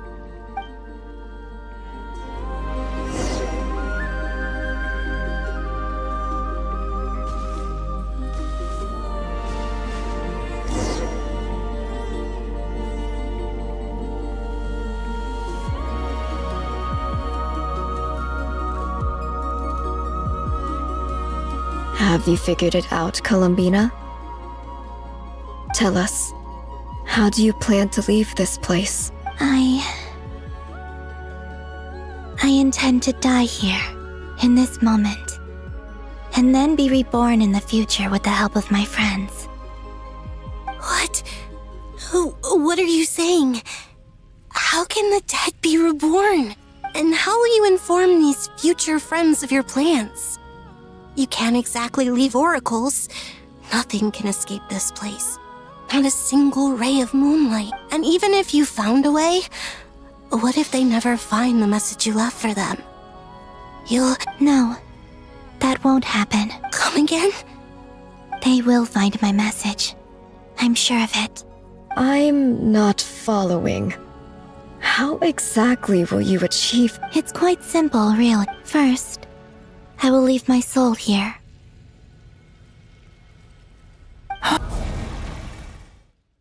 I see it. Your soul? You mean your divinity? Yes. I once left a portion of my soul in the future. One so small that this prison barely noticed anything. In this very moment, she can resonate with my soul across time. When the time comes, I believe that she can serve as an anchor to pull my soul from here back to the future reality. Just as gravity connects the world to the moon. Exactly. In the future, where I came from, the moon has been cast beyond the false sky, but I can still feel that it is there. In a similar way, I can feel a connection to the soul fragment I left behind even now. My friends can use it to detect my presence. But how do you just leave your soul here? Is that even possible? On my way here, I met an ordinary mortal who entered this place long before I did. Her body is long gone, but her soul remains. And before that, I encountered an old enemy whose entire soul survives here intact, while the power that once corrupted his body has faded away. So, perhaps this space is specifically designed to imprison divinity and authority, but not the physical body. Still, even if your body can escape, would it not just be a lifeless husk without the soul inside? Wait, is that what you meant when you said you wouldn't leave alive? Yes. I shall turn my body into moonlight and pour it over Nodcry. That power shall protect the land and quietly blend into it, awaiting my soul's return in the future. However, I cannot do this on my strength alone. I would need your help to do this, so I'm humbly asking for your assistance. Perhaps that decision saved you from ever having to see the false sky again. But at the same time, you likely missed out on many true and precious things, like the smiles on your friends' faces. Promise me this, Columbina. When you return to the future, open your eyes, take a look at the world around you, and see your friends. I'm sure that you know this already, given that you long to return, but that is your true home. Give me your hand, Columbina.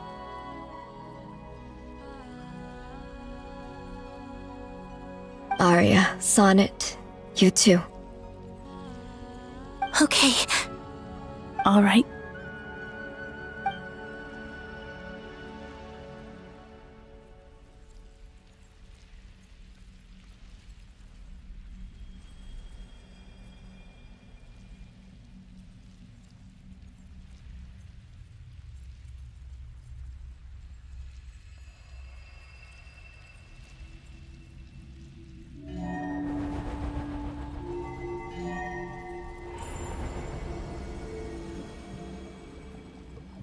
We once were the song sung for eternity, but now it is you who must continue to sing. We once were the tides in the great river of time, but now we subside, and you arise. We were the messengers of madness and inspiration, but now the lies have faded, and your truth must endure. We are souls awaiting the sun. You must return to be with those who smile when they see your face.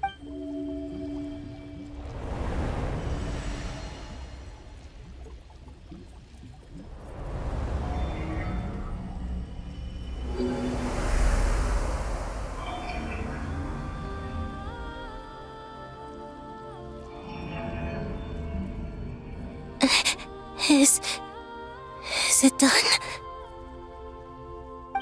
Yes. We have transferred the authority over all 3 moons to Columbina Hyposelenia. From this moment on, she is the Tri-Lune Goddess, the one and only moon goddess of this world.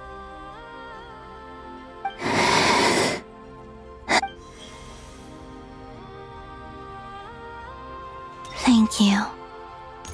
Thank you, my sisters. Now go, and do what you believe is right, Columbina Hyposelenia. Be aware that we cannot grant you the power of the 3 moons beyond these prison walls. The conflict that arose over their remains following our disappearance will still take place. I understand. Sisters, oh, my body. It feels... Now that we have given up our power and authority, our bodies are merely mortal shells. This prison is dissolving them as we speak. It's okay, Sonnet. The end must come for every god, just as it does for every human. That's all this is.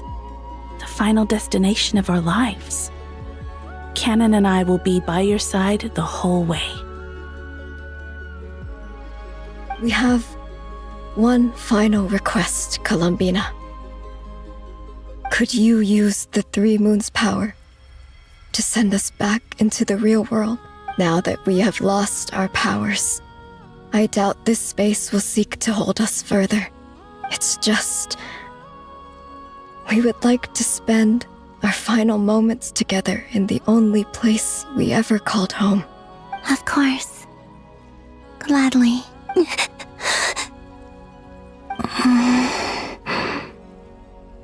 Sonnet? Yes? Don't... I wish I could tell her not to give in to the abyss. Not to be afraid. But is this really what I should say at this moment? Don't forget. I'm so glad to have a big sister like you. No, Hypo. Thank you. I'm okay. I'm not afraid. As long as my sisters are with me, I won't be afraid. It looks like this is goodbye, sisters.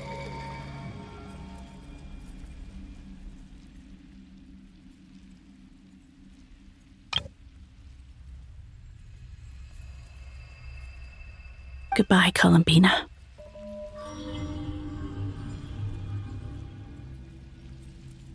Take care of this world in our stead. I will.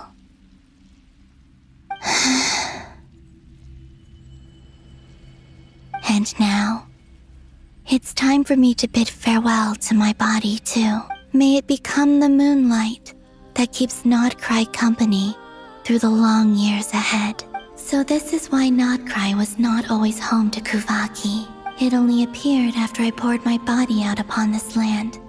And only this land. Kuvaki responds to me because it is me. My body, answering the call of my soul.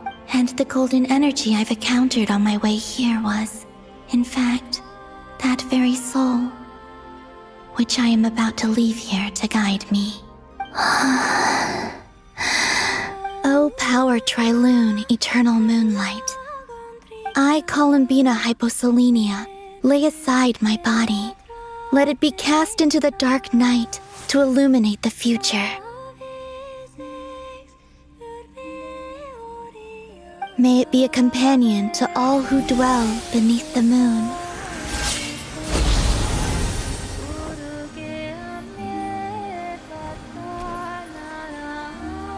Until the time comes for me to return home.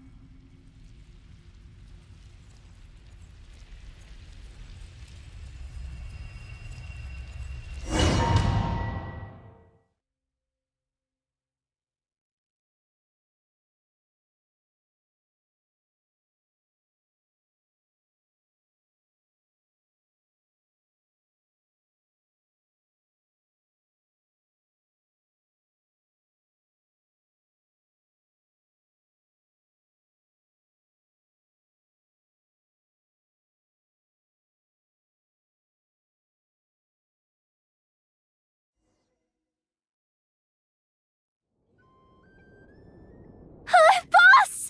That was crazy! Were we even allowed to see that? Is anyone? Can you still see? How many fingers am I holding up? I see 2 fingers, and a look of sheer terror on your face. Truly astounding, Miss Nefer. Your eyes have glimpsed the very ends of the world, and yet they remain as sharp as ever. Or is the credit for this miracle due to Miss Lauma? It seems that even time itself is no match for your medical skills. Surely you jest, Mr. Flint. I suspect we have Columbina to thank. She must have realized the immense toll that the ritual would take and purposely set aside some of her power in the past to protect Nefer's eyes when this moment arrived. There is always a great price to pay for witnessing the truth, but it seems that this time, Columbina has shouldered that burden on our behalf. She chose the perfect method of getting a message to us. Though her eyes were always shut, she was clearly so perceptive. She knows us well. She knew exactly how we would think and what we would try. Despite being separated by time and space, we're seeing the same possibilities and seizing the same opportunities. We still don't even know if she's okay right now. But as long as there's a chance we can do something, we'll fight to make it happen. We'll get you back somehow, Columbina.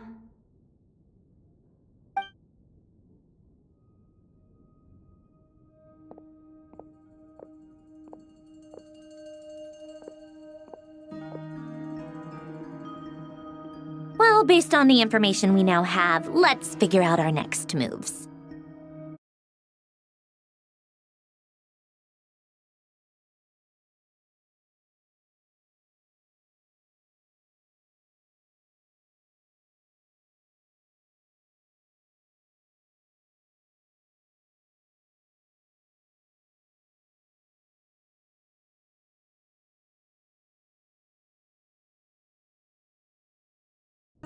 Thanks to these gentlemen, we have a much clearer picture of the situation with Dottore. The civilian population has been moved to safety, so we no longer need to hold back. Miss Androne, how are the calculations going? So far, so good. I'll keep seeing how far I can push the system, though. Can't have Hatman being powered down for nothing. There's still a long road ahead. Where should we begin?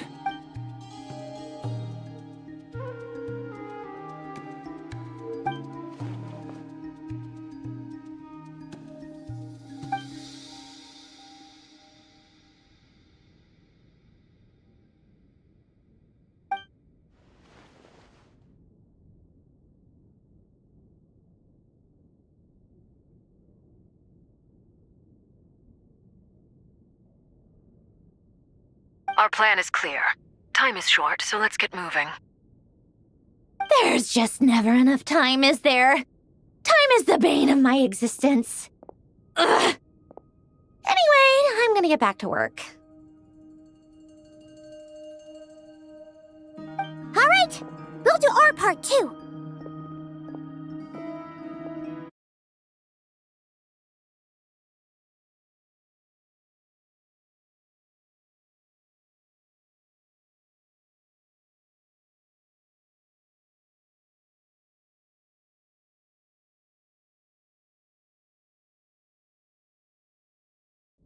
Yeah.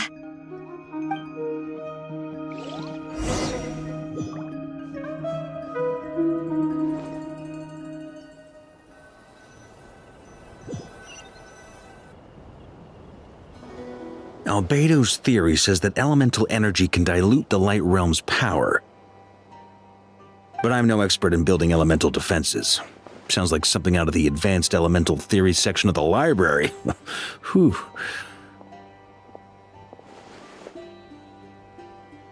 You seem quite troubled. Well, yeah. I mean, who doesn't get a little flustered when they're completely out of their depth?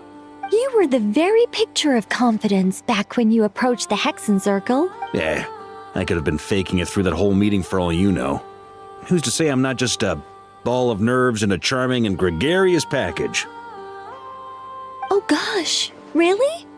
I'm so sorry, I had no idea. Well, you're all the braver for it. Still, I was much more in my comfort zone than I am here. At least in Mondstadt, you can cry for help from a cliff top and actually stand a chance of summoning Barbados. Things have never looked bleaker than they do now. If we don't pull this off, Tevet's doomed, isn't it? Oh, you think so? Actually, yes. Yes, it probably is. It's a shame. Don't put too much pressure on yourself. Tevat has faced annihilation many times in the past, but it also gave us you, didn't it? Hey, don't give me that. It's not like I'm anyone special. I disagree. Every human born in this world is special. We angels have always believed that. In that case, this humble human being has a big favor to ask of you. I thought you might say that. I'm sure Alice, in her great wisdom, sent you here precisely to help us in this difficult time, yes? Well, that has less to do with her wisdom and more to do with my power. Of course, of course. Well, the thing is, these elemental defenses we're about to build, I don't think it's a question of if they'll fail, but when. Durin's findings from his patrols make it clear that Dottore is constantly expanding his territory. First it was his lab, then the design bureau, and now this. It's not realistic to completely stop him encroaching on the rest of Nagkrei. Rather, our goal should be to stall him for as long as possible. If Miss Sandroni's calculations are correct, well, they're the closest thing to certainty we have in this situation, so let's assume they are. Anyway, her calculations suggest that our best hope for victory lies in Miss Columbina's return. It's up to us to slow Dottore's advance and buy time for her to make a return. Are you asking me to help you with building the defenses? No. I'd like you to prepare for what comes next. When he eventually reaches us, we will have to fight him. You were an angel once and a mage now. I'm asking you to lend us your protection. Oh. can I take it that you're triggering the terms you fought for during our three-way talks? Well, technically those terms were about protecting Mondstadt. But if you're happy to agree to the change in location, then yes, let's do that. You're cashing in on this much sooner than I'd imagined. Well, yeah. The way things are going, I might not get another chance. Very well. The mages have heard the knight's plea, and we will respond. To tell the truth, Alice and I had already discussed how we might help you all, so I didn't come empty-handed. I always like to be prepared.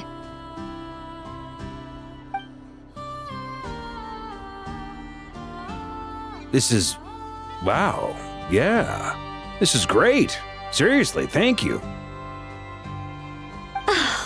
It's been many long years since I had a chance to dazzle humanity with a little divine intervention. To humbly serve as a reliable and responsible guide. Anyway, Knight of Boreas, please accept this gift in recognition of your great virtue. Go now. May the angel's blessing deliver you safely to your destination.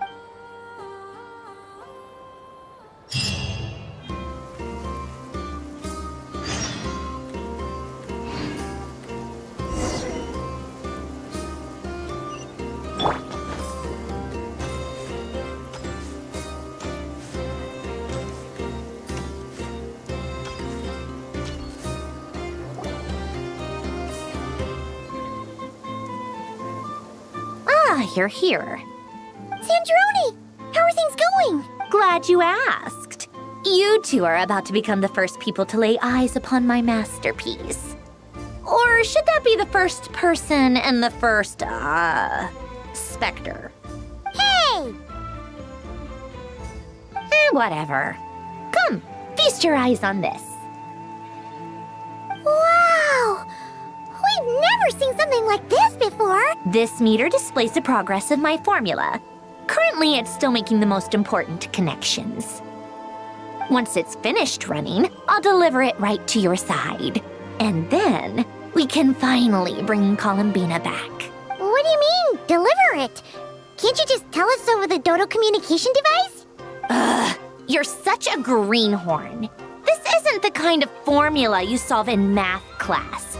It's a highly complex algorithm capable of constructing a framework of rule. Whatever. We'll be here all day if I start trying to explain it. All you need to know is the formula must be completed before we can bring Columbina back. I'll share the data with you. Nicole's agreed to let me use her information channel, so we just need to use the Dodo communication device like so. There. Now you can check in on my progress. Wow! Look at that! You're amazing, Sandrone. About time you recognized my genius. Took you long enough. Anyway, that's all from me. You should check on the others if you have time. That might sound harsh to you, but close supervision is a common practice in a Fatui. Not looking to catch anyone out. I just care about everything going smoothly. That's all. I'm kinda stuck here while the formula's running, so I need you to be my second pair of eyes in the meantime.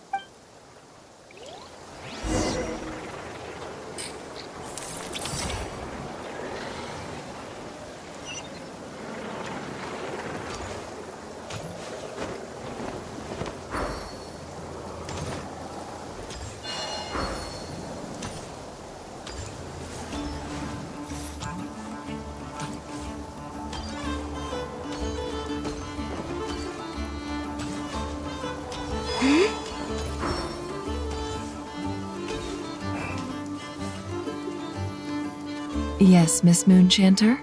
What are you staring at? You always address me in the strangest ways. Lady Moonchanter one minute, Miss Moonchanter the next. Yes, and? Are either of those incorrect? Not as such. It's just that I simply call you Nefer nowadays. Uh-huh. That's my name. What's your point? The point is I don't add any honorifics or titles. Meaning what? That Maybe we're on friendlier terms now than we used to be. Is that how you see it? Then I thought I was the one with eye damage. Never! Wilma! Paimon, traveler. Just swinging by to check in on you. How are things going? Did you manage to get some rest? Don't worry about me. I won't slow us down. And I give my all to ensure our victory. Ah, yes. Allow me to give you two a quick checkup. All done. You're both in good shape. You're welcome. You'll have your work cut out for you in this battle against Dottore, so make sure to get some rest in first. Paimon will keep an eye on her. Don't you worry. I'm glad to hear it. Take good care of yourself, too, Paimon. Sure thing!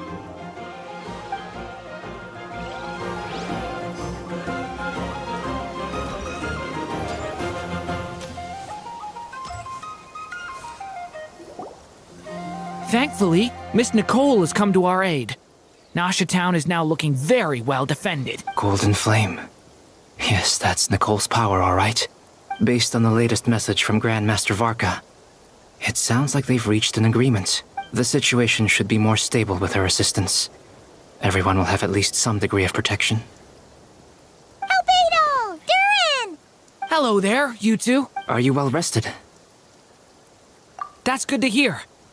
As per the plan, Albedo and I will be in charge of Nasha Town. As Dottore's energy field expands, it's creeping ever closer in that direction. But we will do our best to hold our position. We fought side by side many times before, and always with great success. I believe this time will be no different. So don't worry about us. Focus on fighting Dottore.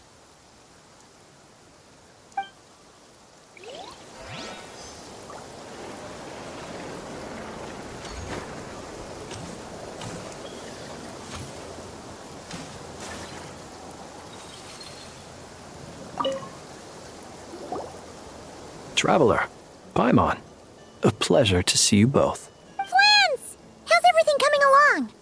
Fairly well, if I do say so myself. Personally, I am ready to confront Dottore head-on. Ooh, you sound much more serious than usual. To be honest, I am not usually fond of exercising my full strength. For one thing, it's hardly conducive to maintaining a low profile. Besides, I believe one should have the right to choose when to show their hand. I am conserving my strength until the moment of battle is upon us. Anything to boost our chances of victory.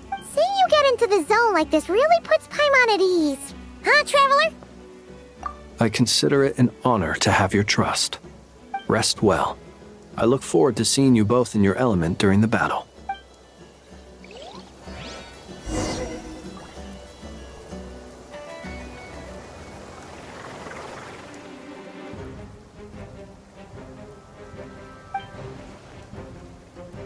Here they come.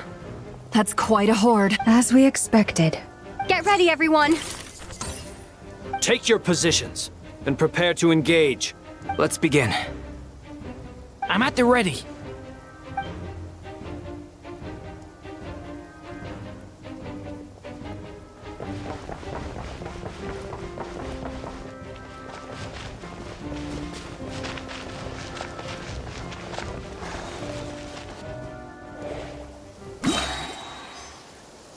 What a waste of time! Change of plan.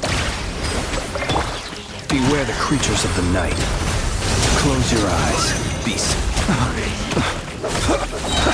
Do you fear the dark? Observe. Another one? Water jet! Close your eyes. Do you fear the dark? Be silent. Do you fear...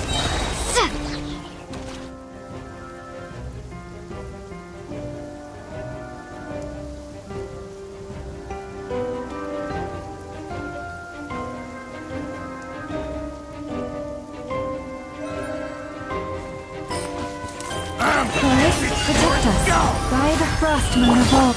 Can't hide the truth. These creatures cannot stand against us. Oh, fighting talk. Just don't let your guard down. That goes without saying. I'm hardly the risk taker in this group. Excuse me?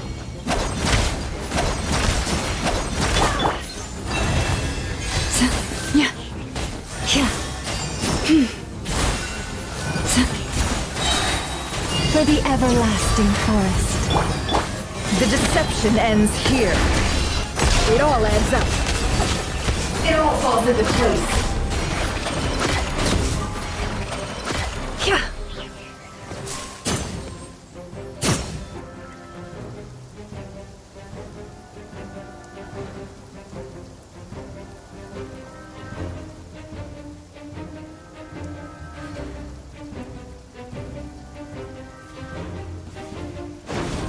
Burst forth!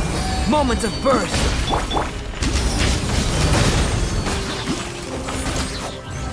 The story has only just begun!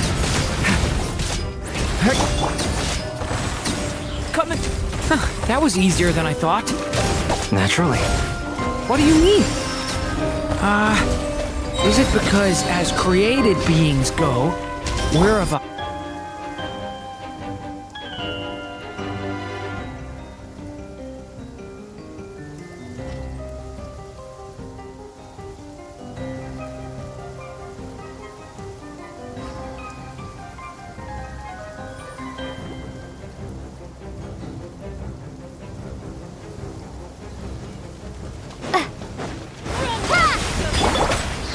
Within.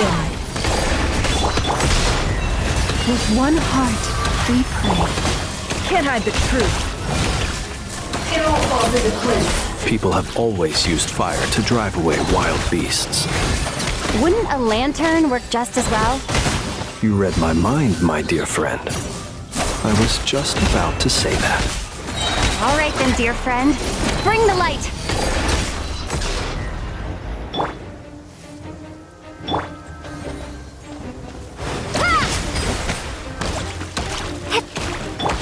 The long sleep beckons.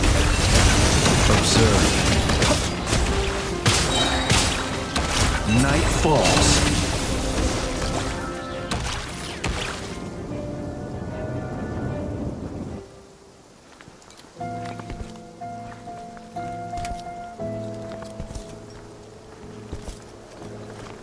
You're looking well. I trust you've had a good couple of days. Dottore. It's actually a good thing, in my view. If the subjects of my experiment were to die prematurely, it would throw quite a wrench in the works. And so, I must thank you all for your resilience. We are no longer on the same level, but you are nonetheless worthy of my respect. A creator god should be merciful and gracious after all. And in any case, it is only right that before I end your lives, the world is informed of the arrival of their new god.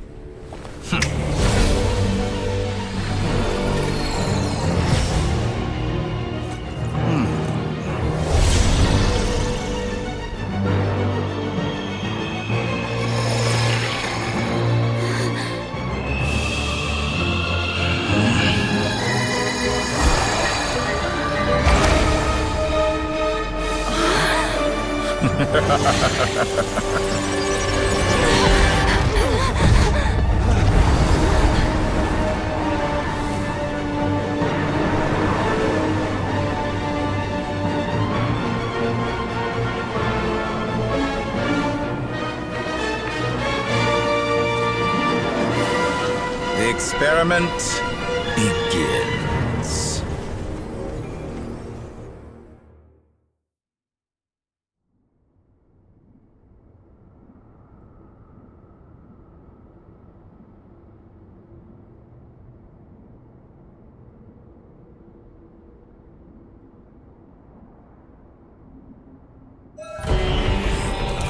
the marrow of the 3 moons in my hand, behold the false moons fall! Close your eyes. Observe. It's a grave situation. Pathetic.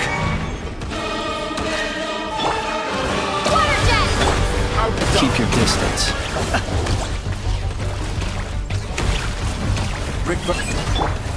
Leave this place.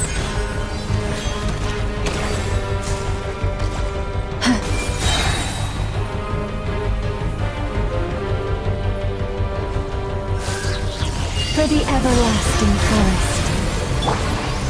The mystery unravels. It all adds up.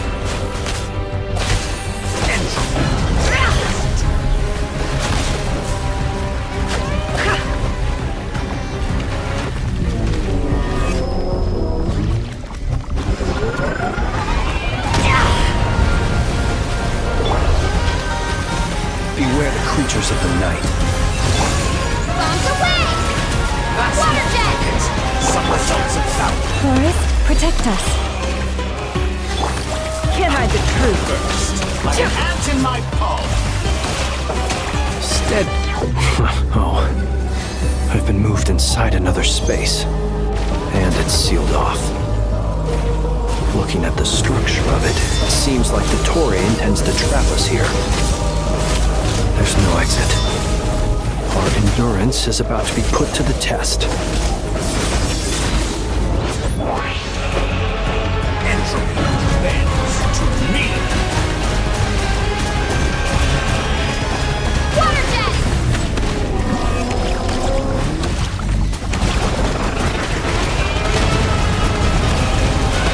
Moon's remnants fall.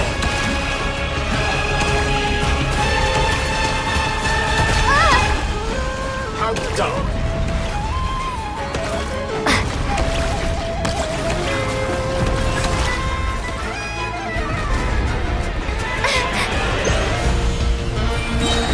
Pathetic.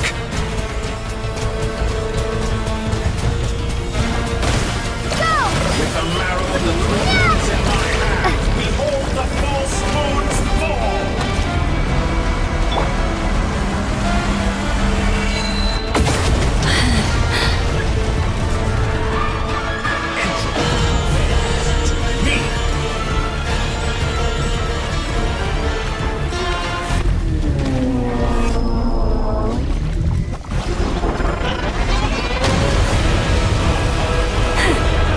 Tell me, where will you try scurrying off to next? Looks like Dottore has opted for a divide and conquer strategy. But we will not allow him to triumph. Now, I shall pray for our victory.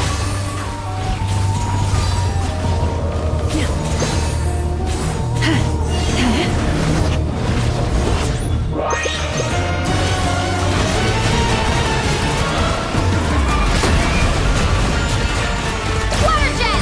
Moon's remnant. Go!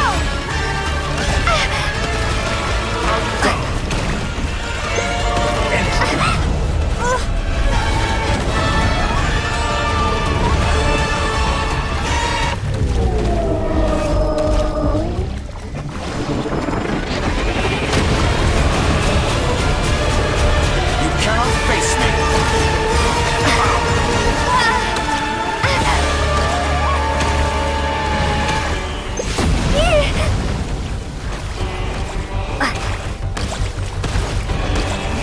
Did you honestly think I could get there?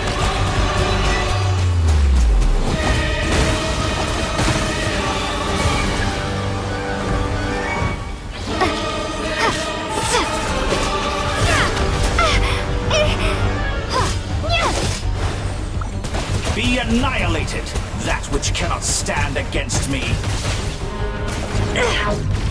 What's this supposed to be? A knockoff version of the space Columbina got trapped in? There really is no way out. We'll see about that, Dottore.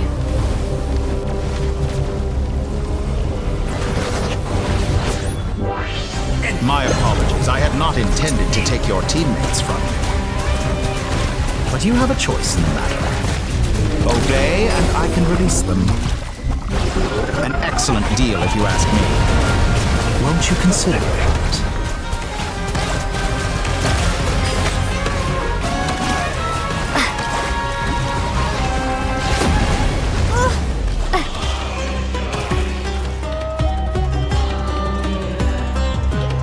I'm aware you've been working on some little tricks to surprise me with, but it appears that none of them have come to fruition.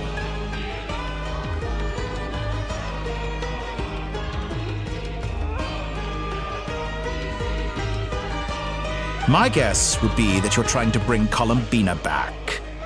But then, where is Sandrone? Or are you trying to buy time for her? I always found their friendship to be a curious phenomenon. Two highly incongruent personalities, and yet they share a deep connection. Speaking of Columbina, I once saw her as like a younger sister. We got along quite amicably while she was with the Fatui.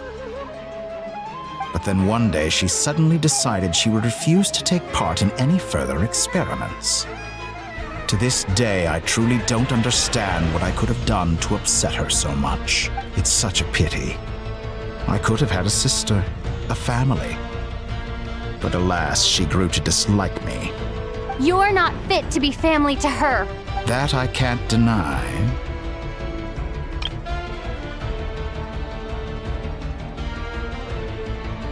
So many people, all obsessed with playing out the same tired old dramas. This world is rotten to the core. And then there's you. You had every opportunity to reach the right conclusion. The thought of killing you off like this?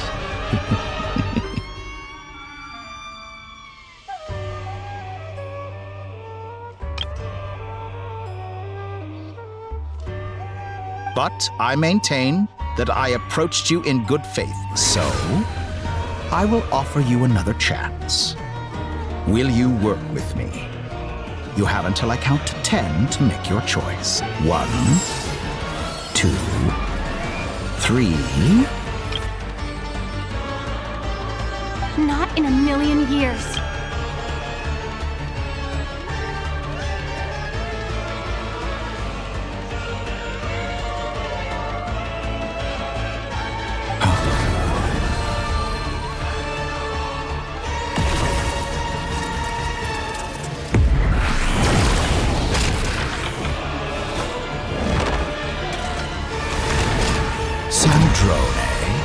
What a pleasant surprise. I didn't think you'd join us all the way up here. You're as sick and twisted as ever. Don't fool yourself into thinking anyone's grateful for the chances you're offering them. Sandrone, but the formula hasn't finished running yet. Funnily enough, I was just discussing a collaboration opportunity with the Traveler, and then I see you, who I must say is a good example of an opportunity gone to waste. Gone to waste? I said that everyone would get one chance, and you've used yours to march right back into the lion's den. So yes, it's an utterly wasted opportunity. And what makes you think I believe a word that comes out of your mouth? I was planning on disposing of your little formula after wrapping up more urgent business here. But since you've taken the trouble of serving it to me on a silver platter, I can simply bring it forward in the schedule.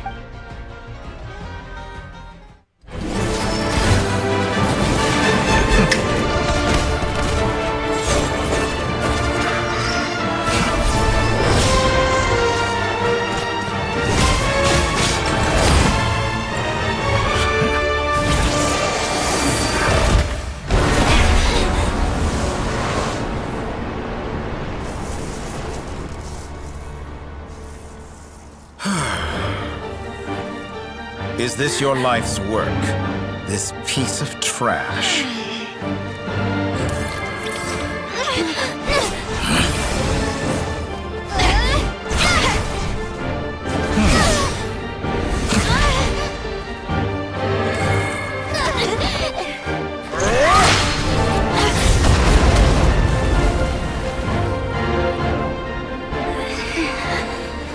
Your formula runs too slowly, Sandrone. You put your hope for success on others instead of fighting dirty. That is why you have failed.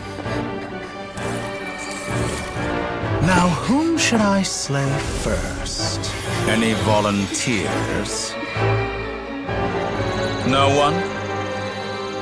How nice of you to leave the decision to me.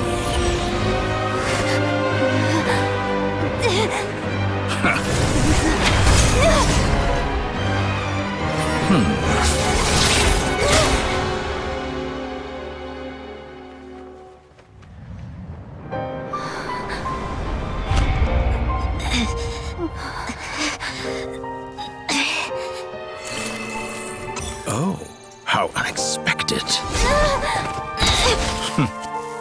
Sandrone, any last words for me, comrade?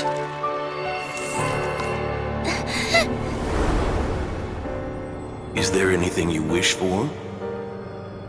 Not really. But I've always known what I don't want.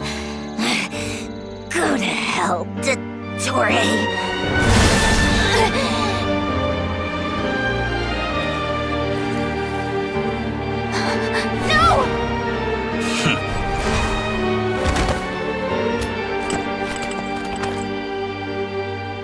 And now, you have failed.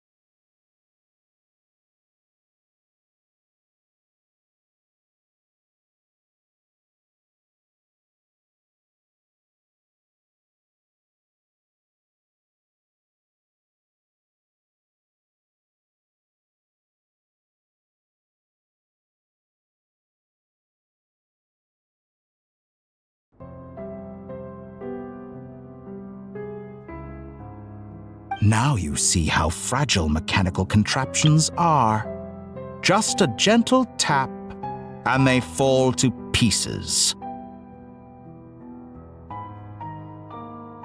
However keen of an inventor Sandrone may have been, her death spells the end of the formula that was running inside her body. Of course, I have to commend her for making it this far. As her colleague, I have to admire her stubborn tenacity. Now, it is time for you to take your place by my side. My count was interrupted, but the second chance I extended to you still stands. Once again, you are welcome to join me. By now, I'm sure you have gained a greater appreciation for the power and authority I wield. What is stopping you from embracing a new world of endless possibilities? Not in the mood to talk? As you wish. You seem less talkative than usual today.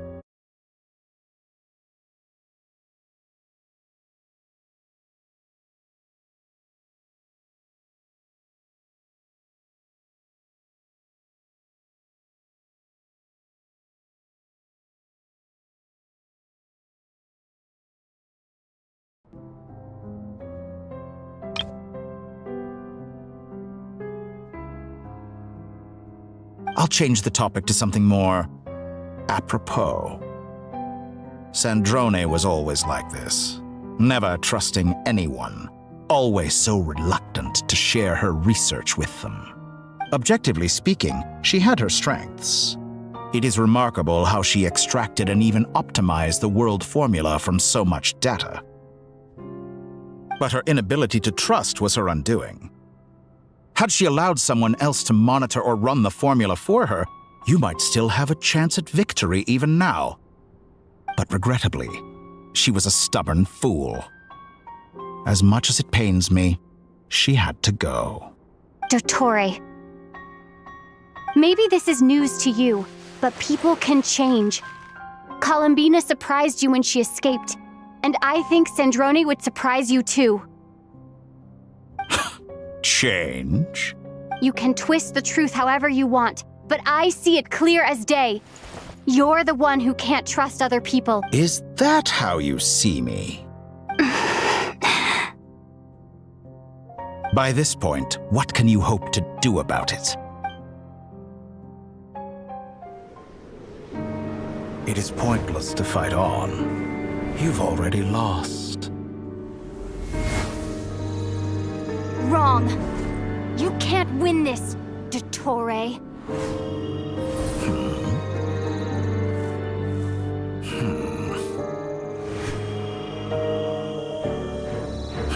What?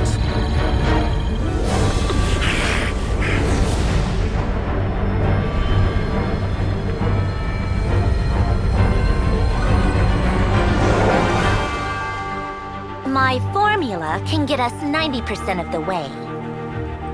It will connect you to Columbina. Then, I will bring the formula's output to the Traveler's side.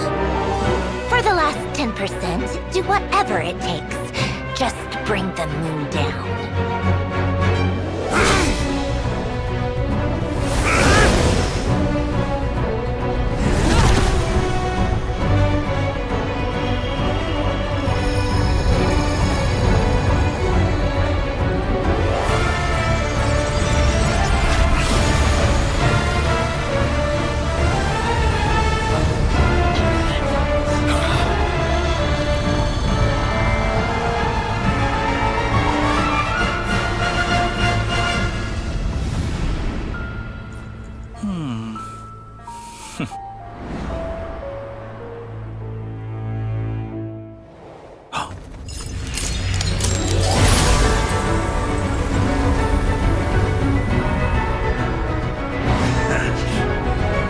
The moon will never be yours.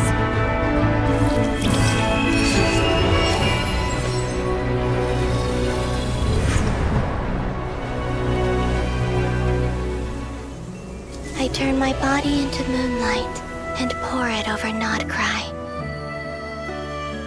My soul, I leave here to inform my future friends. Lastly, I will hide the Trilune Authority within the Frost Moon. And when my body, soul, and authority are reunited, finally...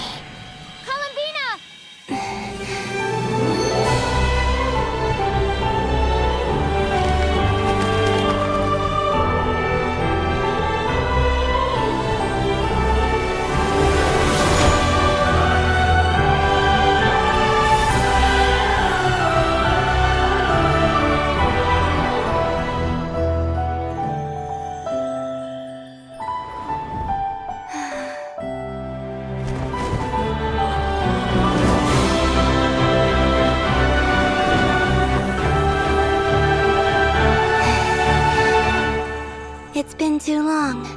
I'm back.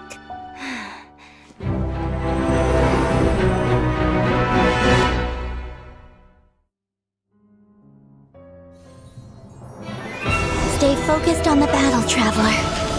What a touching reunion! Though I personally find myself repulsed by the sight of weaklings huddled together for war. Now you're quite finished patting yourselves on the back. Show me how long you can struggle before you drown! Watch out, Columbina! He can manipulate space itself! I know. Wait for the right moment. We'll strike together. Surge.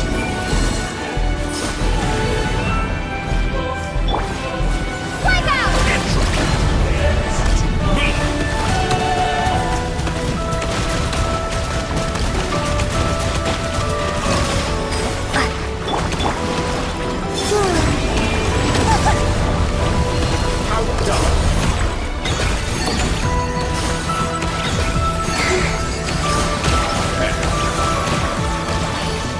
No!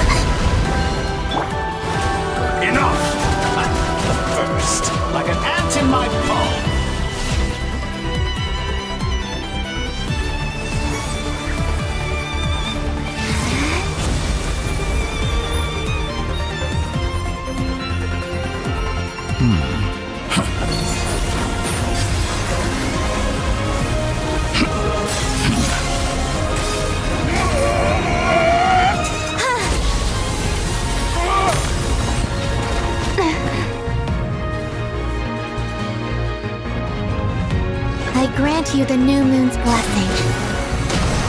The new moon shines upon you. I am growing. It's over, Dottore!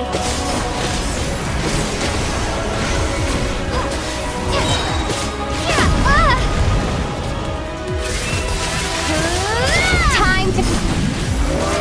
No longer must the world cower in the cold night.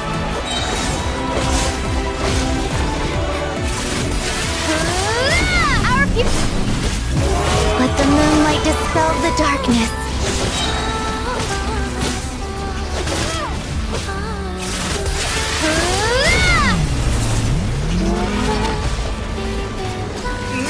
Everlasting as the moon.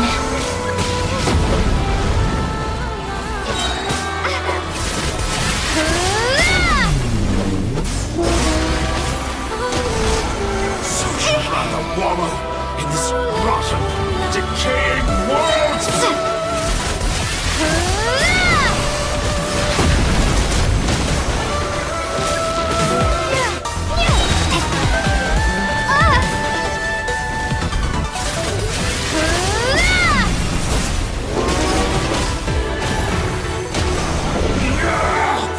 So close.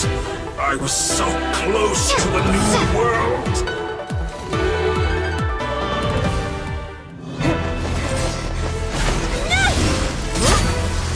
Willfully blind.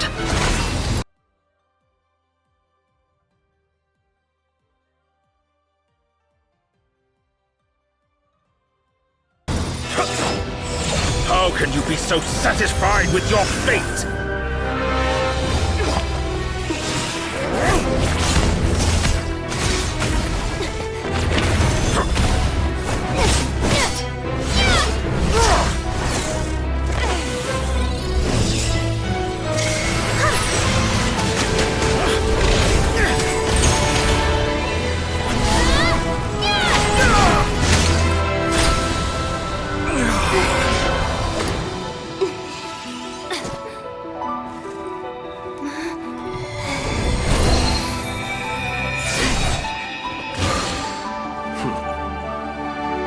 This battle was never about fate. It's about friends, family, and the home you stole from them. So dull. Only the weak rely on each other for comfort. You shall see. Once I transcend fate, you will be nothing but fodder for my grand experiment! That will never happen.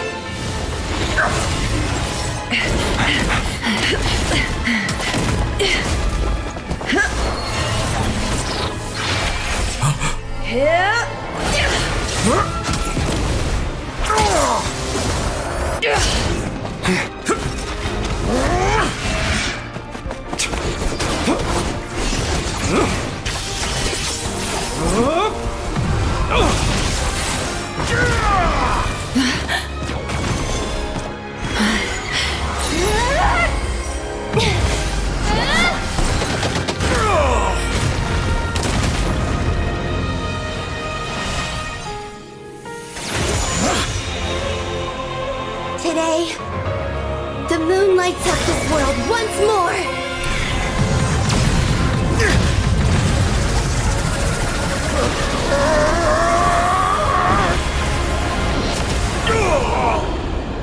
This loathsome world.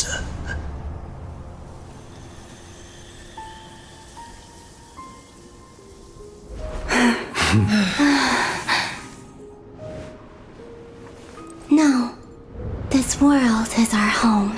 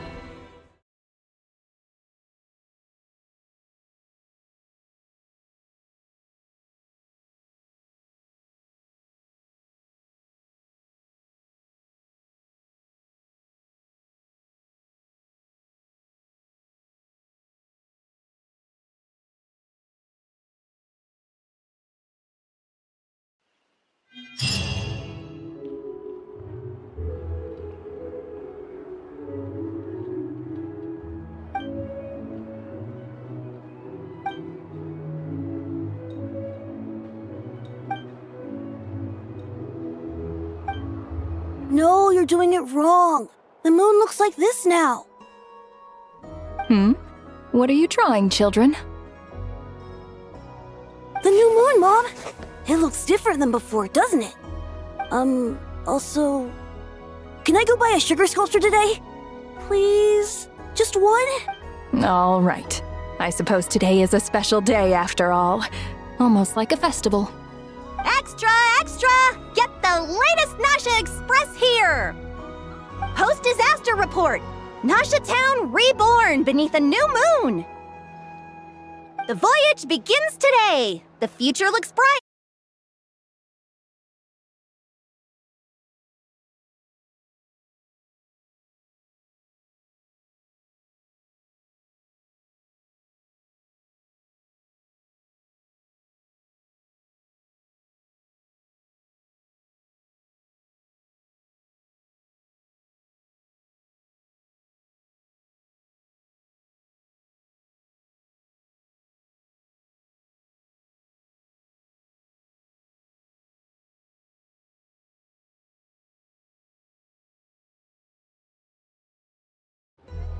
I knew things would be different, but I didn't think that would include the moon. They say a new moon goddess has been born. A new moon goddess? Who's saying that? The frost moon side? I guess so. I'm not too clued up on the details.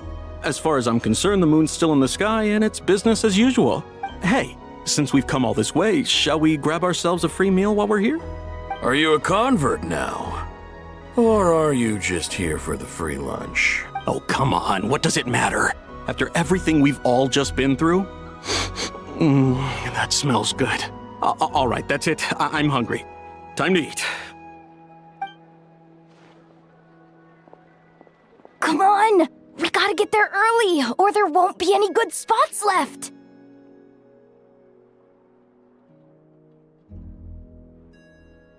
Shh, keep it down. This is a residential area.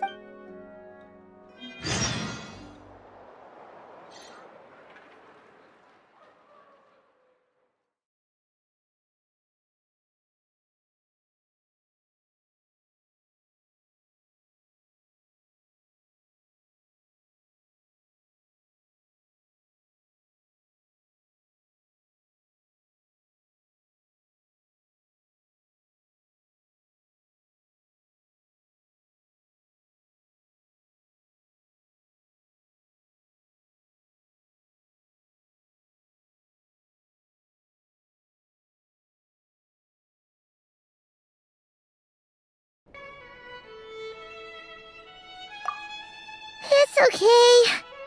Paimon was pretty much awake anyway. It's been so long since we last had a chance to relax, huh? What about you? Did you rest well?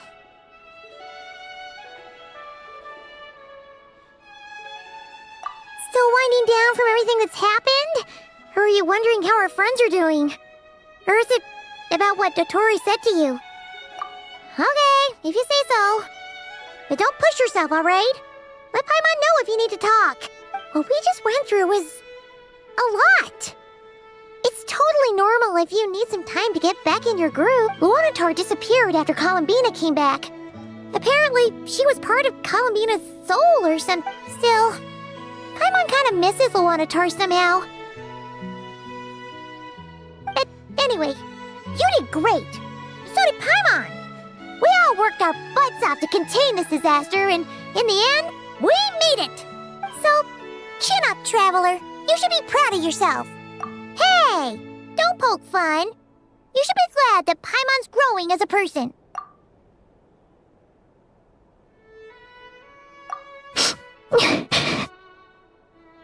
Paimon didn't think you'd mention it.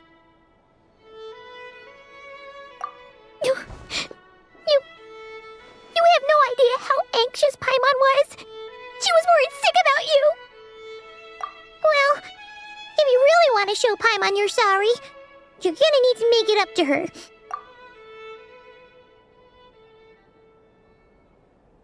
Phew. Okay. Paimon's full now. Huh? Oh, well... Traveler and Paimon. Good morning.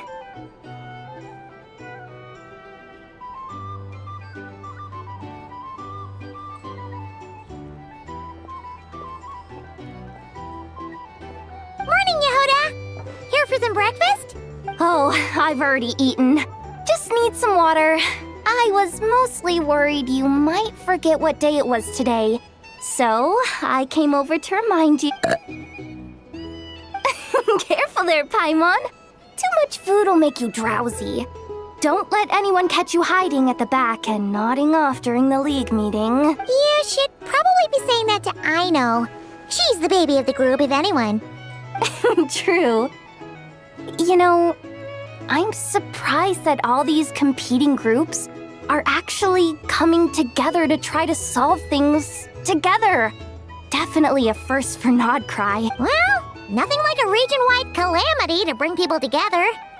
After that, surely even the most self-interested people have to realize that going it alone isn't worth the risk, right?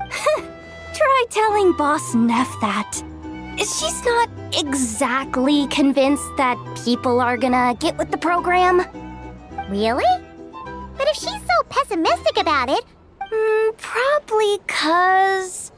even though Unity sounds like a pretty I think things will work out, though. I swear, Nodcry feels like one big family now with everything that's happened. More than it used to, anyway. Paimon's with you on that one. And it seems like plenty of other people agree, too. Just listen to the bustling streets. All right. Everyone's been rebuilding these last 2 weeks, and the evacuees have been coming back in droves. Life's slowly returning back to normal. Which means my workload's probably gonna shoot back up. Were you about to head out? There's still some time before the ceremony begins, you know. Yeah, we were gonna take a stroll around the square and... Sounds good. See you.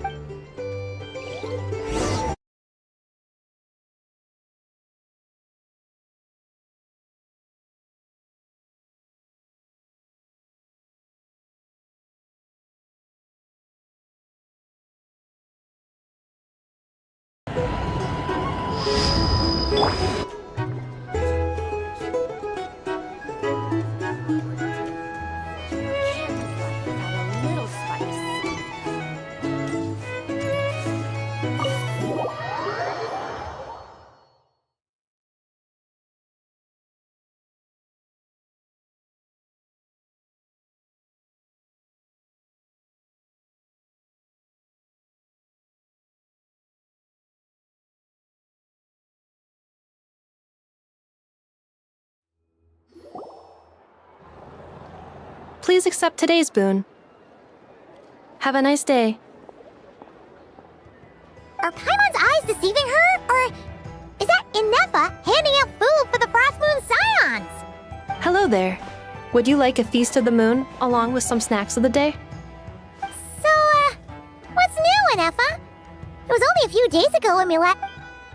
And Aino, too? What are you talking about, Paimon? We're just... In the wake of the disaster, it's all hands on deck. We responded to Lama's request for support. At times like these, the smallest good deed can inspire others and help them through the hard days ahead. And we're using eggs and heating tubes to make that a reality. Inefa! Did you hear that? The Traveler said I did good. The Traveler! That's because it's true, I know. Proposal. If you can resist eating today's dessert, I will provide you with compliments, too. No way! Well, that proposal got shot down quickly. I need something to get me through the hard times, too, you know. Mom! Yes, dear. Go. Excuse me. Could I take a photo with the robot lady? She helped us get safely out of Nodcry, and she helped us get back home, too. She's the best. Of course she is. And since I'm the whiz kid who built her, that makes me even better than best, right? But you stole my snacks, though. Oops. Shall we move to the open space near the center? The view there is better. Thank you.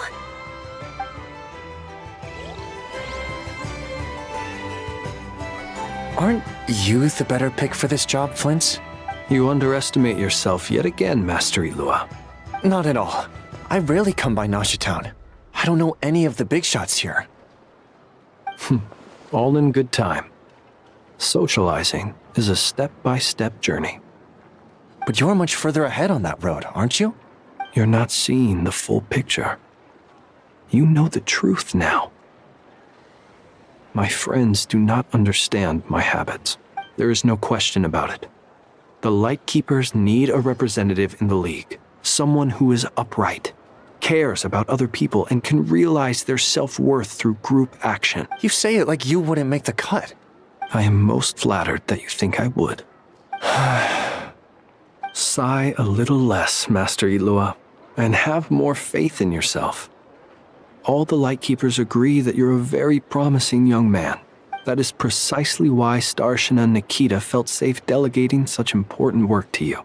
I'm sure we all also agree that we would sooner die of dehydration than manage to wrangle anything out of you in a discussion. My apologies. I am not in the habit of bringing water with me when I go out. Whatever. I'll take the job. By the way, who else is part of this? Oh, it's quite the who's who of Nodcry. There's the Moon Chanter of the Frostmoon Scions, the boss of the Curatorium of Secrets, a representative of the Voynich Guild, and even someone from the adorable Krumkake craft shop. I'm sure you will find speaking with them to be a genuine pleasure. If you say so. I've never done this work before, so I'm honestly a little scared of making mistakes. But I'll do it. Not only is it our duty as Lightkeepers, but... An admirable attitude to take. The Beacon, we have the chance to band together and build our shared homeland into an Elysium. This is unprecedented for Nodcry. An opportunity not to be missed. Yeah. You're right. I'll do my best. Quite a few familiar faces have arrived. Let's go, shall we?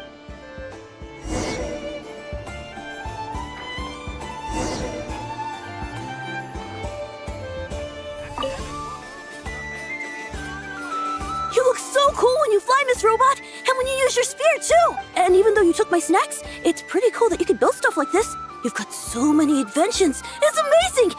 Also... Micah, we need to go now. 1 second!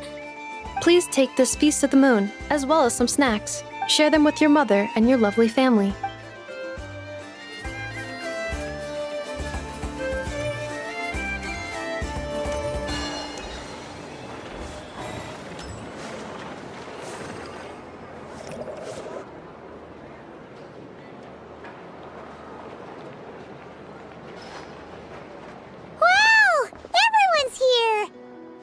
You seem well rested. I know no one's asked, but I'm sure you all want to know, so let me just say, we're doing great. Thanks. Well, great, but not perfect. I'm starting to lose my mind from boredom. Can't drink a drop of alcohol while I'm waiting for my wounds to heal. I'm sure you had a sneaky swig or two. Wait, how'd you find out? I'm sure you must be missing Mondstadt after all these years away, Grandmaster. Yeah, you could say that again. Every time I get news from Mondstadt, it makes me want to go back and see the place for myself. Honestly, once things are wrapped up here, I think it'll be time to head back home. Hey, looks like someone's taking the stage. Can everyone see okay? Anyone need a boost?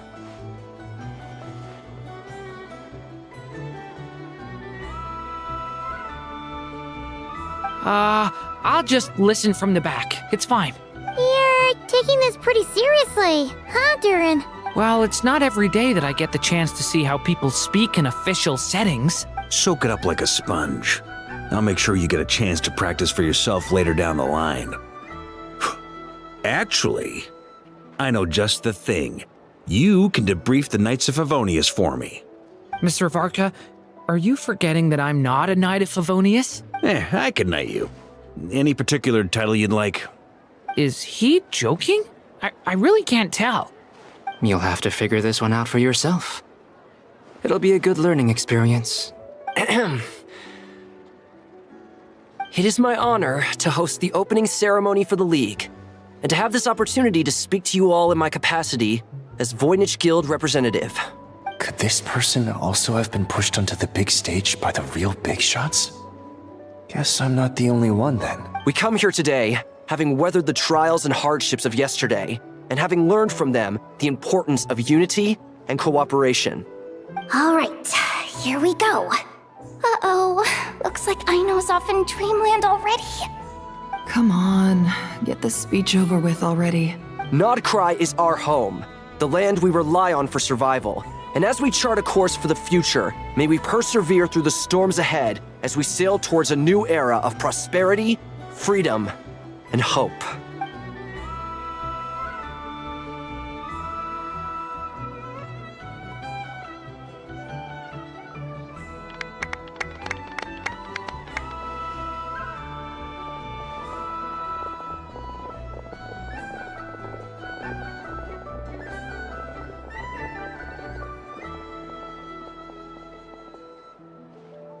Looks like we'll have more opportunities to travel in the future.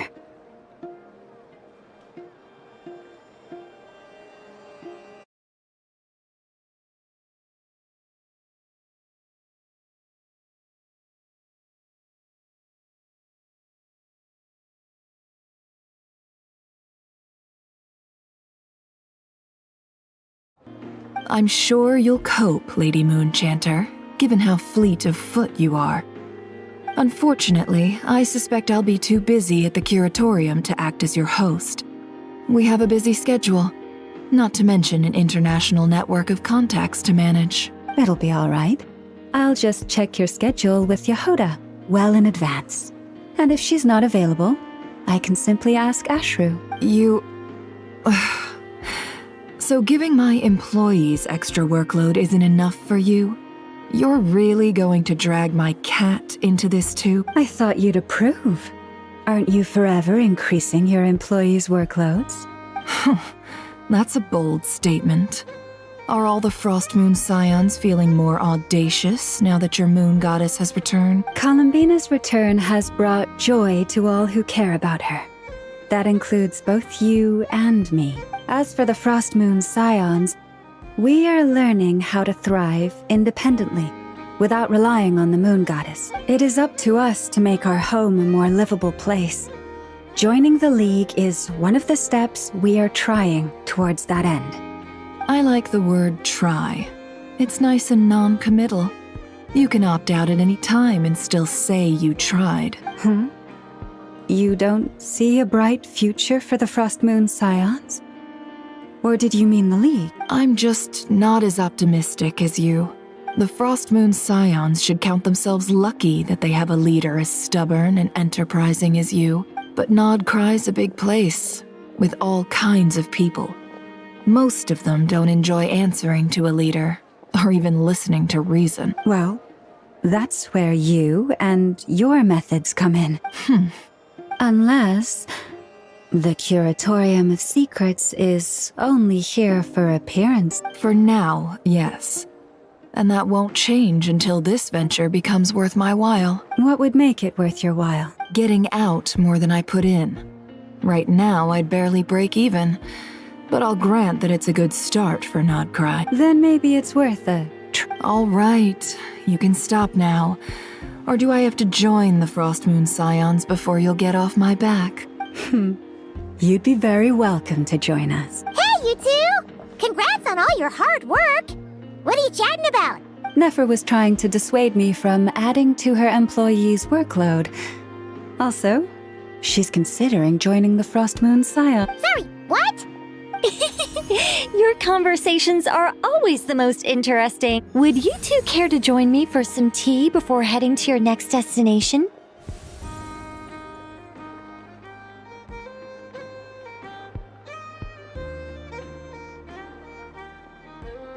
Nicole?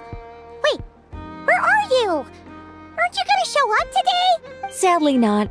I'm otherwise occupied right now. I'm sorry, Paimon. I can hear how disappointed you are. If it's any consolation, let me say that how things appear on the surface is a far cry from what they are at their core. Perhaps you'll feel better if you focus on the fact you have a special line of communication with the great mage herself. Okay? Has something happened? No, or not yet, anyway. Well, that's not ominous at all. Not for the time being. Just think of this as a general check-in to make sure this communication system is still running smoothly.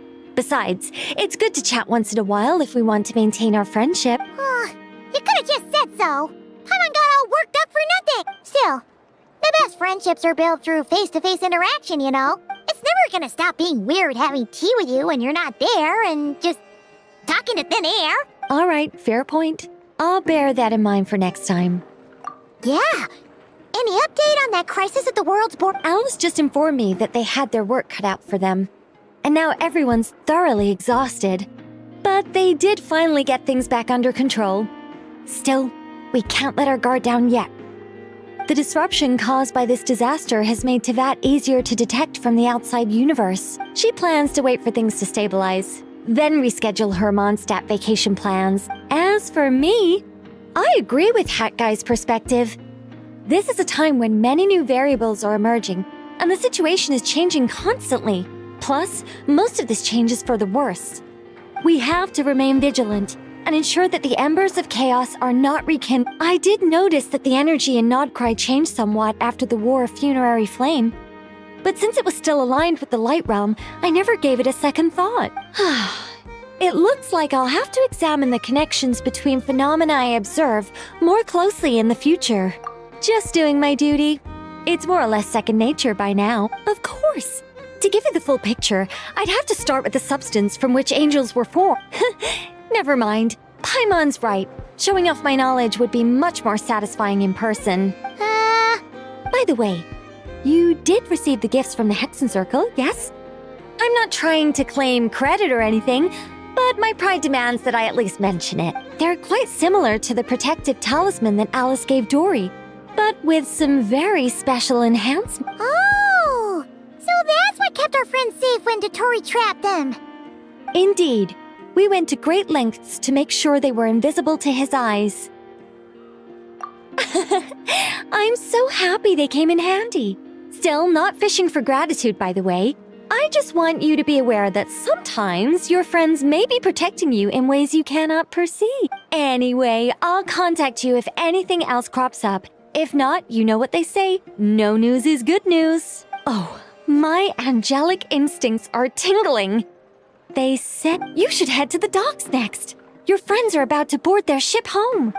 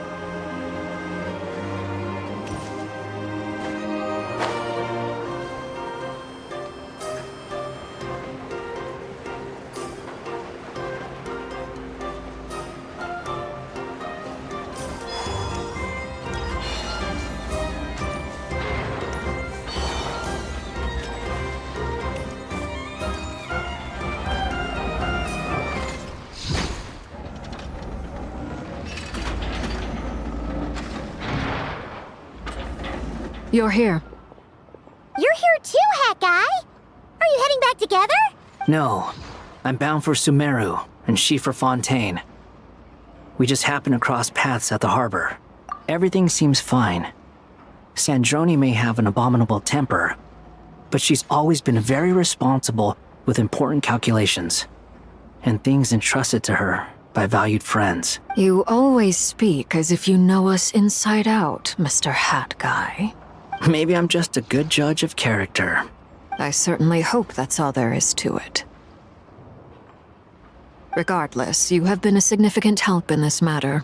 For that, you have my gratitude. I didn't do anything special. Sandrone's the one who completed a seemingly impossible formula and turned the tide of the entire battle, even giving her life in the process. She's the one we should be thanking. Even we were unaware that Sandrone had hidden the real formula inside Polonia's body. She managed to fool Dottore into thinking the formula was running in her system by installing an identical-looking decoy within her. She probably realized that she didn't have the strength to stop Dottore. But this way, she could at least get him to lower his guard. She always worked like that. Always had a backup plan.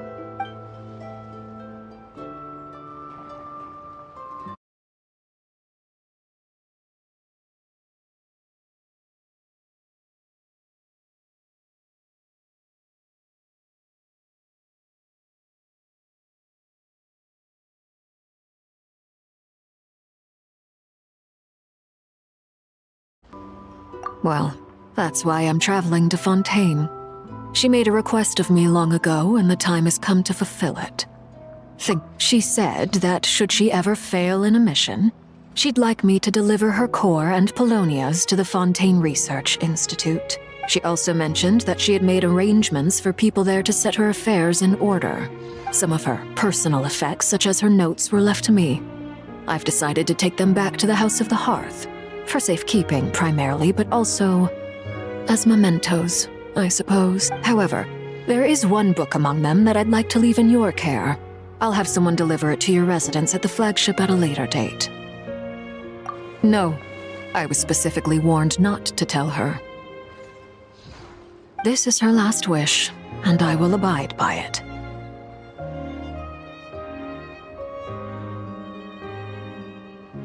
I can only hope so. But none of us here can know for certain.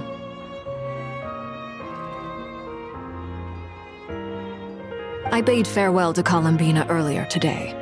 As promised, she turned the iridescent moon's marrow over to me. She spent a long time with Sandrone's body, saying her goodbyes.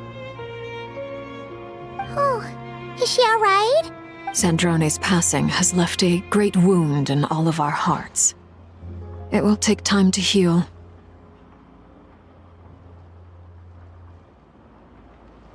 But Columbina surprised me.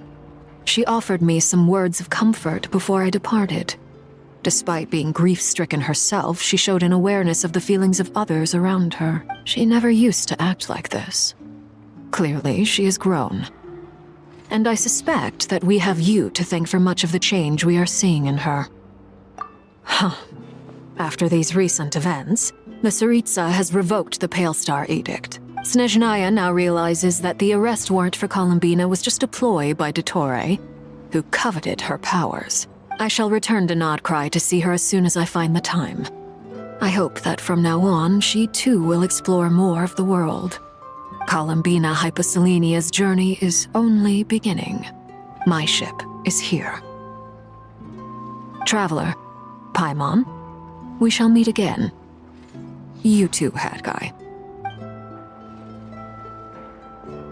What are you still bumming around for? Isn't Columbina waiting for you? I thought today was the day you'd agreed with her to go find out the truth about your sibling. You're afraid you won't like the truth when you see it. Well, this is new. I was starting to think that nothing could scare you. Don't say that! Wouldn't you be if you were in this situation? Fair point. But I'd say I have more experience facing up to unpleasant truths than the Traveler. They say blood's thicker than water. I know how much you need your family back. More than you need any of your friends. And I'm sure that all your real friends understand that too.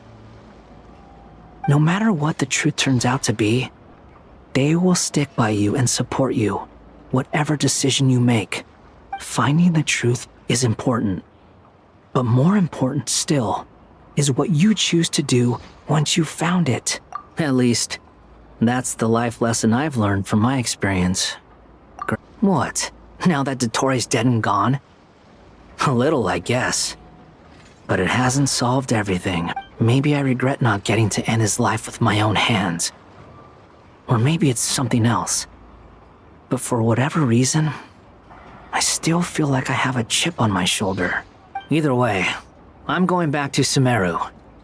Lesser Lord Kusanali is gonna need help dealing with all the chaos Dottore left in his wake. Not just from this incident, but everything he did in the past, too. You should continue with your journey, as you've always done. Who knows? Maybe we'll meet again someplace else.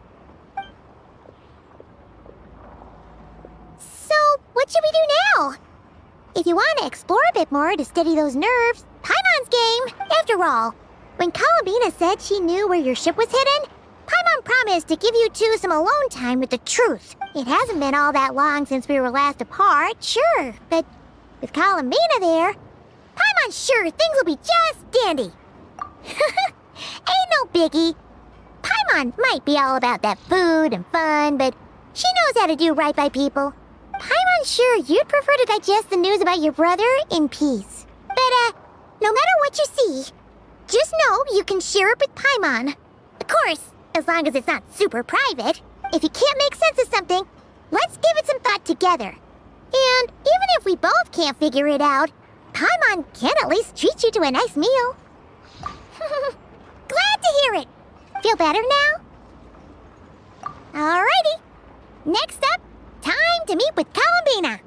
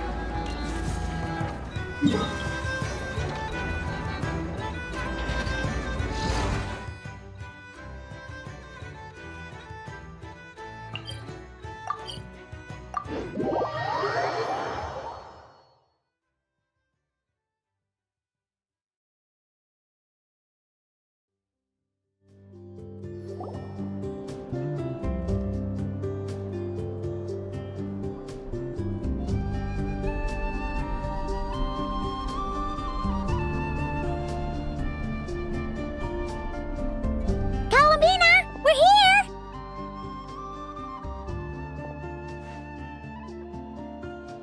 Can't quite believe we're meeting out here. We've gotten used to walking over to Silver Moon Hall whenever we go see you. Well, you're still welcome to go there whenever you want to see me. It's just, now that it's all over, I've decided to make some changes. Try and fit in with the Frost Moon Scions, like Llama suggested.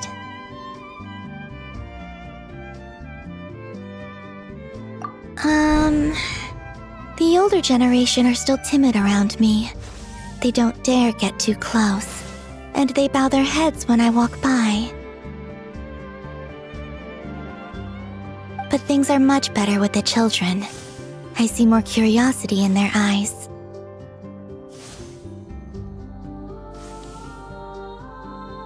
Hopefully, by the time the next Moon Prayer Night comes around, I can enjoy the festival with them as myself, without having to pretend that I'm only dressed up as the Moon Goddess.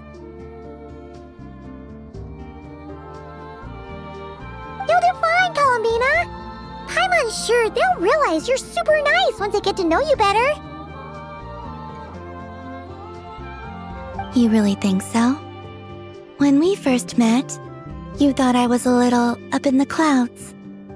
We were just starting out then, come on! So Llama told you, huh? I'm only teasing. I know that I have you to thank for pulling me back down to solid ground. It feels good to finally stand firm on the earth where I was born.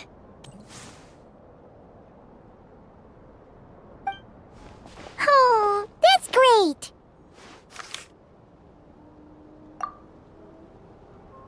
Thank you. I'll make sure not to lose it this time. Well then, are you ready? Ether, what happened to our spaceship back then? Why did you leave? It's time to learn the truth at last. I'm ready as I'll ever be. Good. Then let me open the way for you.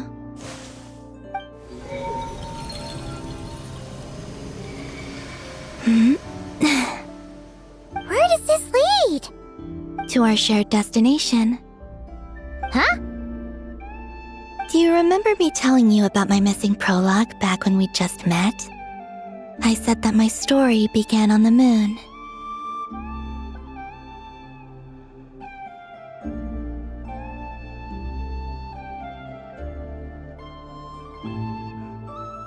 But while I was inside the moon's reflection, I realized that my prologue was really hidden in the future. I just had yet to discover it at that point.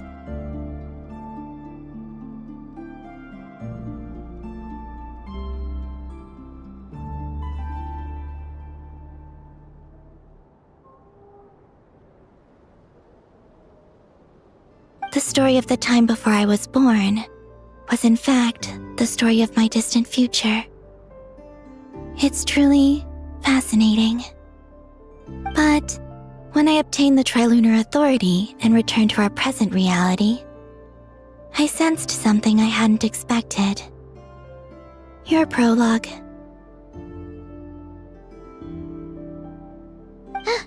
So you mean... Yes, your spaceship. All this time, it has been hidden on the Frost Moon, which lay beyond the sky. The great ruler of the firmament. The heavenly principles. Wait, them? Why would they do that? I don't know. Perhaps your ship contains something that is incompatible with Tevat. Or something that cannot be known. Oh, Did I pick a bad time to say this? I know it must have been hard to work up the courage to do this. Maybe I should have waited until you were on the moon, with no chance to back out. That would have been kind of mean, you know. Oh? Whatever is hiding in that ship, it belongs to me and Ether. Those memories belong to us. No one else has the right to decide whether I should or shouldn't know about it. Not even the heavenly principles. Very well. Then let's go. You two take care, alright? And don't forget to come back soon! Rest assured, Paimon. We will. Traveler, after you. Thinking about the story that we'll find hidden on the moon? Yes. And hoping that it has a happy ending. Stories like that don't exist, you know? You don't believe in happy endings? I don't believe in endings.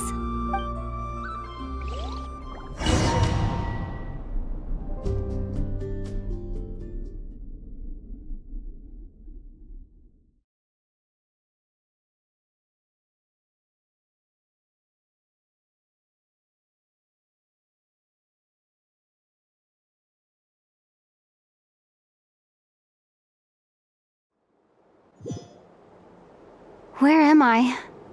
This is the pathway I built between Teyvat and the Frost Moon. The moon is very far away from us, so it could be a long journey.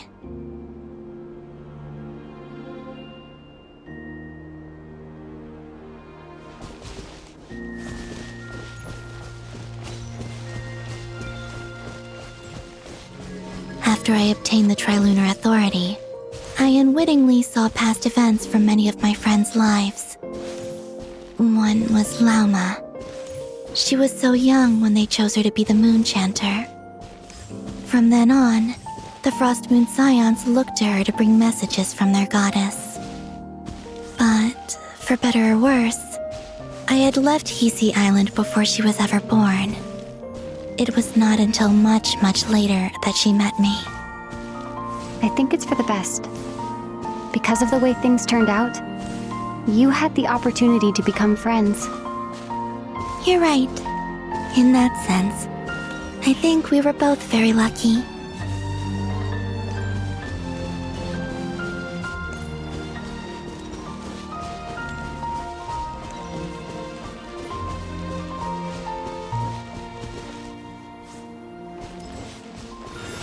Oh, and about that mage, Nicole. I only recently learned that she has lived in Teyvat since the time of the Three Moon Sisters. The Moon Goddesses always had a good relationship with the angels. I suppose our friendship continues that tradition.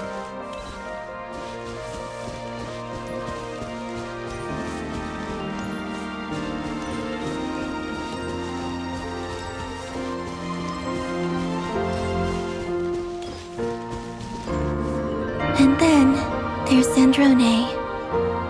I never knew that much about her, beyond the fact that she was created by someone called the Lord Artificer. She, too, suffered for a long time before joining the Fatui.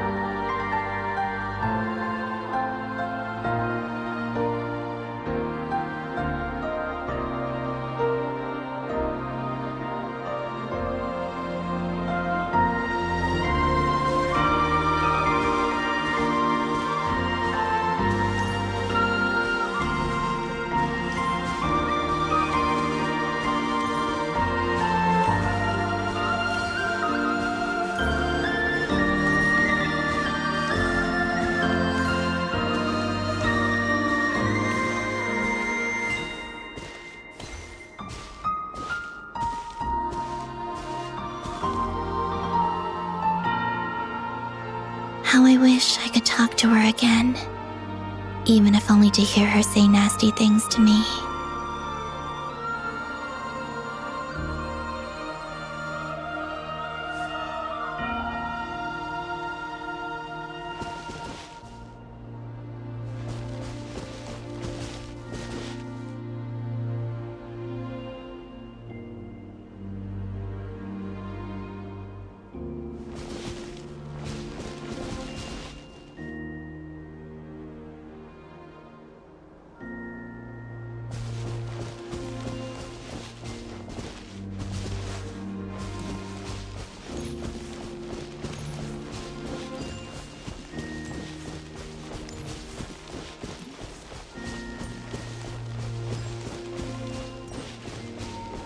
Also, I saw your sibling's story. I'm afraid I didn't see much. It seems that he rarely came to the surface where the moonlight shines. But I did notice that back when you first set out on your journey, he would often appear nearby, gazing at you from afar with a guilty look in his eyes. Ether. Let us speak no more of the past. I probably shouldn't reveal so much about my friends. It's not my place. Let the moonlight carry us forth. We are very close now.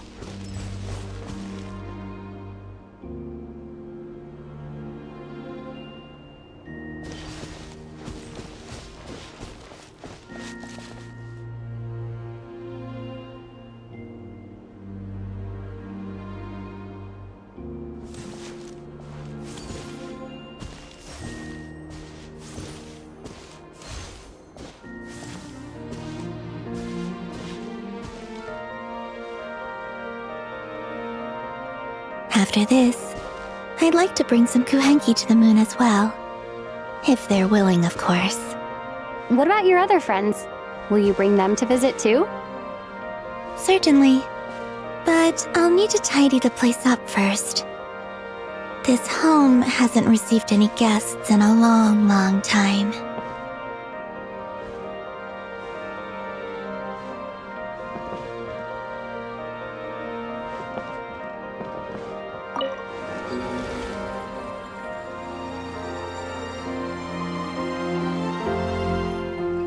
I remember writing something similar with you on Moon Prayer Night. I believe it was called... Dotoko's Whirligig. Yes, that was it. You asked me if I was afraid to return to the moon, and I said that I was. The idea that I had gained something precious, only to lose it so quickly. That frightened me. But I'm not afraid anymore. Besides, this time, we're traveling together.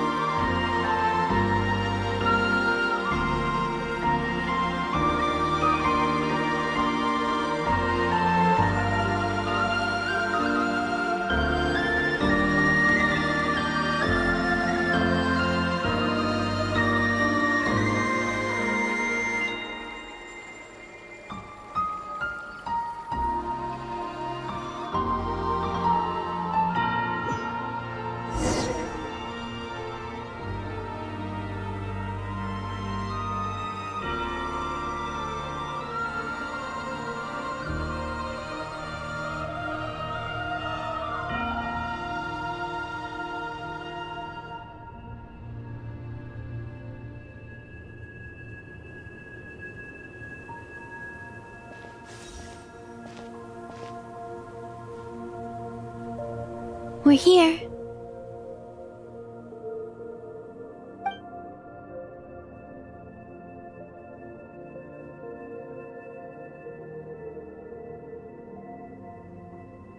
Over there.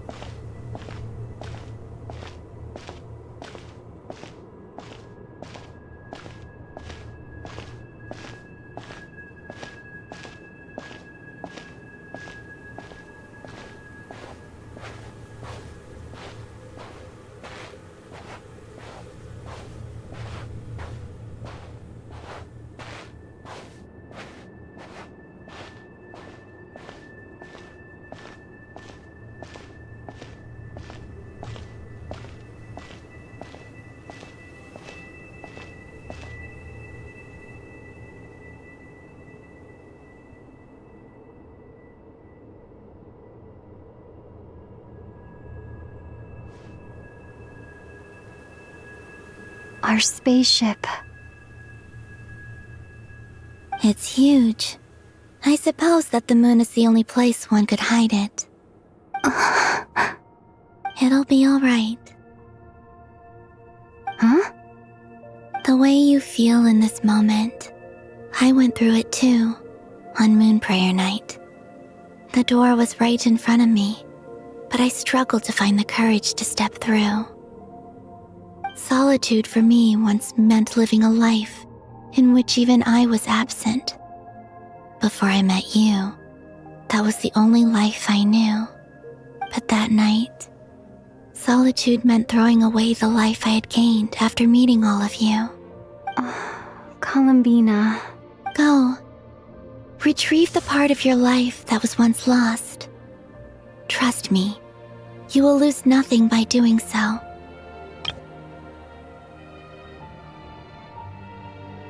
Look, Teyvat is right there. All of our friends are down there, waiting for us.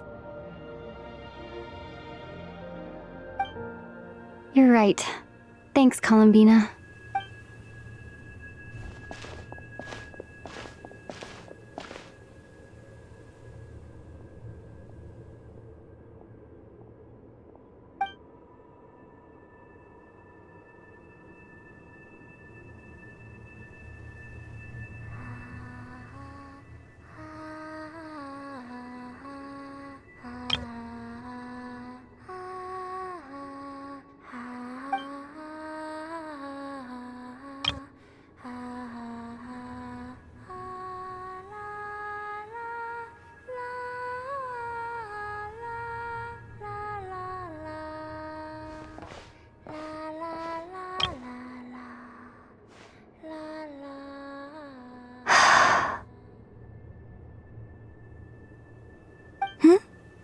Finished?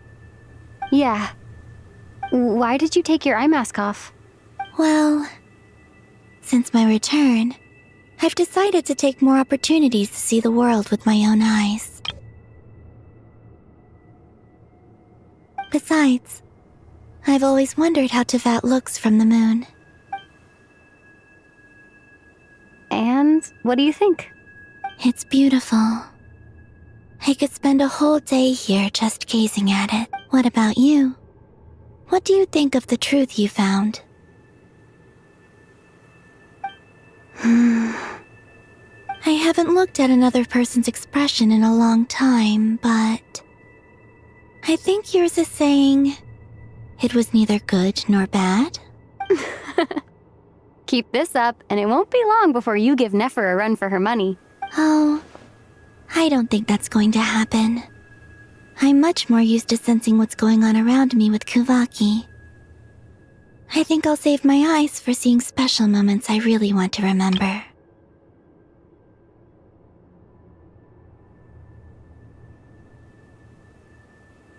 I read the spaceship's flight logs. I always assumed that this was my first time in Teyvat. I thought that Ether and I must have been hibernating in space for centuries on end. But the logs show that our spaceship flew over the skies of Teyvat once before. A long, long time ago. Flew over? So you didn't land? No. The ship barely came to a stop before flying on again. After that, it continued traveling through space for a long time. Some of the data is corrupted, but I suspect that it kept flying for thousands of years. It was only after that that the ship made a forced landing in Nodcry. When Ether found me, he came from outside the ship. Could this mean that he left the ship long before I did? Maybe even during our first pass over Teyvat? Are you alright? Yes. I can feel that the truth is coming together, one small piece at a time. I remember Ether telling me that when he first arrived in Conria, he could not recall the past, so this might be something that even he doesn't know. Here, I made some space for you.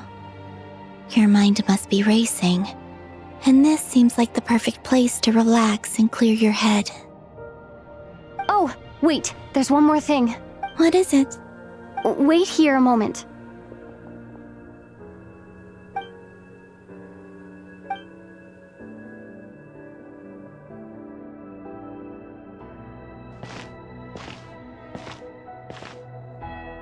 Hey, Columbina.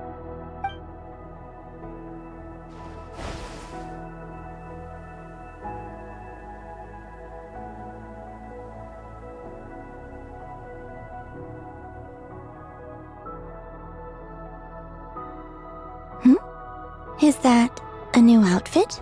An old one, technically. It's been in a cabinet inside the ship this whole time. It's a matching pair with Ether's. He always liked this set more. Huh. I don't think there's a huge difference. Really? Yes. It's still the same you. You're the same person, no matter what clothes you wear. Only Columbina would make an observation like that. Traveler, do you consider Tevat your home? Home is wherever Ether is. But then, after all the time I've spent here and everything I've been through...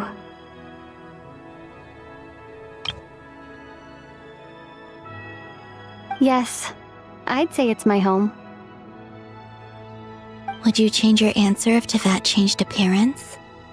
I mean, if the truth about Tevat turned out to be... I don't know. But I don't think so. The truth is not what matters most to me about Tevat. When I was first born, I longed for a home. And when you get something before you're mature enough to understand the world, you just take it at face value. I thought that a home was a transaction. You give me what I want, and I'll do the same for you.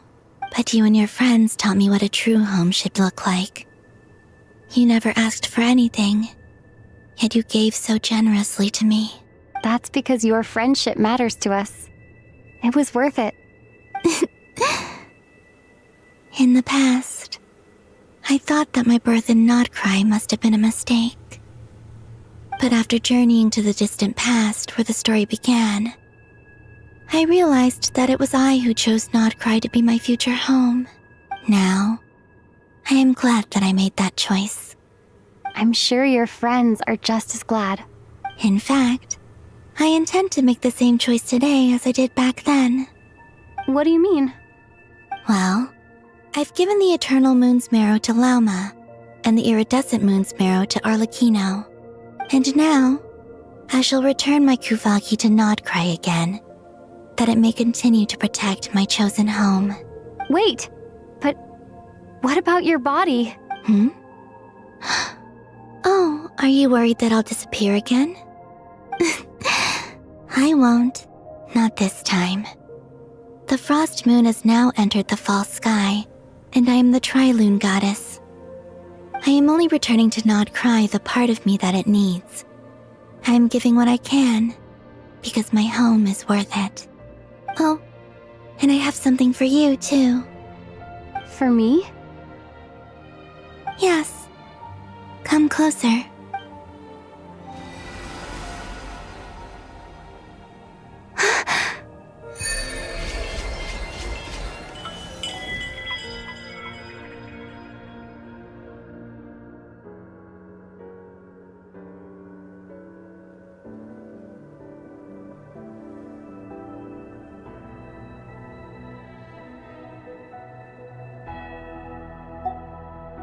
What was that? I lifted some of the restrictions this world placed on you. I trust this will help in your future adventures. My power. It feels like it's grown. I can use the elements more freely now. Thank you. This will be a great help. You're welcome. I see you as family, and after everything you've done for me, In fact, no. It's not because I owe you. It's because you're worth it. Here, this flower is for you.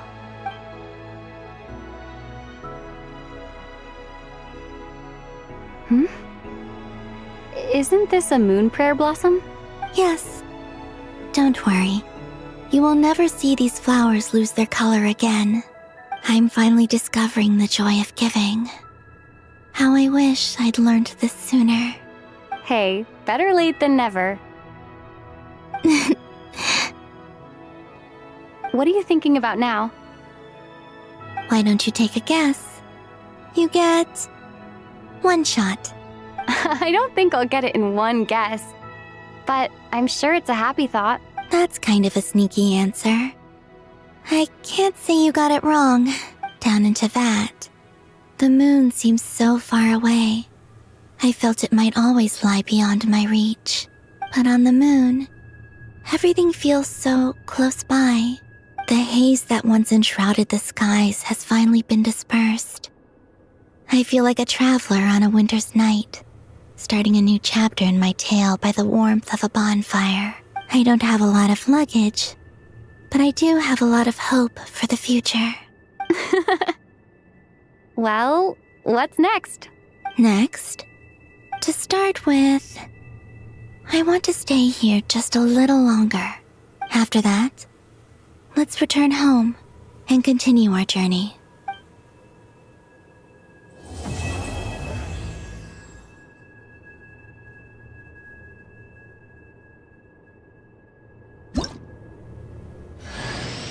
These clothes bring back so many memories.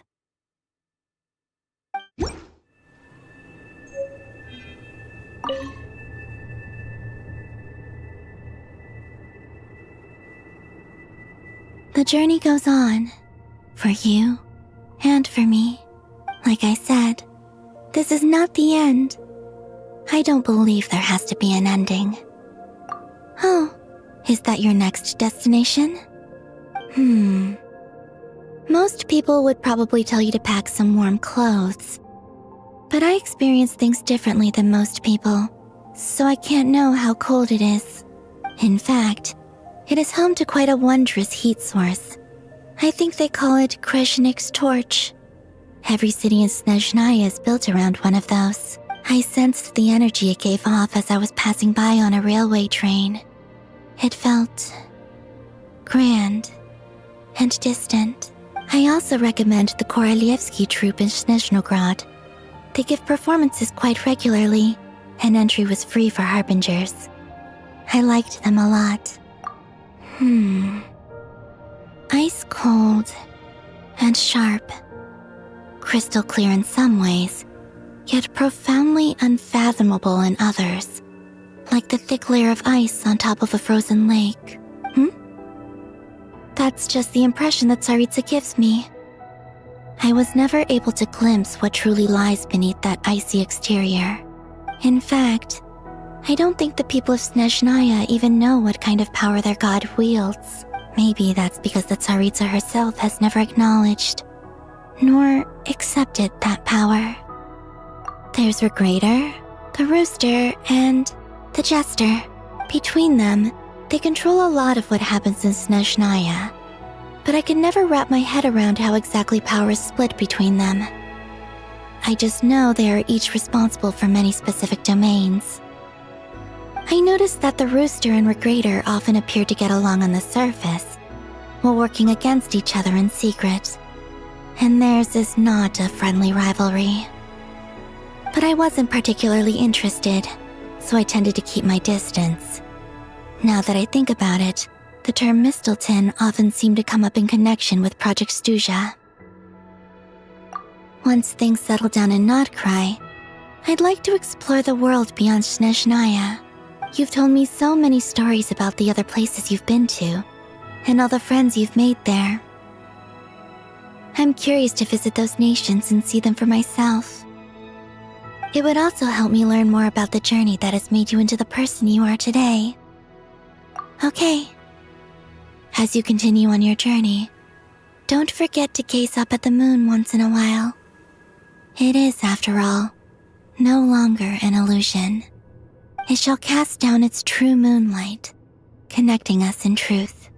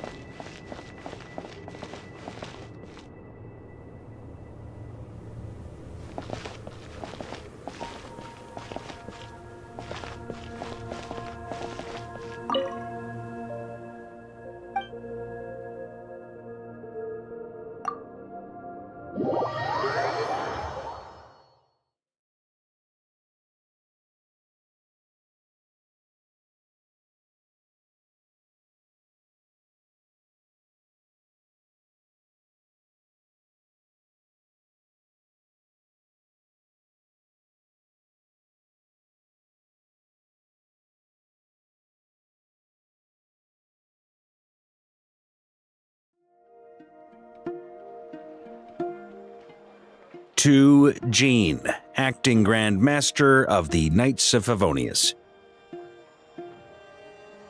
Ugh, this preamble is such a pain to write. It's probably high time we got rid of this acting business. I trust that Dern has updated you all on recent events. Hope we didn't worry you too much. The good news is, we managed to come together and put a stop to the Doctor's evil schemes. With that, I think it's safe to say that Notcry is finally out of the woods. As for the Fatui, not counting the Damselette, aka the Moon Goddess, who has left their organization, we found ourselves allied in this instance with both the Knave and Marionette. May she rest in peace. As ever, we find ourselves better off for making friends rather than enemies. But until we can ascertain the Tsaritsa's true intentions, the future remains uncertain. In a short while... Wait, how am I meant to surprise everyone if I tell them in a letter that I'm heading home? Well, that would be a huge waste.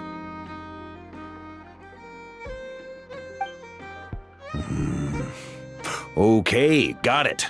I will begin sending the expeditionary team back home in waves. I'm sure they'll be able to answer any questions you still have. I hope they won't gloss over the details of my many heroic deeds. But if they do, I'm sure it'll be because they're just too exhausted from the long journey. I think of Mondstadt daily.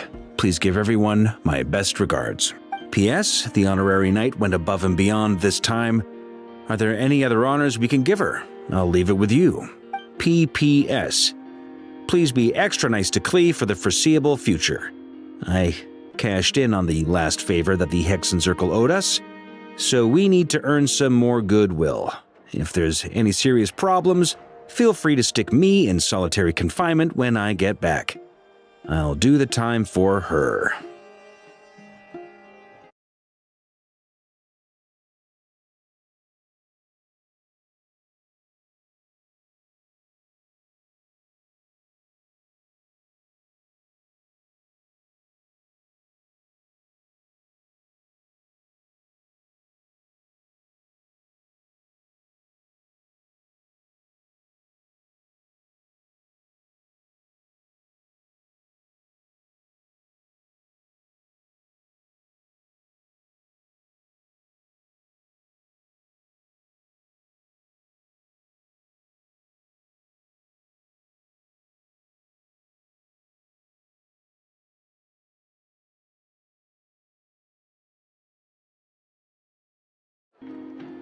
Whew. And that, as they say, is all she wrote. End of an era. And with the moon shining down brighter than ever, I think everyone is going to sleep well tonight.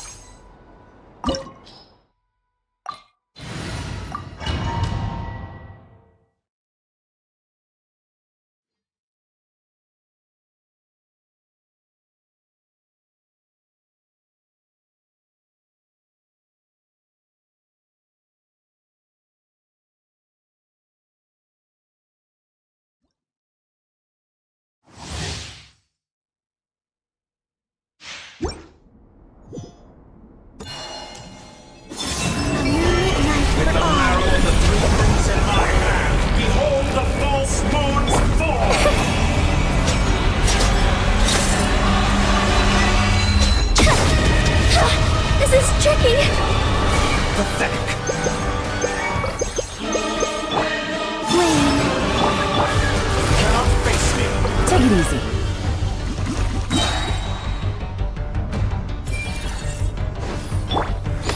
Closing in. A new moon rises. Things are about to get dicey. The long sleep beckons. Close your eyes. Observe like it's telling some results of value. To dust.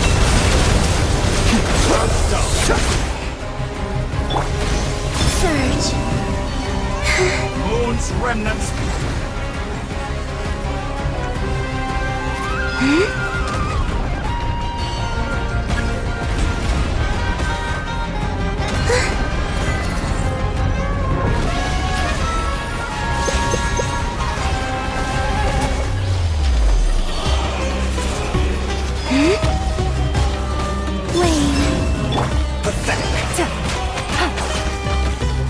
Winging it wasn't the best idea. All the long years teach you.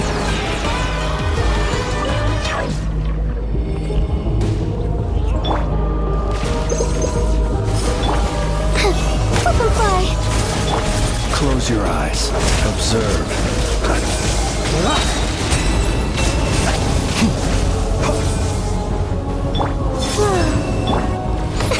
Up and away! Close your eyes. Observe. To dust. Close your eyes. Observe. Be silent. You cannot face me. Found you. Did you honestly think that would hit me? Close your eyes. Arrow of the 3 moons in my hand. Behold the false moons fall.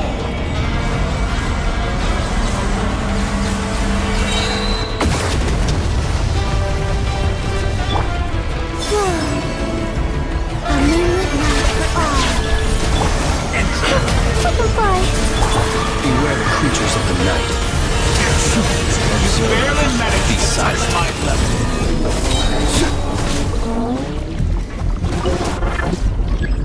Close your eyes. Night falls. Up and away! Be silent. Close your eyes. Be silent. Night falls. Be shut. Moons converge.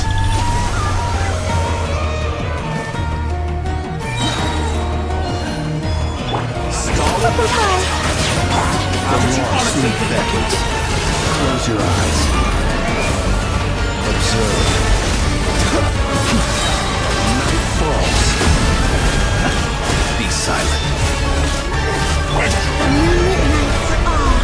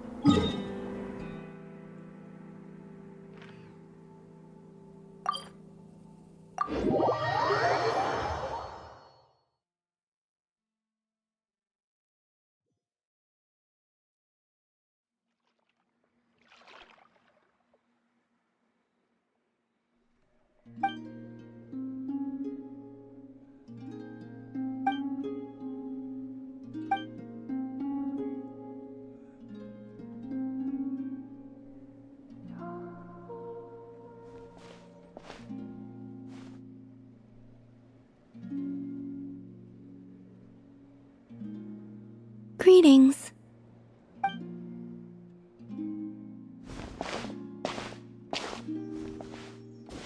Huh? Are you heading out, Columbina? Yes, I need to get a lyre repaired. What? One of the Kuhenki's lyres is broken. She greatly values this lyre, so I wish to have it restored. Man, Kuhenki sure are multi-talented. Of course. This little one often performs around here, and I sometimes sing along. You know, Paimon's been thinking this for a while, but you sure do spoil the Kuhenki. Well, it's only right. They have kept me company all this time, and often bring me amusing objects that...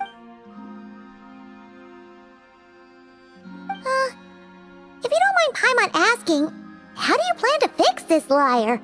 Didn't you say you didn't want to be seen by others? In the past, small animals or kuhenki would help deliver broken objects to an artisan's doorstep for me. All I had to do was wait for the artisan to find it. Of course, sometimes that would take a few days. Seems like a roundabout way of doing things. Yeah, just leave it to us. Who knows? We might even be able to get this done today. Very well. Thank you. Our pleasure.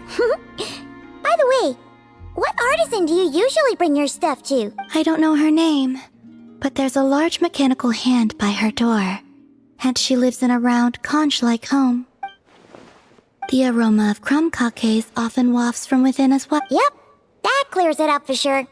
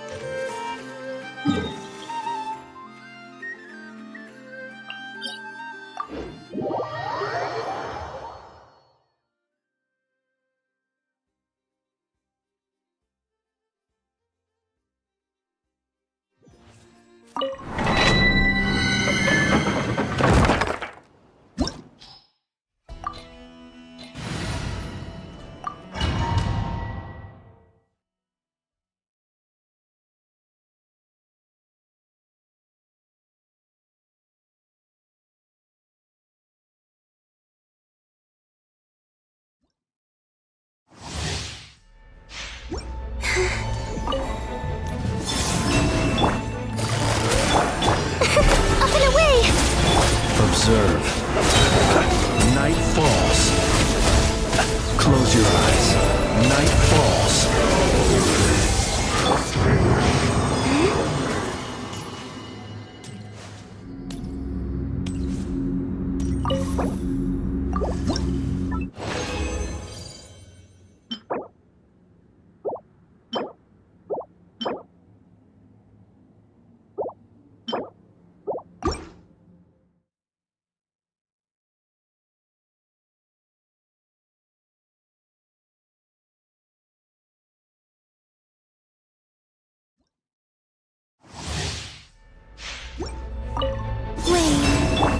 Busted.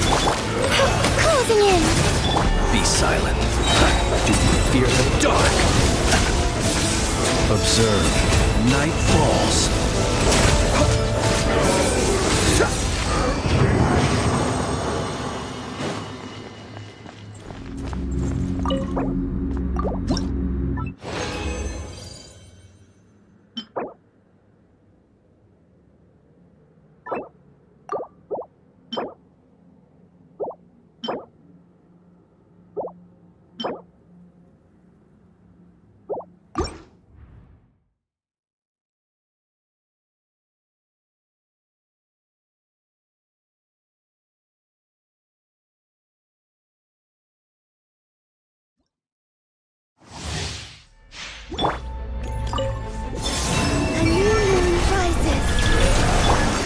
Here comes the catch.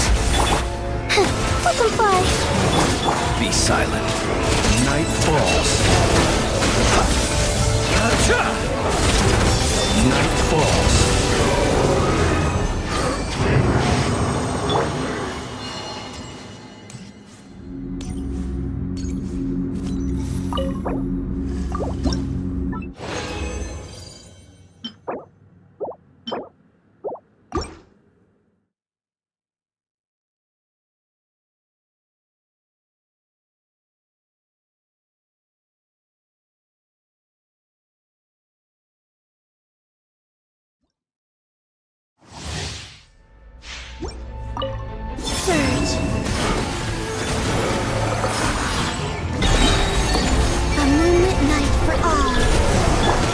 Gotcha. Close your eyes. Observe.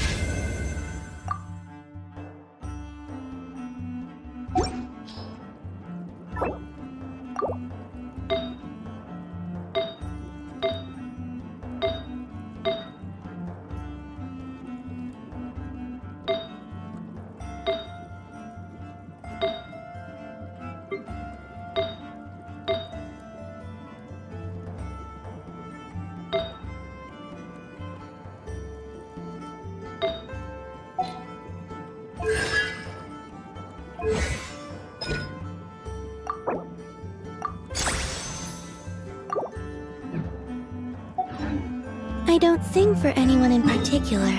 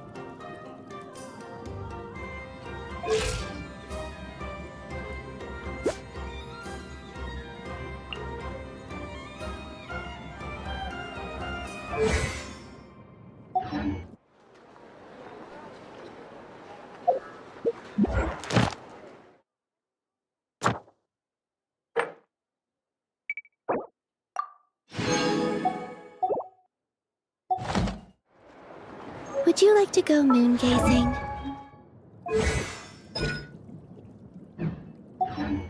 You can sit in my rocking chair and admire the view.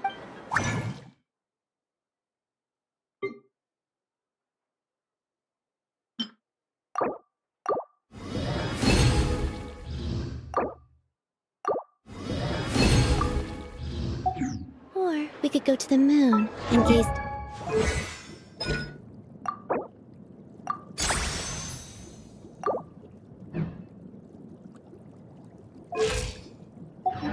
Down it to that. Whatever you prefer. If the kids come over again today, I think I'll give them a surprise.